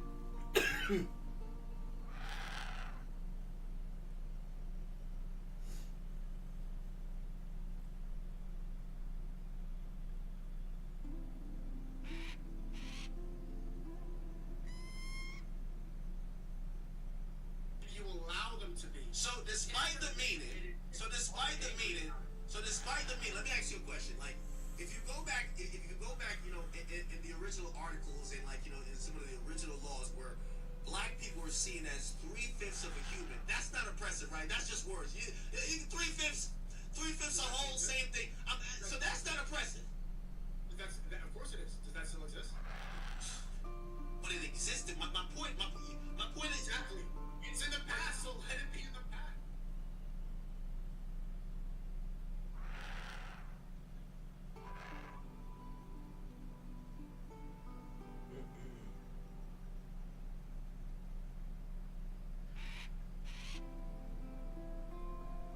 So let go. So this is how we move forward. Instead of So this is in the past. So this guy is basically allowed to bring back up the past, right? Use racial slurs and try to almost treat people like we're in the past, but yet we're supposed to let go of the past. Think you think we got it? Okay, is he acting like a slave master? He's a rage baiter on street. Brother, brother, I hear how he's talking to black Like people. a selfie camera in public. He's hardly a slave. That nigga talking like Abraham Lincoln. He talking like a damn slave master. I ain't gonna lie.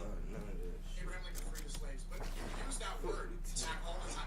That's like your problem. You probably use that word. This exact word that you're angry about is the word that you probably use the most in your streets. Is it not? The hard ER? Fuck no. Nigga, it's the same word. No, it's not. Yes, it's the same exact word. What did black slaves call other black slaves? Yeah.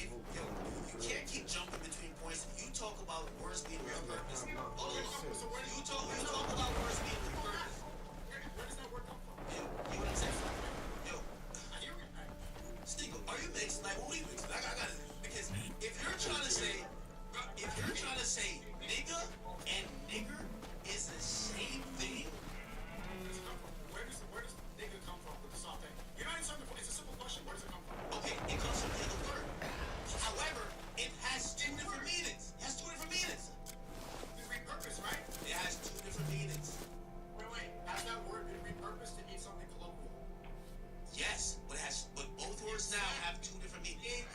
Exactly. So that word should be repurposed too. No. Not No. if it No. is. Wait, hold on. Why not? Why not? Sneakle. And this is where I think my frustration is with you, because it's like, you're one of those, oh, it's just words. It's like, this is the first I'm like, yo, Sneakle, we gotta start like revoking like all these nigga passes, because y'all, wait, let me ask you a question. Let me ask you a question. No, I got a better one for you. I got a better one for you. No, I got a better one for you then. If you think they're the same word, why don't you get up on here, or when you're talking to people, don't say nigga, say nigga. Why don't you do it? I don't want to hurt. No, why don't you? Oh, so you admit they're two different words. So why don't you use them interchangeably? Why don't you use them interchangeably? Because it's going to make you upset. I don't want to hurt. Oh, so you're agreeing that they mean different things, or they like that's what words are. If one word would evoke a different feeling than another word, are they the same word? The point is, you should not allow it to evoke the same feeling. Why would you let a word have that power? Disarm it. It only has the power that you give it. The same way that words. Yo, bro, you sound like Ye when he says slavery's a choice. Like, what's up with you, bro? Like, you're now blaming the people who are offended rather than the people who are choosing to offend. Like, they're going out of their way to choose to offend. Please. Even go back to your point. So the hardy yard, right? They have made a relative word that's nigga that is more. Oh, hey, we're gonna try to strip some of the historical slavery past, and we're gonna try to make it a cool type of colloquial. You're gonna still defend the other shit? I'm saying that the hardy yard should be used colloquial the same way that nigga has been. Where does that word nigga come from? Just answer the question. Where does the word nigga come from?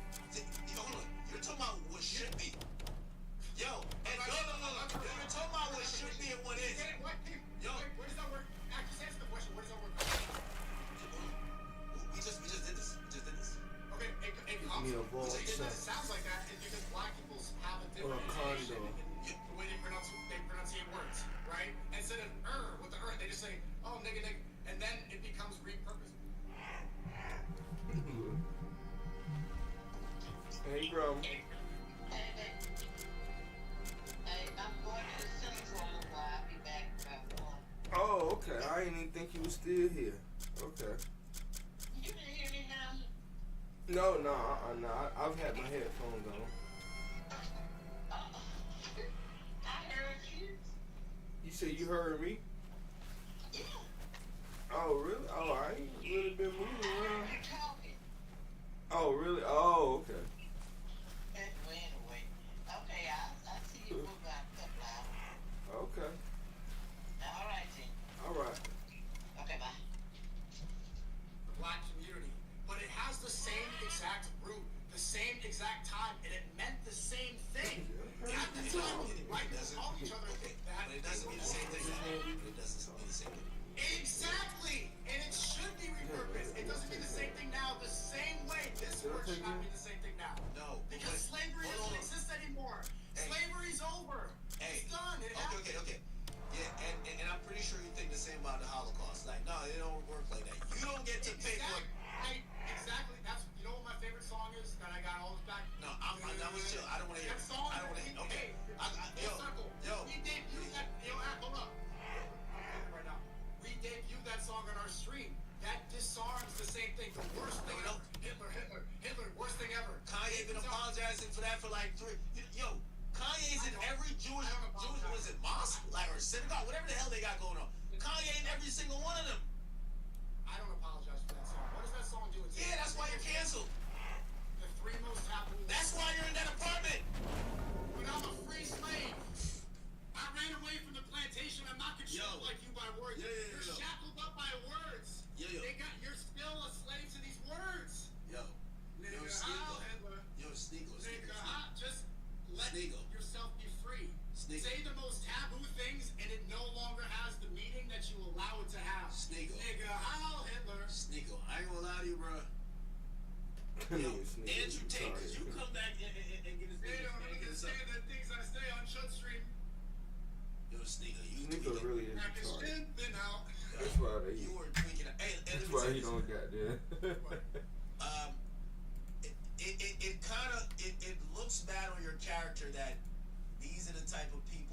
trying to protect their speech. Okay? You're trying to protect the speech of Charter the Builder. Okay? I just want to like make sure we're like on the same, you know?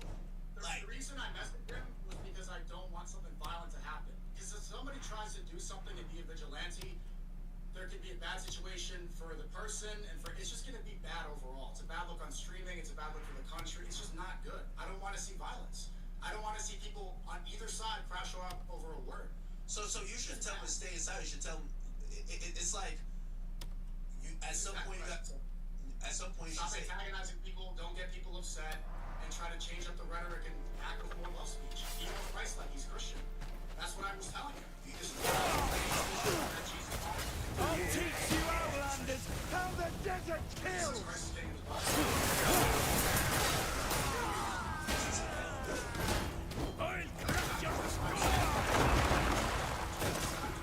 The sands will swallow you!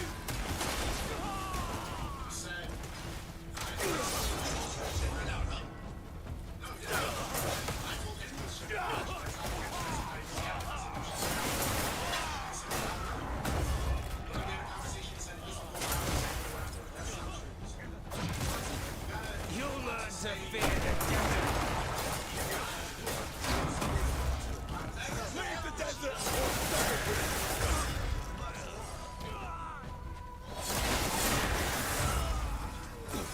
I'll teach you outlanders how the desert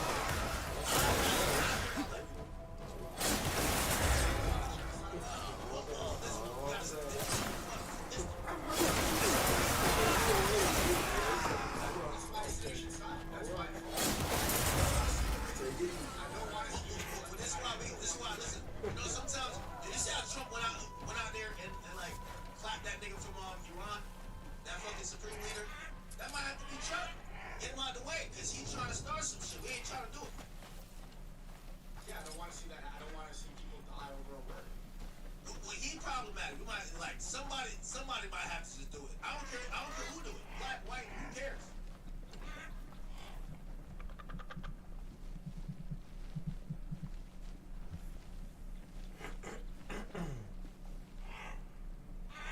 Hello? Is this Alex? Yes. Yeah, this is Mark Plug 94. How you doing today? I'm doing alright. How about you? Doing pretty good. I was just reaching out because I see your text from yesterday. I was just seeing if that would be a good time for me to schedule you for your book. I'm still probably working on it. I mean, I didn't mind coming up there today, but might need a little bit more time. Is it still available? It is still available. Okay. And the terms are still about the same? I would have to double check with my manager. Okay.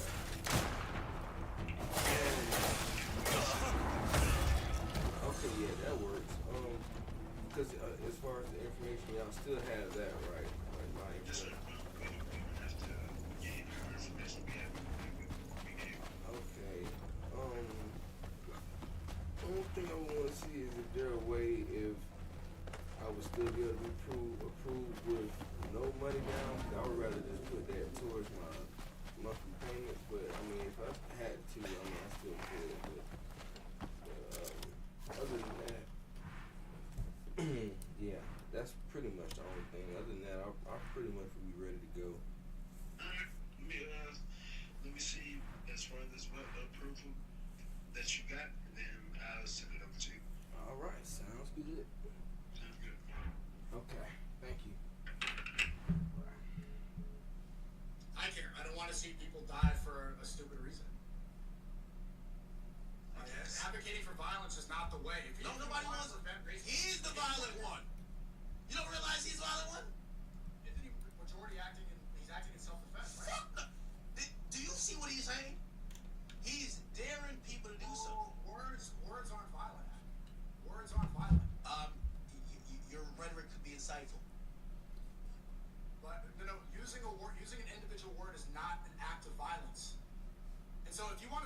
racism, then we can't let words trigger something that makes us violent. All right, play this. If you want to stop I watched racism, him pepper then let spray. it go. I watched him pepper spray a guy who like flipped his hat off or something like that.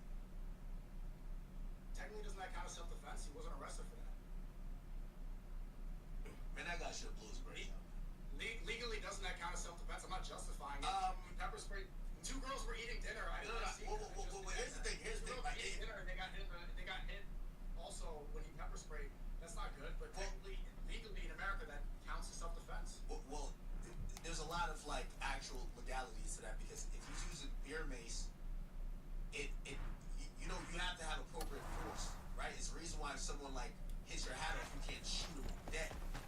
He's using a weapon, right? That is actually illegal in certain places, right? So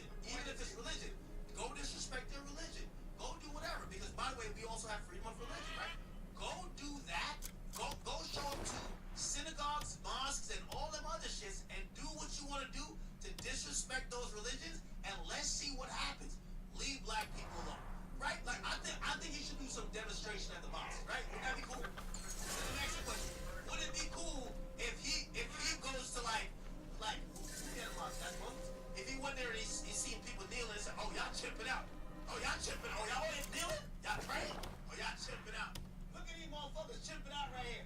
Look at them. They're all kneeling. They're chipping out. That would be amusing too, right? I didn't say it was good. I said No, you said it was funny. Would that be amusing? Would it be amusing if he showed up to the mosque, he put the camera up, and he said, "Look at all these niggas. They're on their knees on the mat. They're chipping out." Niggas don't say that. Okay. First you said. All right. Suppose he said that. No. Suppose he said that. Would it be? But you said there were the 9/11 hijackers were Saudi. Okay, so you're trying to switch the conversation. You said when he had a conversation with black people, it was amusing. Brother, you said when he had a conversation with African Americans or whatever, it was amusing. Do you think that would be amusing if he showed up to one of these religious places where people are praying, knee on the mat, doing all this stuff, Allahu Akbar shit, and he grabs his camera and said, "Look at these motherfuckers chipping out." Would that be amusing to you? No, would it be amusing? Because you said that it was amusing when he was talking to the blacks. I said he shouldn't antagonize people that are. Alright, I know, you said that, but you said it was amusing. You said it was funny. Would that be funny? That's not funny. Why is that not funny? But the ankle monitor of the black guy's foot, him doing that, why is that funny? He first says, "What are those to his shoes?" And then he looks at his shoe and he has an ankle monitor. That's funny. Okay, so if he goes to that's effort from the word. Okay, so if he goes to the place where people are praying and they're bowing down on the mat, and he says, "What are those? They're chipping out." That's funny. No. There's a difference between like worship and then being in public. Whoa, Stingo, what you mean? So that's not funny? The difference is, the point I'm making is there's no word. Is there a word? Is there a specific word? Like disrupting people who are praying peacefully, that's just unnecessary. Disrupting homeless people who are minding their fucking homeless business. I also said that that's wrong. You shouldn't be antagonizing people like that. But you said it was funny though. You said I would try to find the humor if he went to the place of worship and he was just like, yo, look, they're speaking like some other language. They're chipping.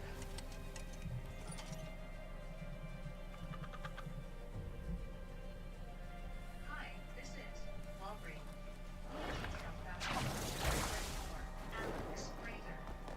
To opt out of automated pharmacy call, press 7. If you are Ellen or their authorized caregiver, press 1. If not, press 2. Okay, for security, enter your date of birth, day and year.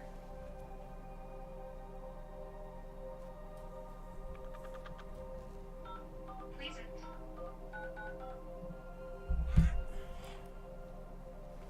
Thanks. You pronouncing an Alex of 8-2 milligrams, the label film, is ready and your out-of-pocket cost is $14.19. There are no more refills for this prescription. The pharmacy's open till 10 p.m. tonight. Tomorrow, they're open from 8 a.m. to 10 p.m. To hear your order update again, press 1. For the pharmacy location and hours, press 2. Look, they're praying. Pick up some more of that sub bop. That bop bop. Like banter back and forth. One guy's filming, he's like, "Hey, forgot to report." Some of that stuff is situationally funny. In a vacuum, it's not. And the point is, there's no individual word that equates to that word, where you're gonna get the same reaction out of people. There's not. Sneaker, you're trying to make it about a word. I've told you this is about blatant disrespect. And again, And I said you shouldn't blatantly disrespect people. well, that's the point. I know you want to. There's always going to be a thing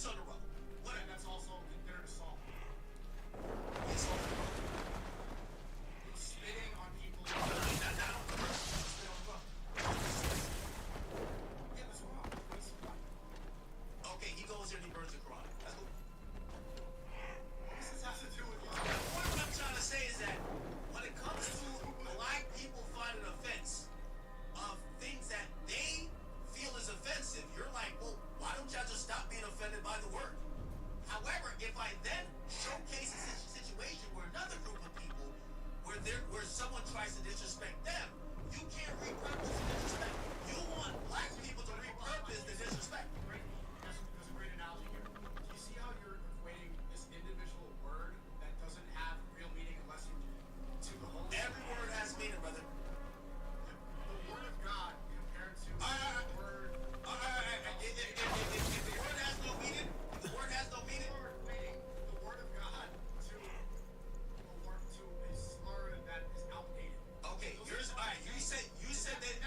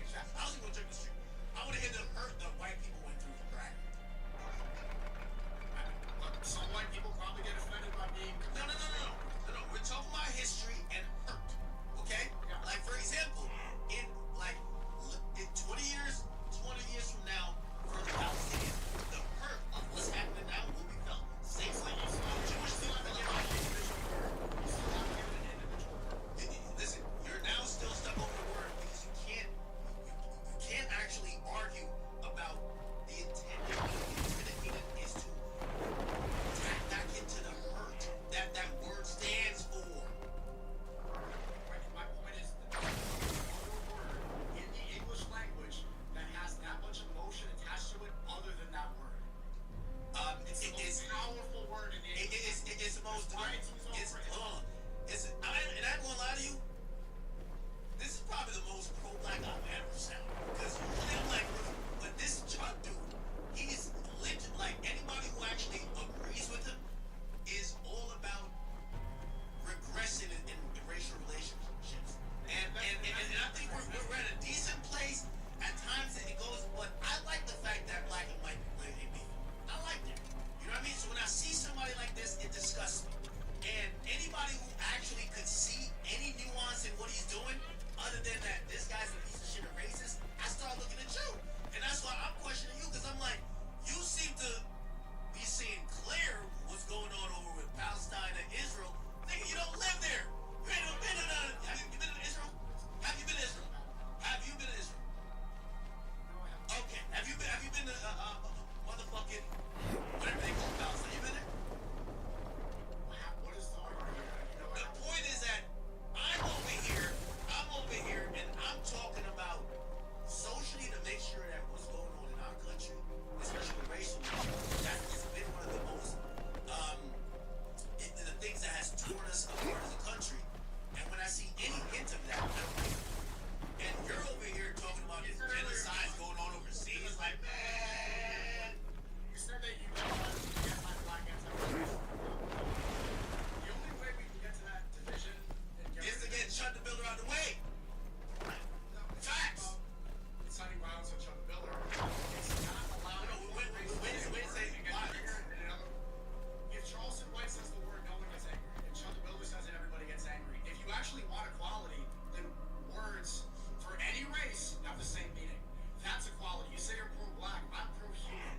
Humans all together should not allow this to divide us. How are you letting a word divide you and put you in separate places? Black people say the same exact word. It's a term of endearment. When white people say it, so many people think you should act loudly. That is segregation. That's the issue. So the next question. Everybody should have the equal meaning attached to this word. So you do realize that if someone who is oppressed does a action or mimics an action that the oppressor does, it's not the same thing. For example, if black people are still, how are black people being oppressed? Historically, black people are probably one of the most oppressed. Right now. Wait. Whoa. Right now. You're always gonna feel oppressed. I don't want to live in a victimhood mentality. I don't want to live in the All right, no. Listen, I'm not that person that uses racism as whatever for every excuse. But you can't write the history of America without understanding what slavery has done to this entire country. It's the reason why the inner cities. Okay, so because so even if I'm, and some people definitely argue that it still exists now. Even if I don't argue that, I would argue that everything we see now, when we look back 2 generations ago, you basically are going to see clear side effects. Clear side effects. I ain't gonna lie, as a Drake fan, you sounded a lot like a Kendrick Lamar fan right now. No. 2 generations ago. I'm talking about right now, not all the past and the, Brother, you can't write the history of the United States. You cannot write the history. It's a BLM thing. We don't need a BLM. No. It's not BLM. It's not BLM thing. No. You're not. You see, you're trying to be obtuse. I've never even argued that black people are being oppressed right now. I'm saying that the history. Wait, brother. The history has to be respected and always acknowledged. The same way how, when it comes to the Jewish people, their history of how they were persecuted with the Holocaust has to be respected and acknowledged. These things are the reasons why they're living how they're living, and we living how we living. And 200 years from now, the Palestinians will be living how they're living. That's the reality of it. This whole this shit is over, get over it.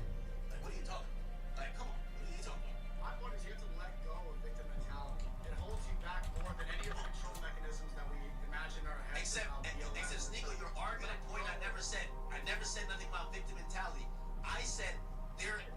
Okay, but the only way to get rid of this, to get rid of the hurt, is to move on. If you live in the past, if you hold on to a victim mentality, you never let the hurt heal. Let it heal. Yo, Sneeko, if somebody smoked your mom, you let it go? No, on some real shit, because it sounds stupid for you to tell people to let go of the hurt.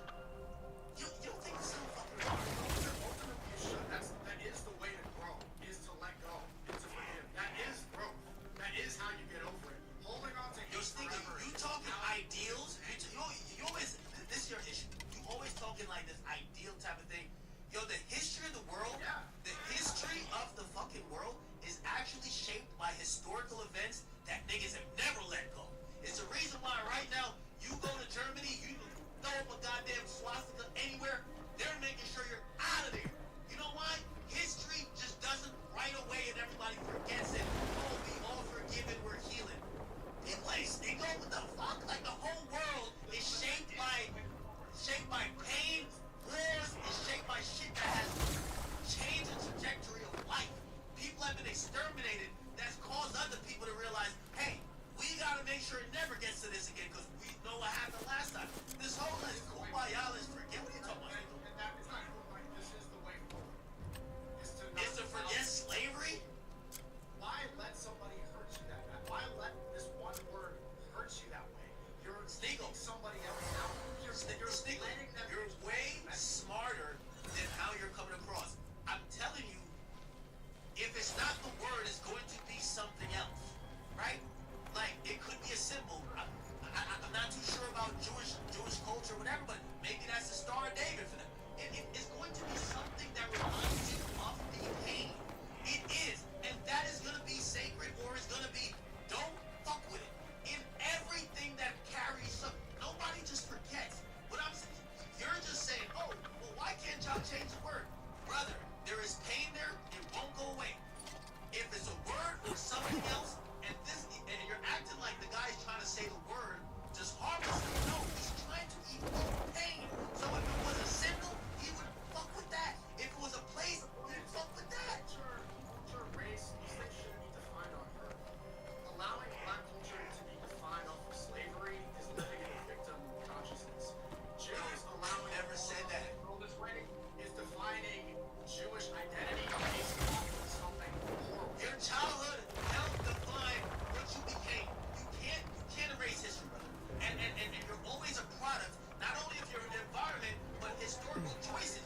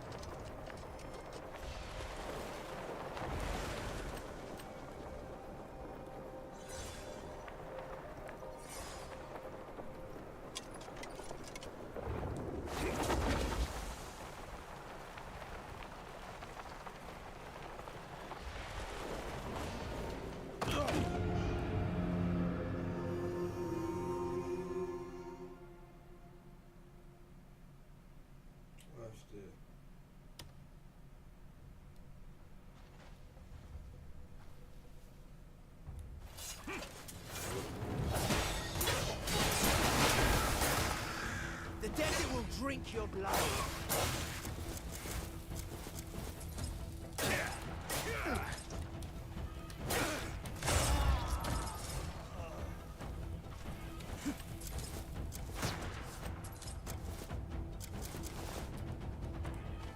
You don't scare me.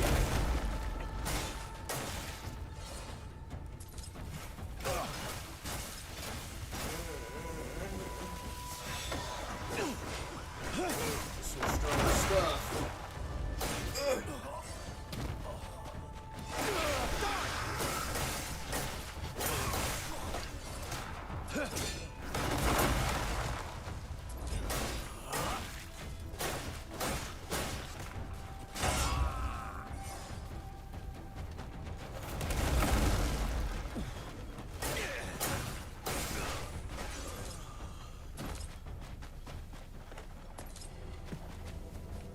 Obey the Lord of the Sands!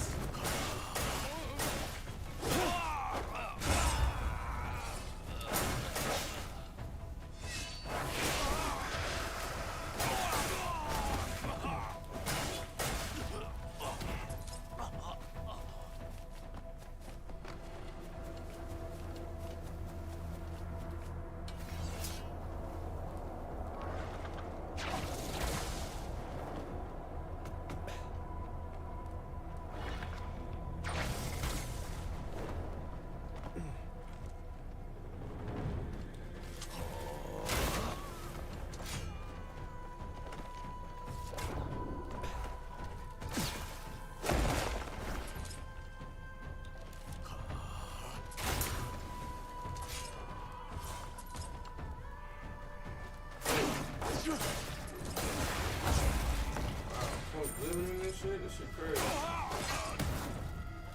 Later.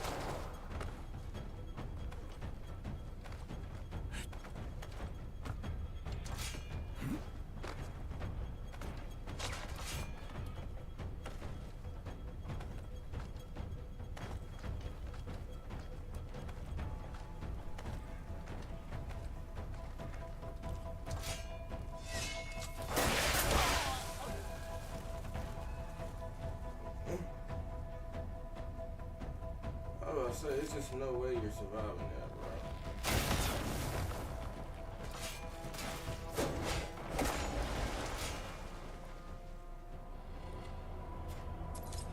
It's crazy.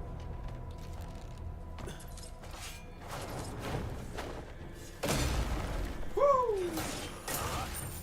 I'll crack your skull, Greymane! Will you now?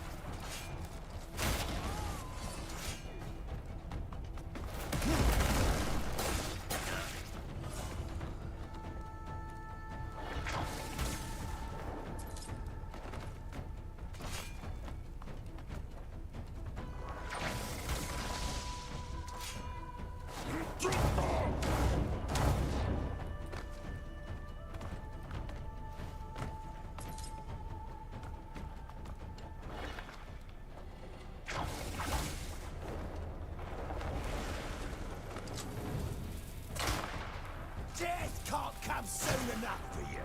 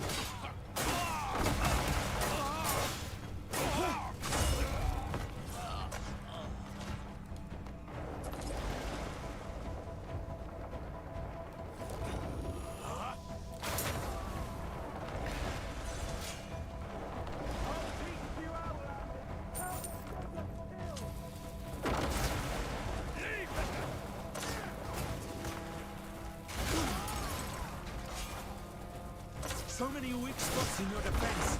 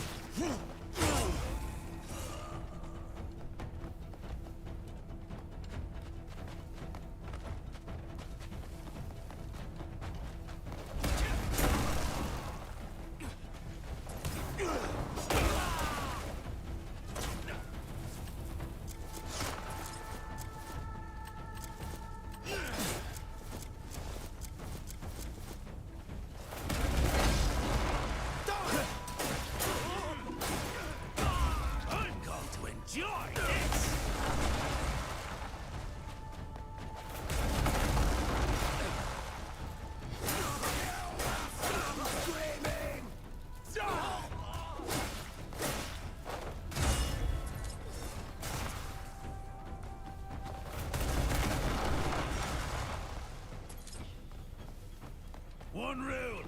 Don't be boring when I kill you.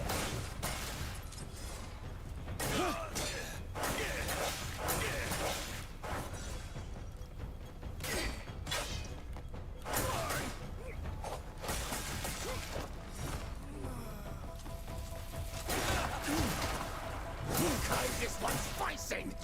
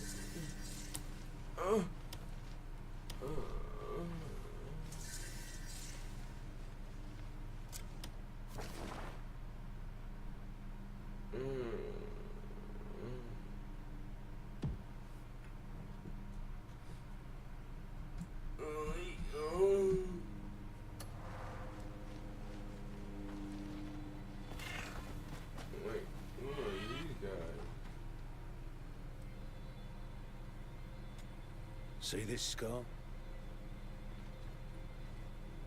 It's how you know I've spat in the face of death.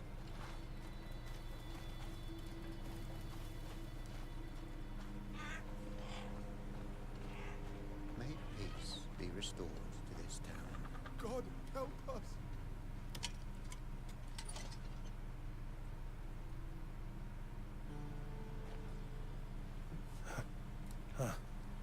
How'd you manage to come this far? The area's crawling with bandits. You must be quite the warrior. You all right? I need water. I promise I'll get you some. Just...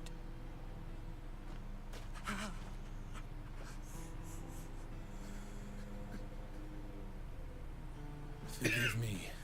As you can see, we're in no state to receive visitors. But you look to be a skilled swordsman. Might I beg a favor? Bandits have fouled the village well and plundered our stores. Thirst and hunger are tormenting us all. Please, drive them off and cleanse the well. Thirst.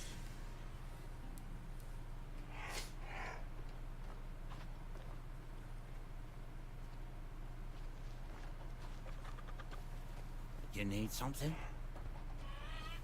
You people all look alike. Hey, whoa, hey. I always liked seeing a new face. See. You need something?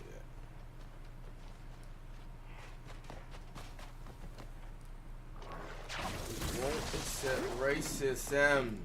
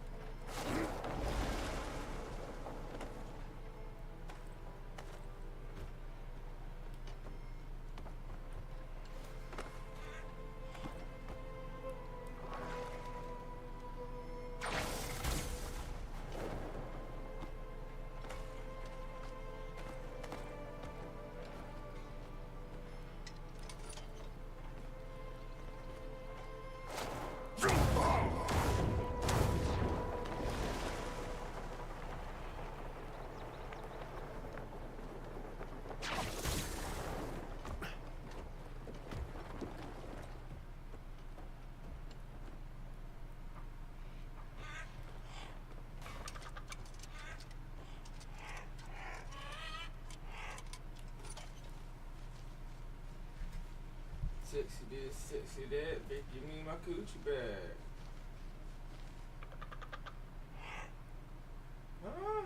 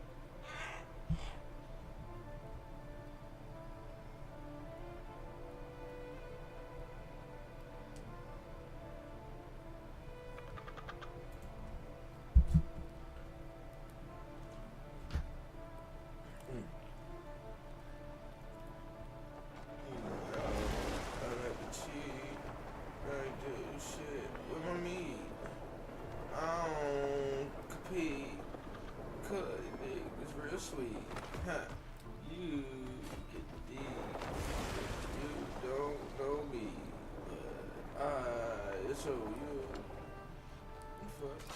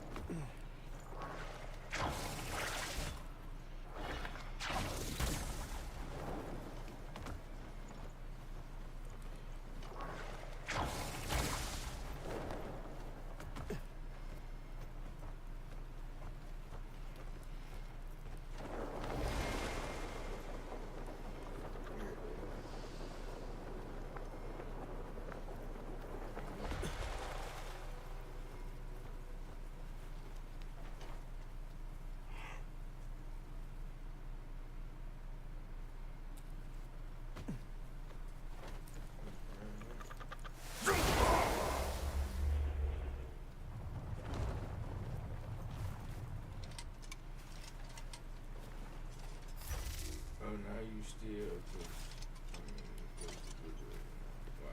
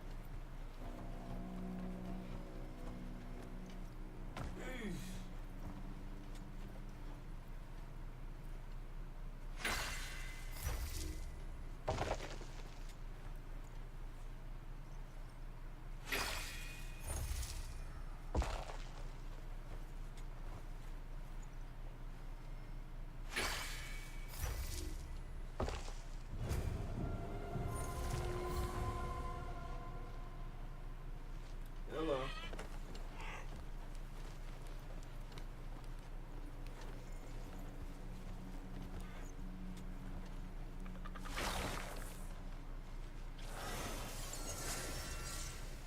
Now we still gotta figure that shit out. Alright.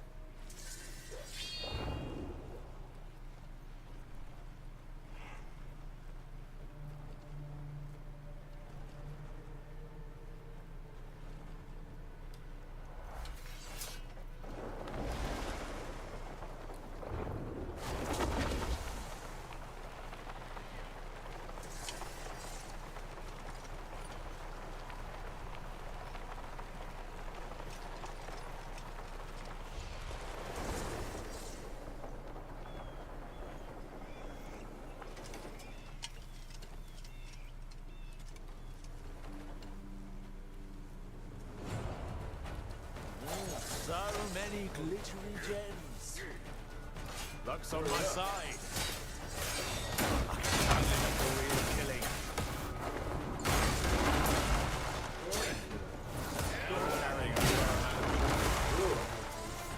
Come here, sunshine. This is the day I strike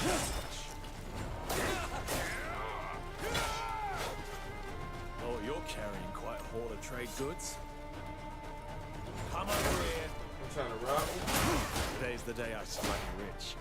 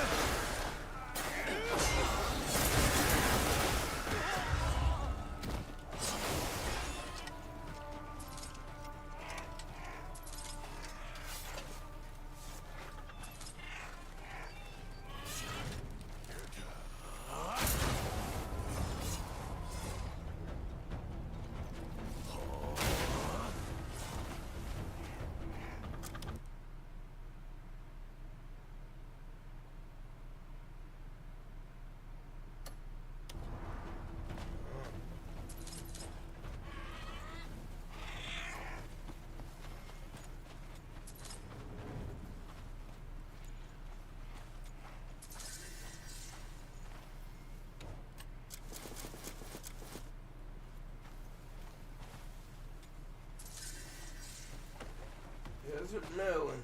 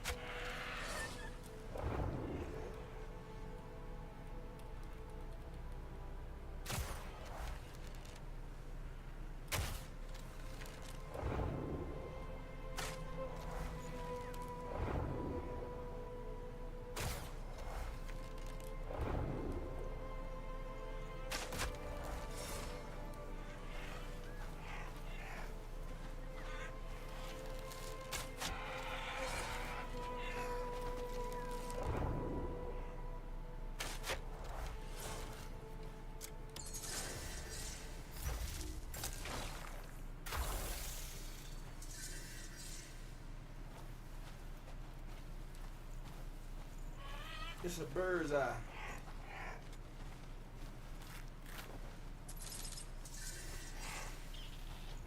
Oh, they got hawks out here. We need it. We need a hawk. They going right there. Come on, hawk. Pull up, hawk. Pull up. Pull up. Pull up. Got them birds over there. What's going on over there?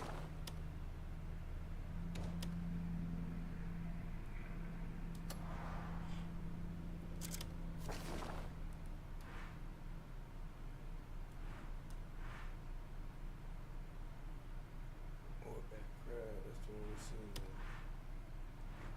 Did no video of it.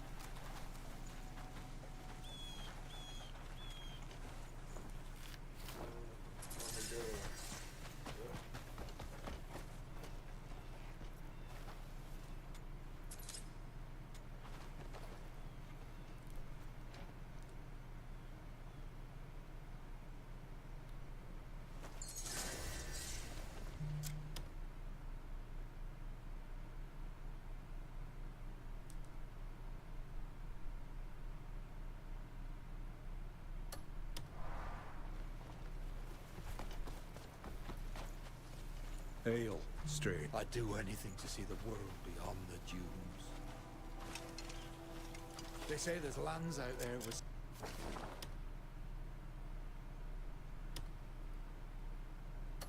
It's cold and white as bone.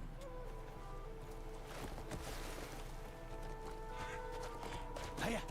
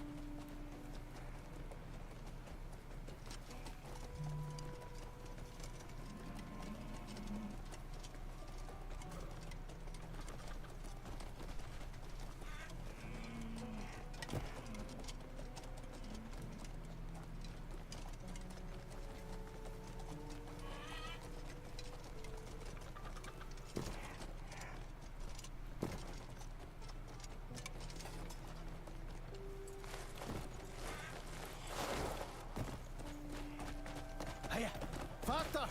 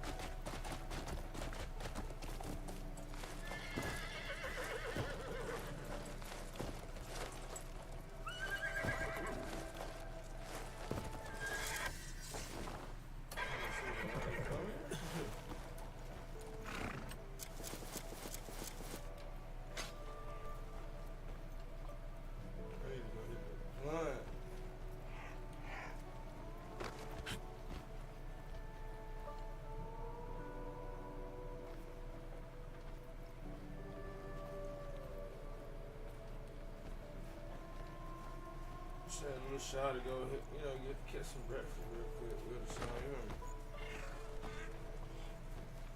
Little shot to go get some breakfast with.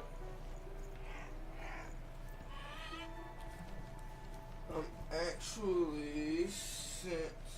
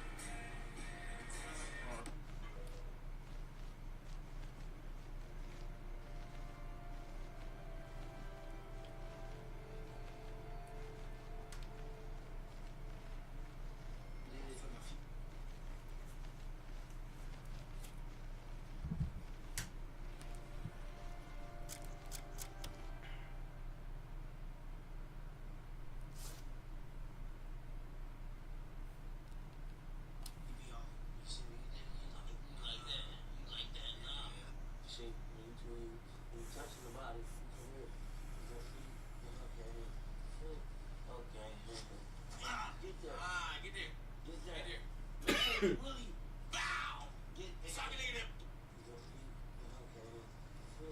Okay. Get there. Get there. Okay. Touch the body from here. Okay. Get there. Get there. Get there. Make sure you really bow. Get suck it in. Bow. In there, mother. And then get out the way. Cause you really get them back. Yeah. You know the hook coming. So it's either boom and you big step up or throw your hook.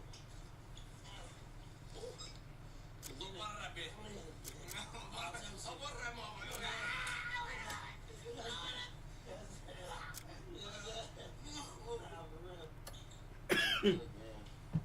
That look good game. You know, get there though. See what you did? You see what you did? You like that? You like that? Nah. See when you touching the body from here. You know what I mean? Okay. Get there. Get there.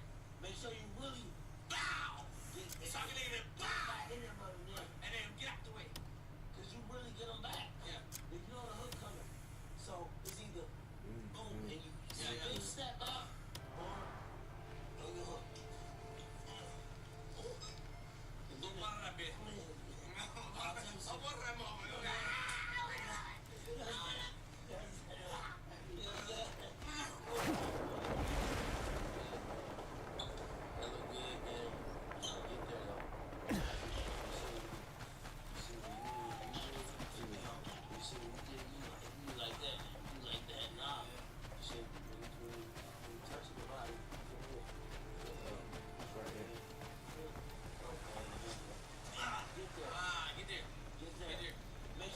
Porcupine!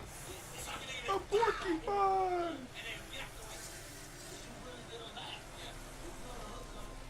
I got a porcupine. I got a porcupine. I gotta kill you though, bro. I'm sorry. Wait. What the hell?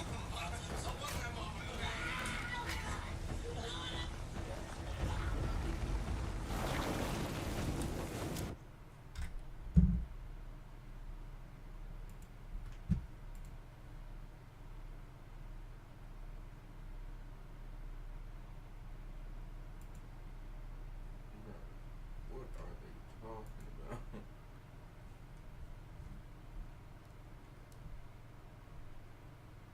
Just watching YouTube videos play. Oh, talking about with the Spire. What's up, Felix? I need to go pick up some food, man. Then I want to go hit the blunt. I keep hitting this pen. I want to hit that blunt. I want to hit that blunt.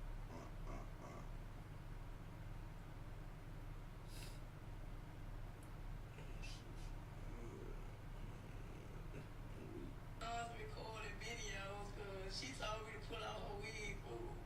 And I'm in this month. Baby, look. Bruh, Mariah got me on cars recording videos because she told me to pull out her wig, fool.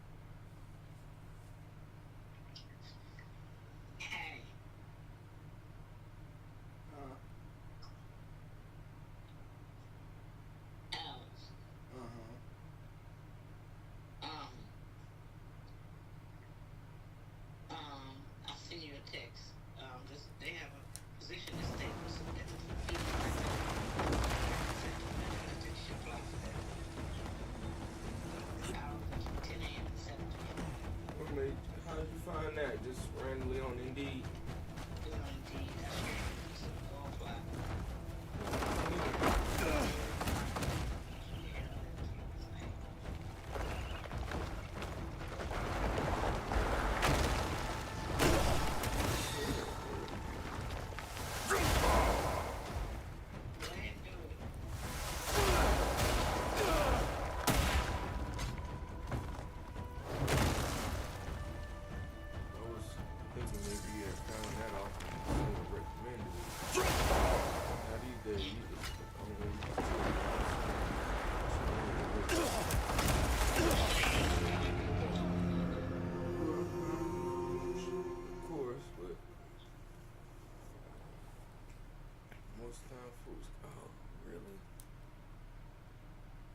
Most of the time, folks got that person on the inside. That's why it's so hard to get in Southwire. And it was hard to get in Southwire. Yeah, it is. I done applied about 20 times.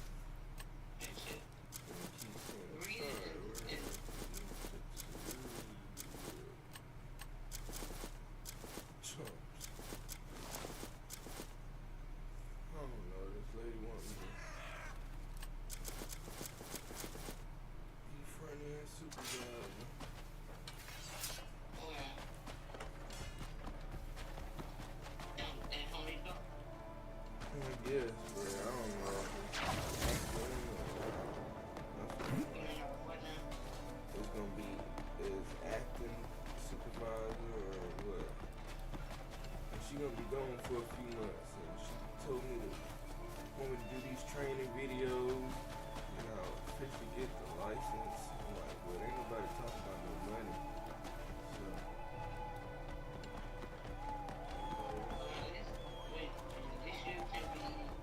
Telling me different things.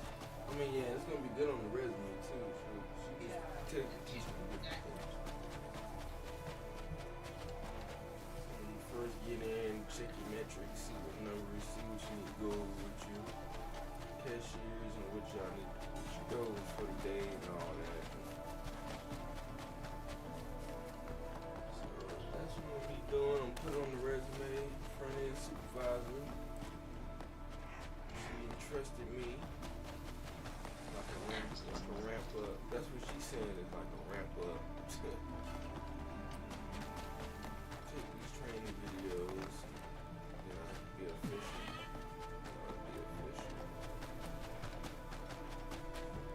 So we didn't butt heads so much, we didn't got close. We didn't butt heads so much.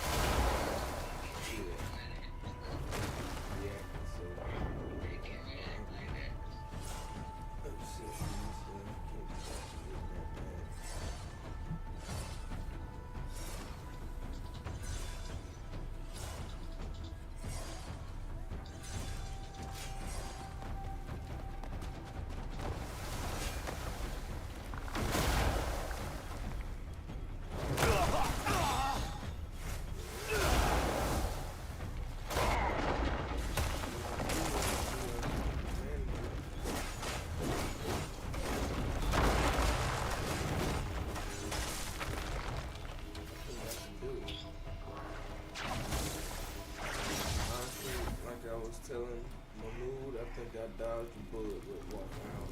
That was gonna be a lot of work. He said, just keep applying, they will hire you, I promise. I'm like, it's alright. I'm actually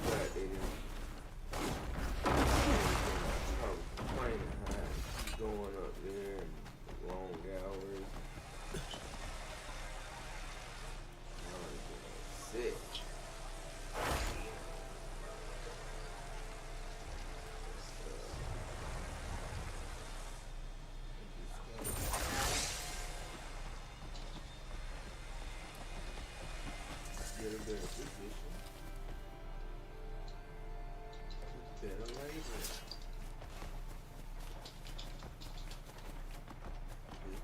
Better labor.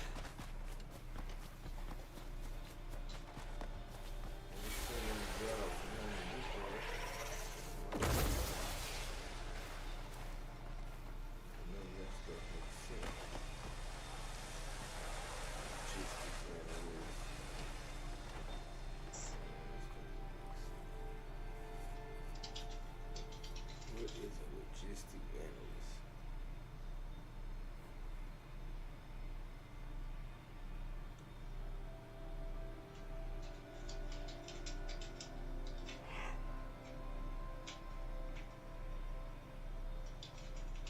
Yeah, I could have, closed this in the note. I guess I waited too long to schedule the interview. It's alright.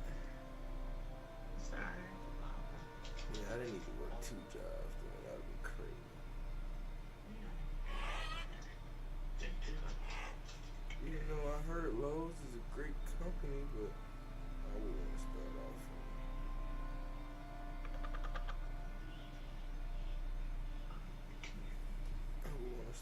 in a higher position. Front office representative. Tanner. It's not bad, right?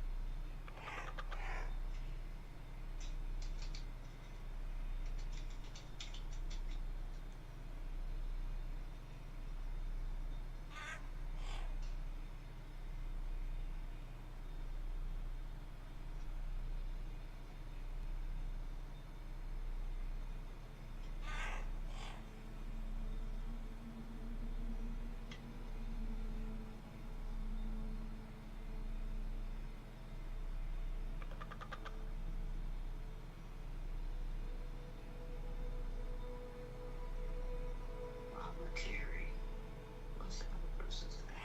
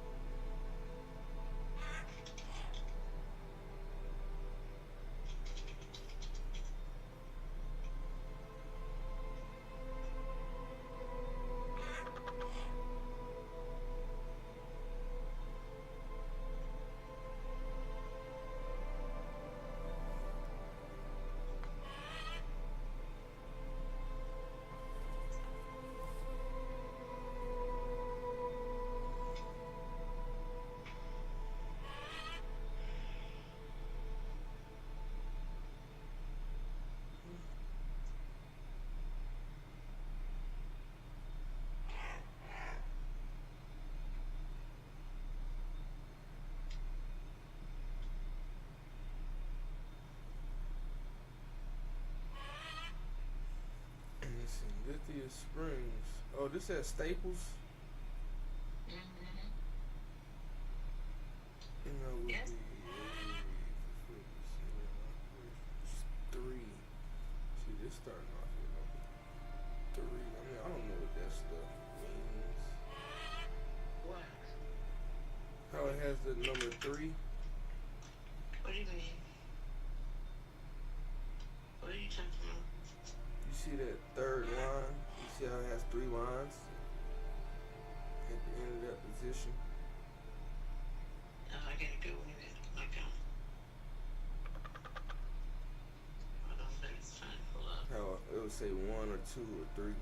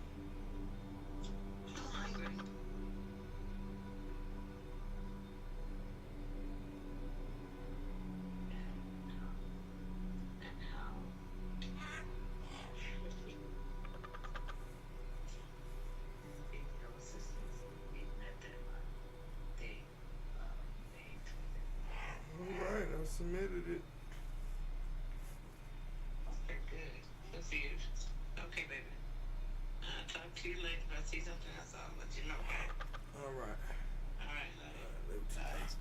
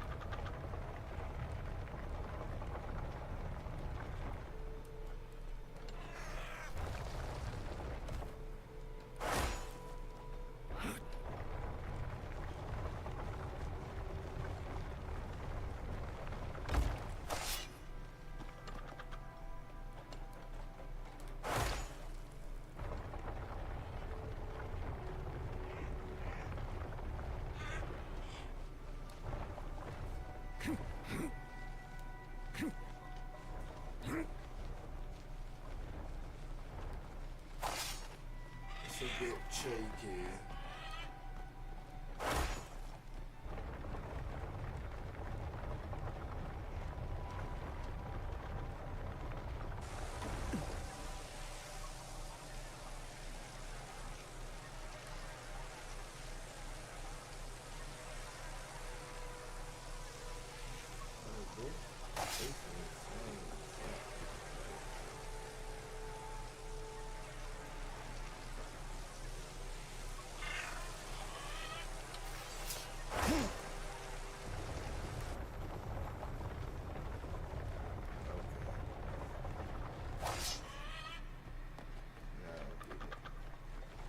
I'm seeing it, dog. I'm seeing it.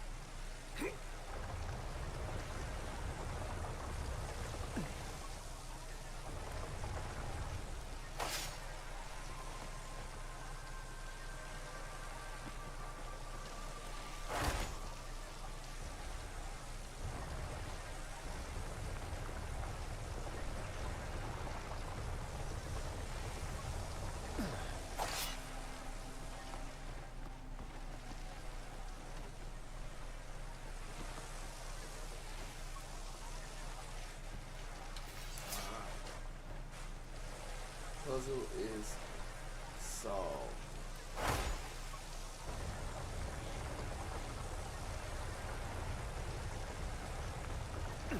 Hello.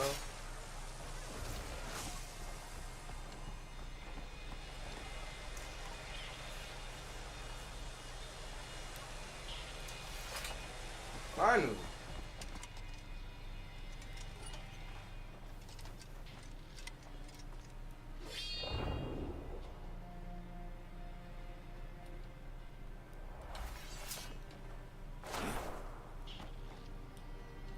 Look, is that quicksand? It's quicksand, y'all. Yeah. Whoa, we're sinking. Oh shit. Ah! Okay.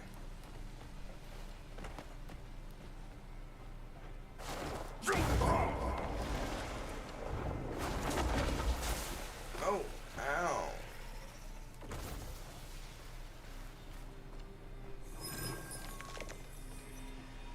Woo! We did it. We did it. Yeah. We did it. We did it. Yeah. Oh, we did it. Yeah. We did it. Yeah. We did it. Don't you know we did it? We did it. Yeah. We did it. Don't you know that we did it? Yeah. We did it. Don't you know we did it? Yeah. We did it. We did it. Yeah. We did it. We did it. Yeah. No cheating. We did it. We did it. Yeah. We did it. We did it. Yeah. We did it. We did it. Yeah. We did it. We did it. Yeah. We did it. We did it. Yeah. We did it. We did it. Yeah. We did it.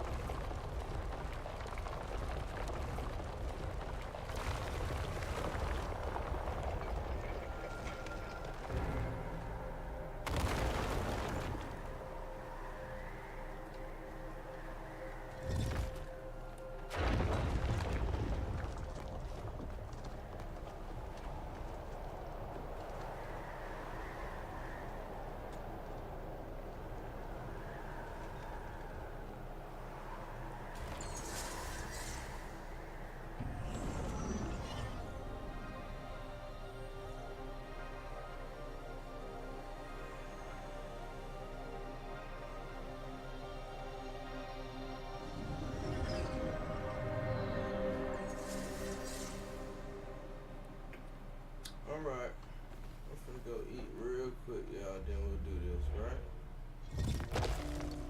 Come back in an hour. Achieve enlightenment.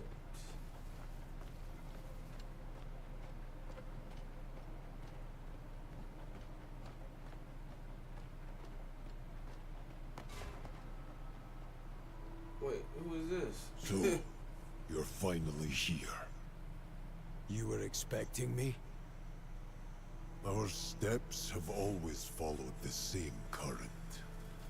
I've watched your every choice unfold. You wield sword and skill, yet lack the experience to unite them. So I will help you choose the path you must walk. Come, show me the strength you truly possess. Who is this?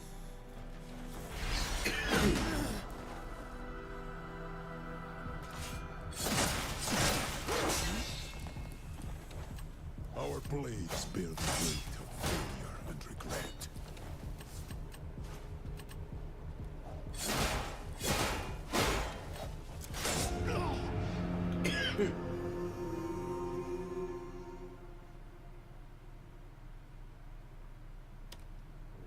All but what lay before me.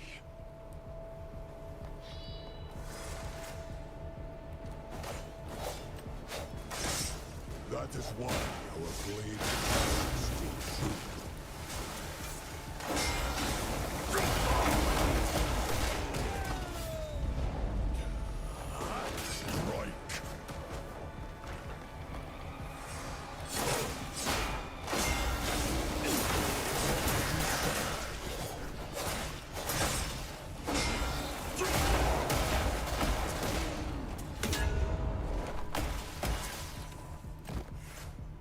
Hello.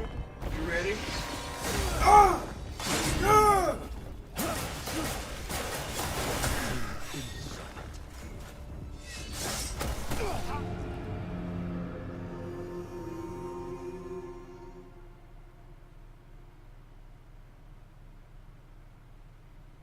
He shouldn't have did that shit.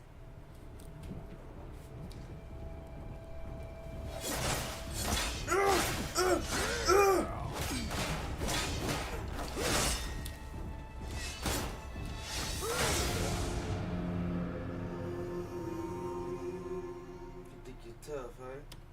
You think you're fucking tough?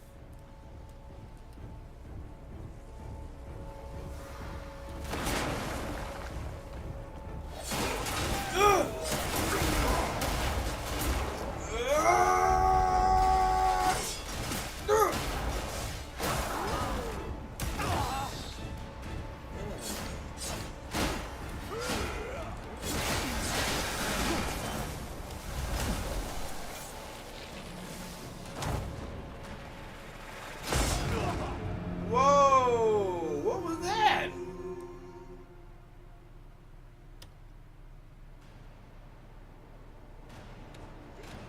Can't hit me with moves like that, man. I can't even get up from that. What the hell? Yo! What's up, bro? Game tweaking, bro. Nigga didn't even get up, bro. Man, this shit is tripping, bro.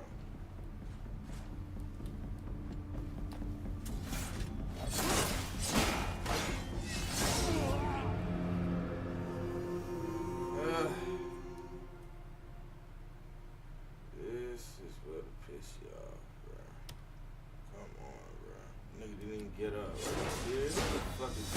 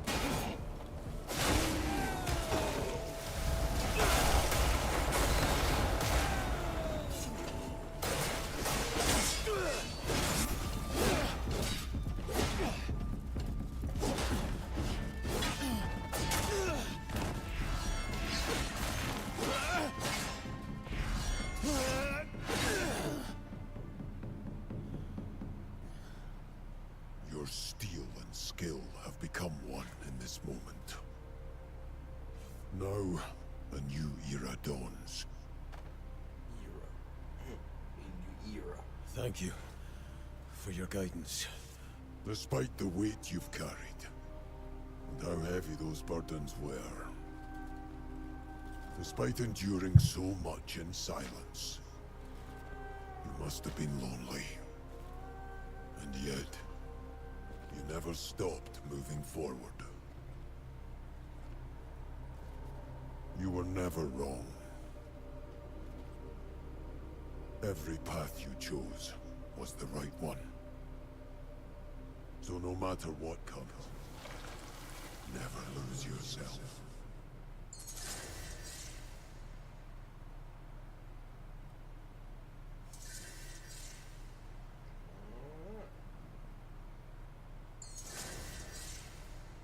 Her aunt said, never lose yourself. Never.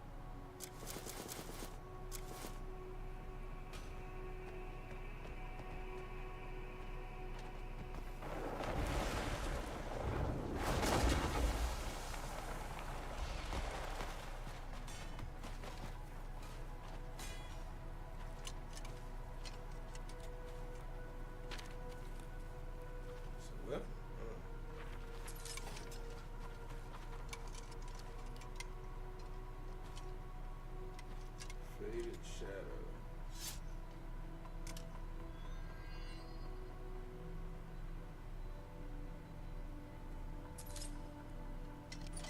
Whoa, man is fully upgraded, damn near.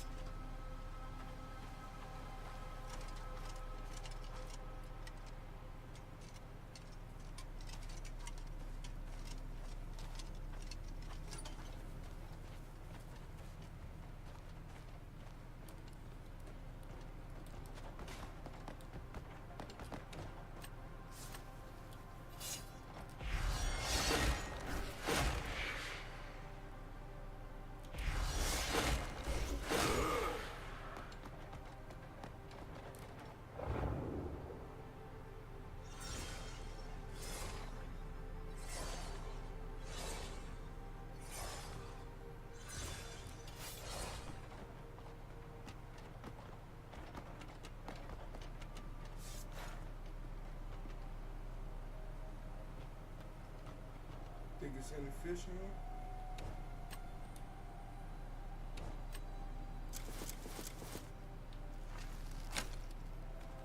Surely ain't no fish in here.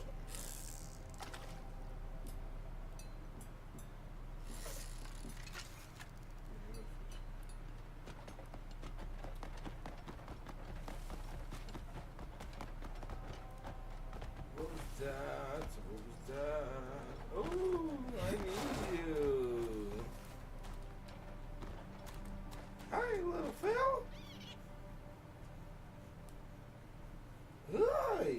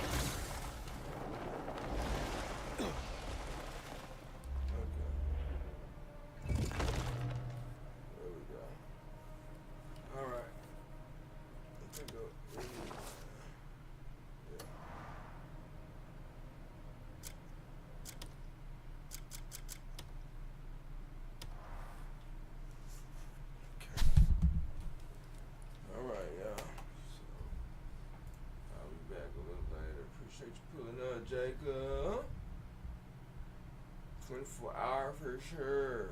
Yeah, I am. I'm still doing 24. I'm just gonna go even for and I don't want my computer to blow up. So, yeah. We was right at the 12 mark. I'll be back. I'll be back, y'all. I'll be back.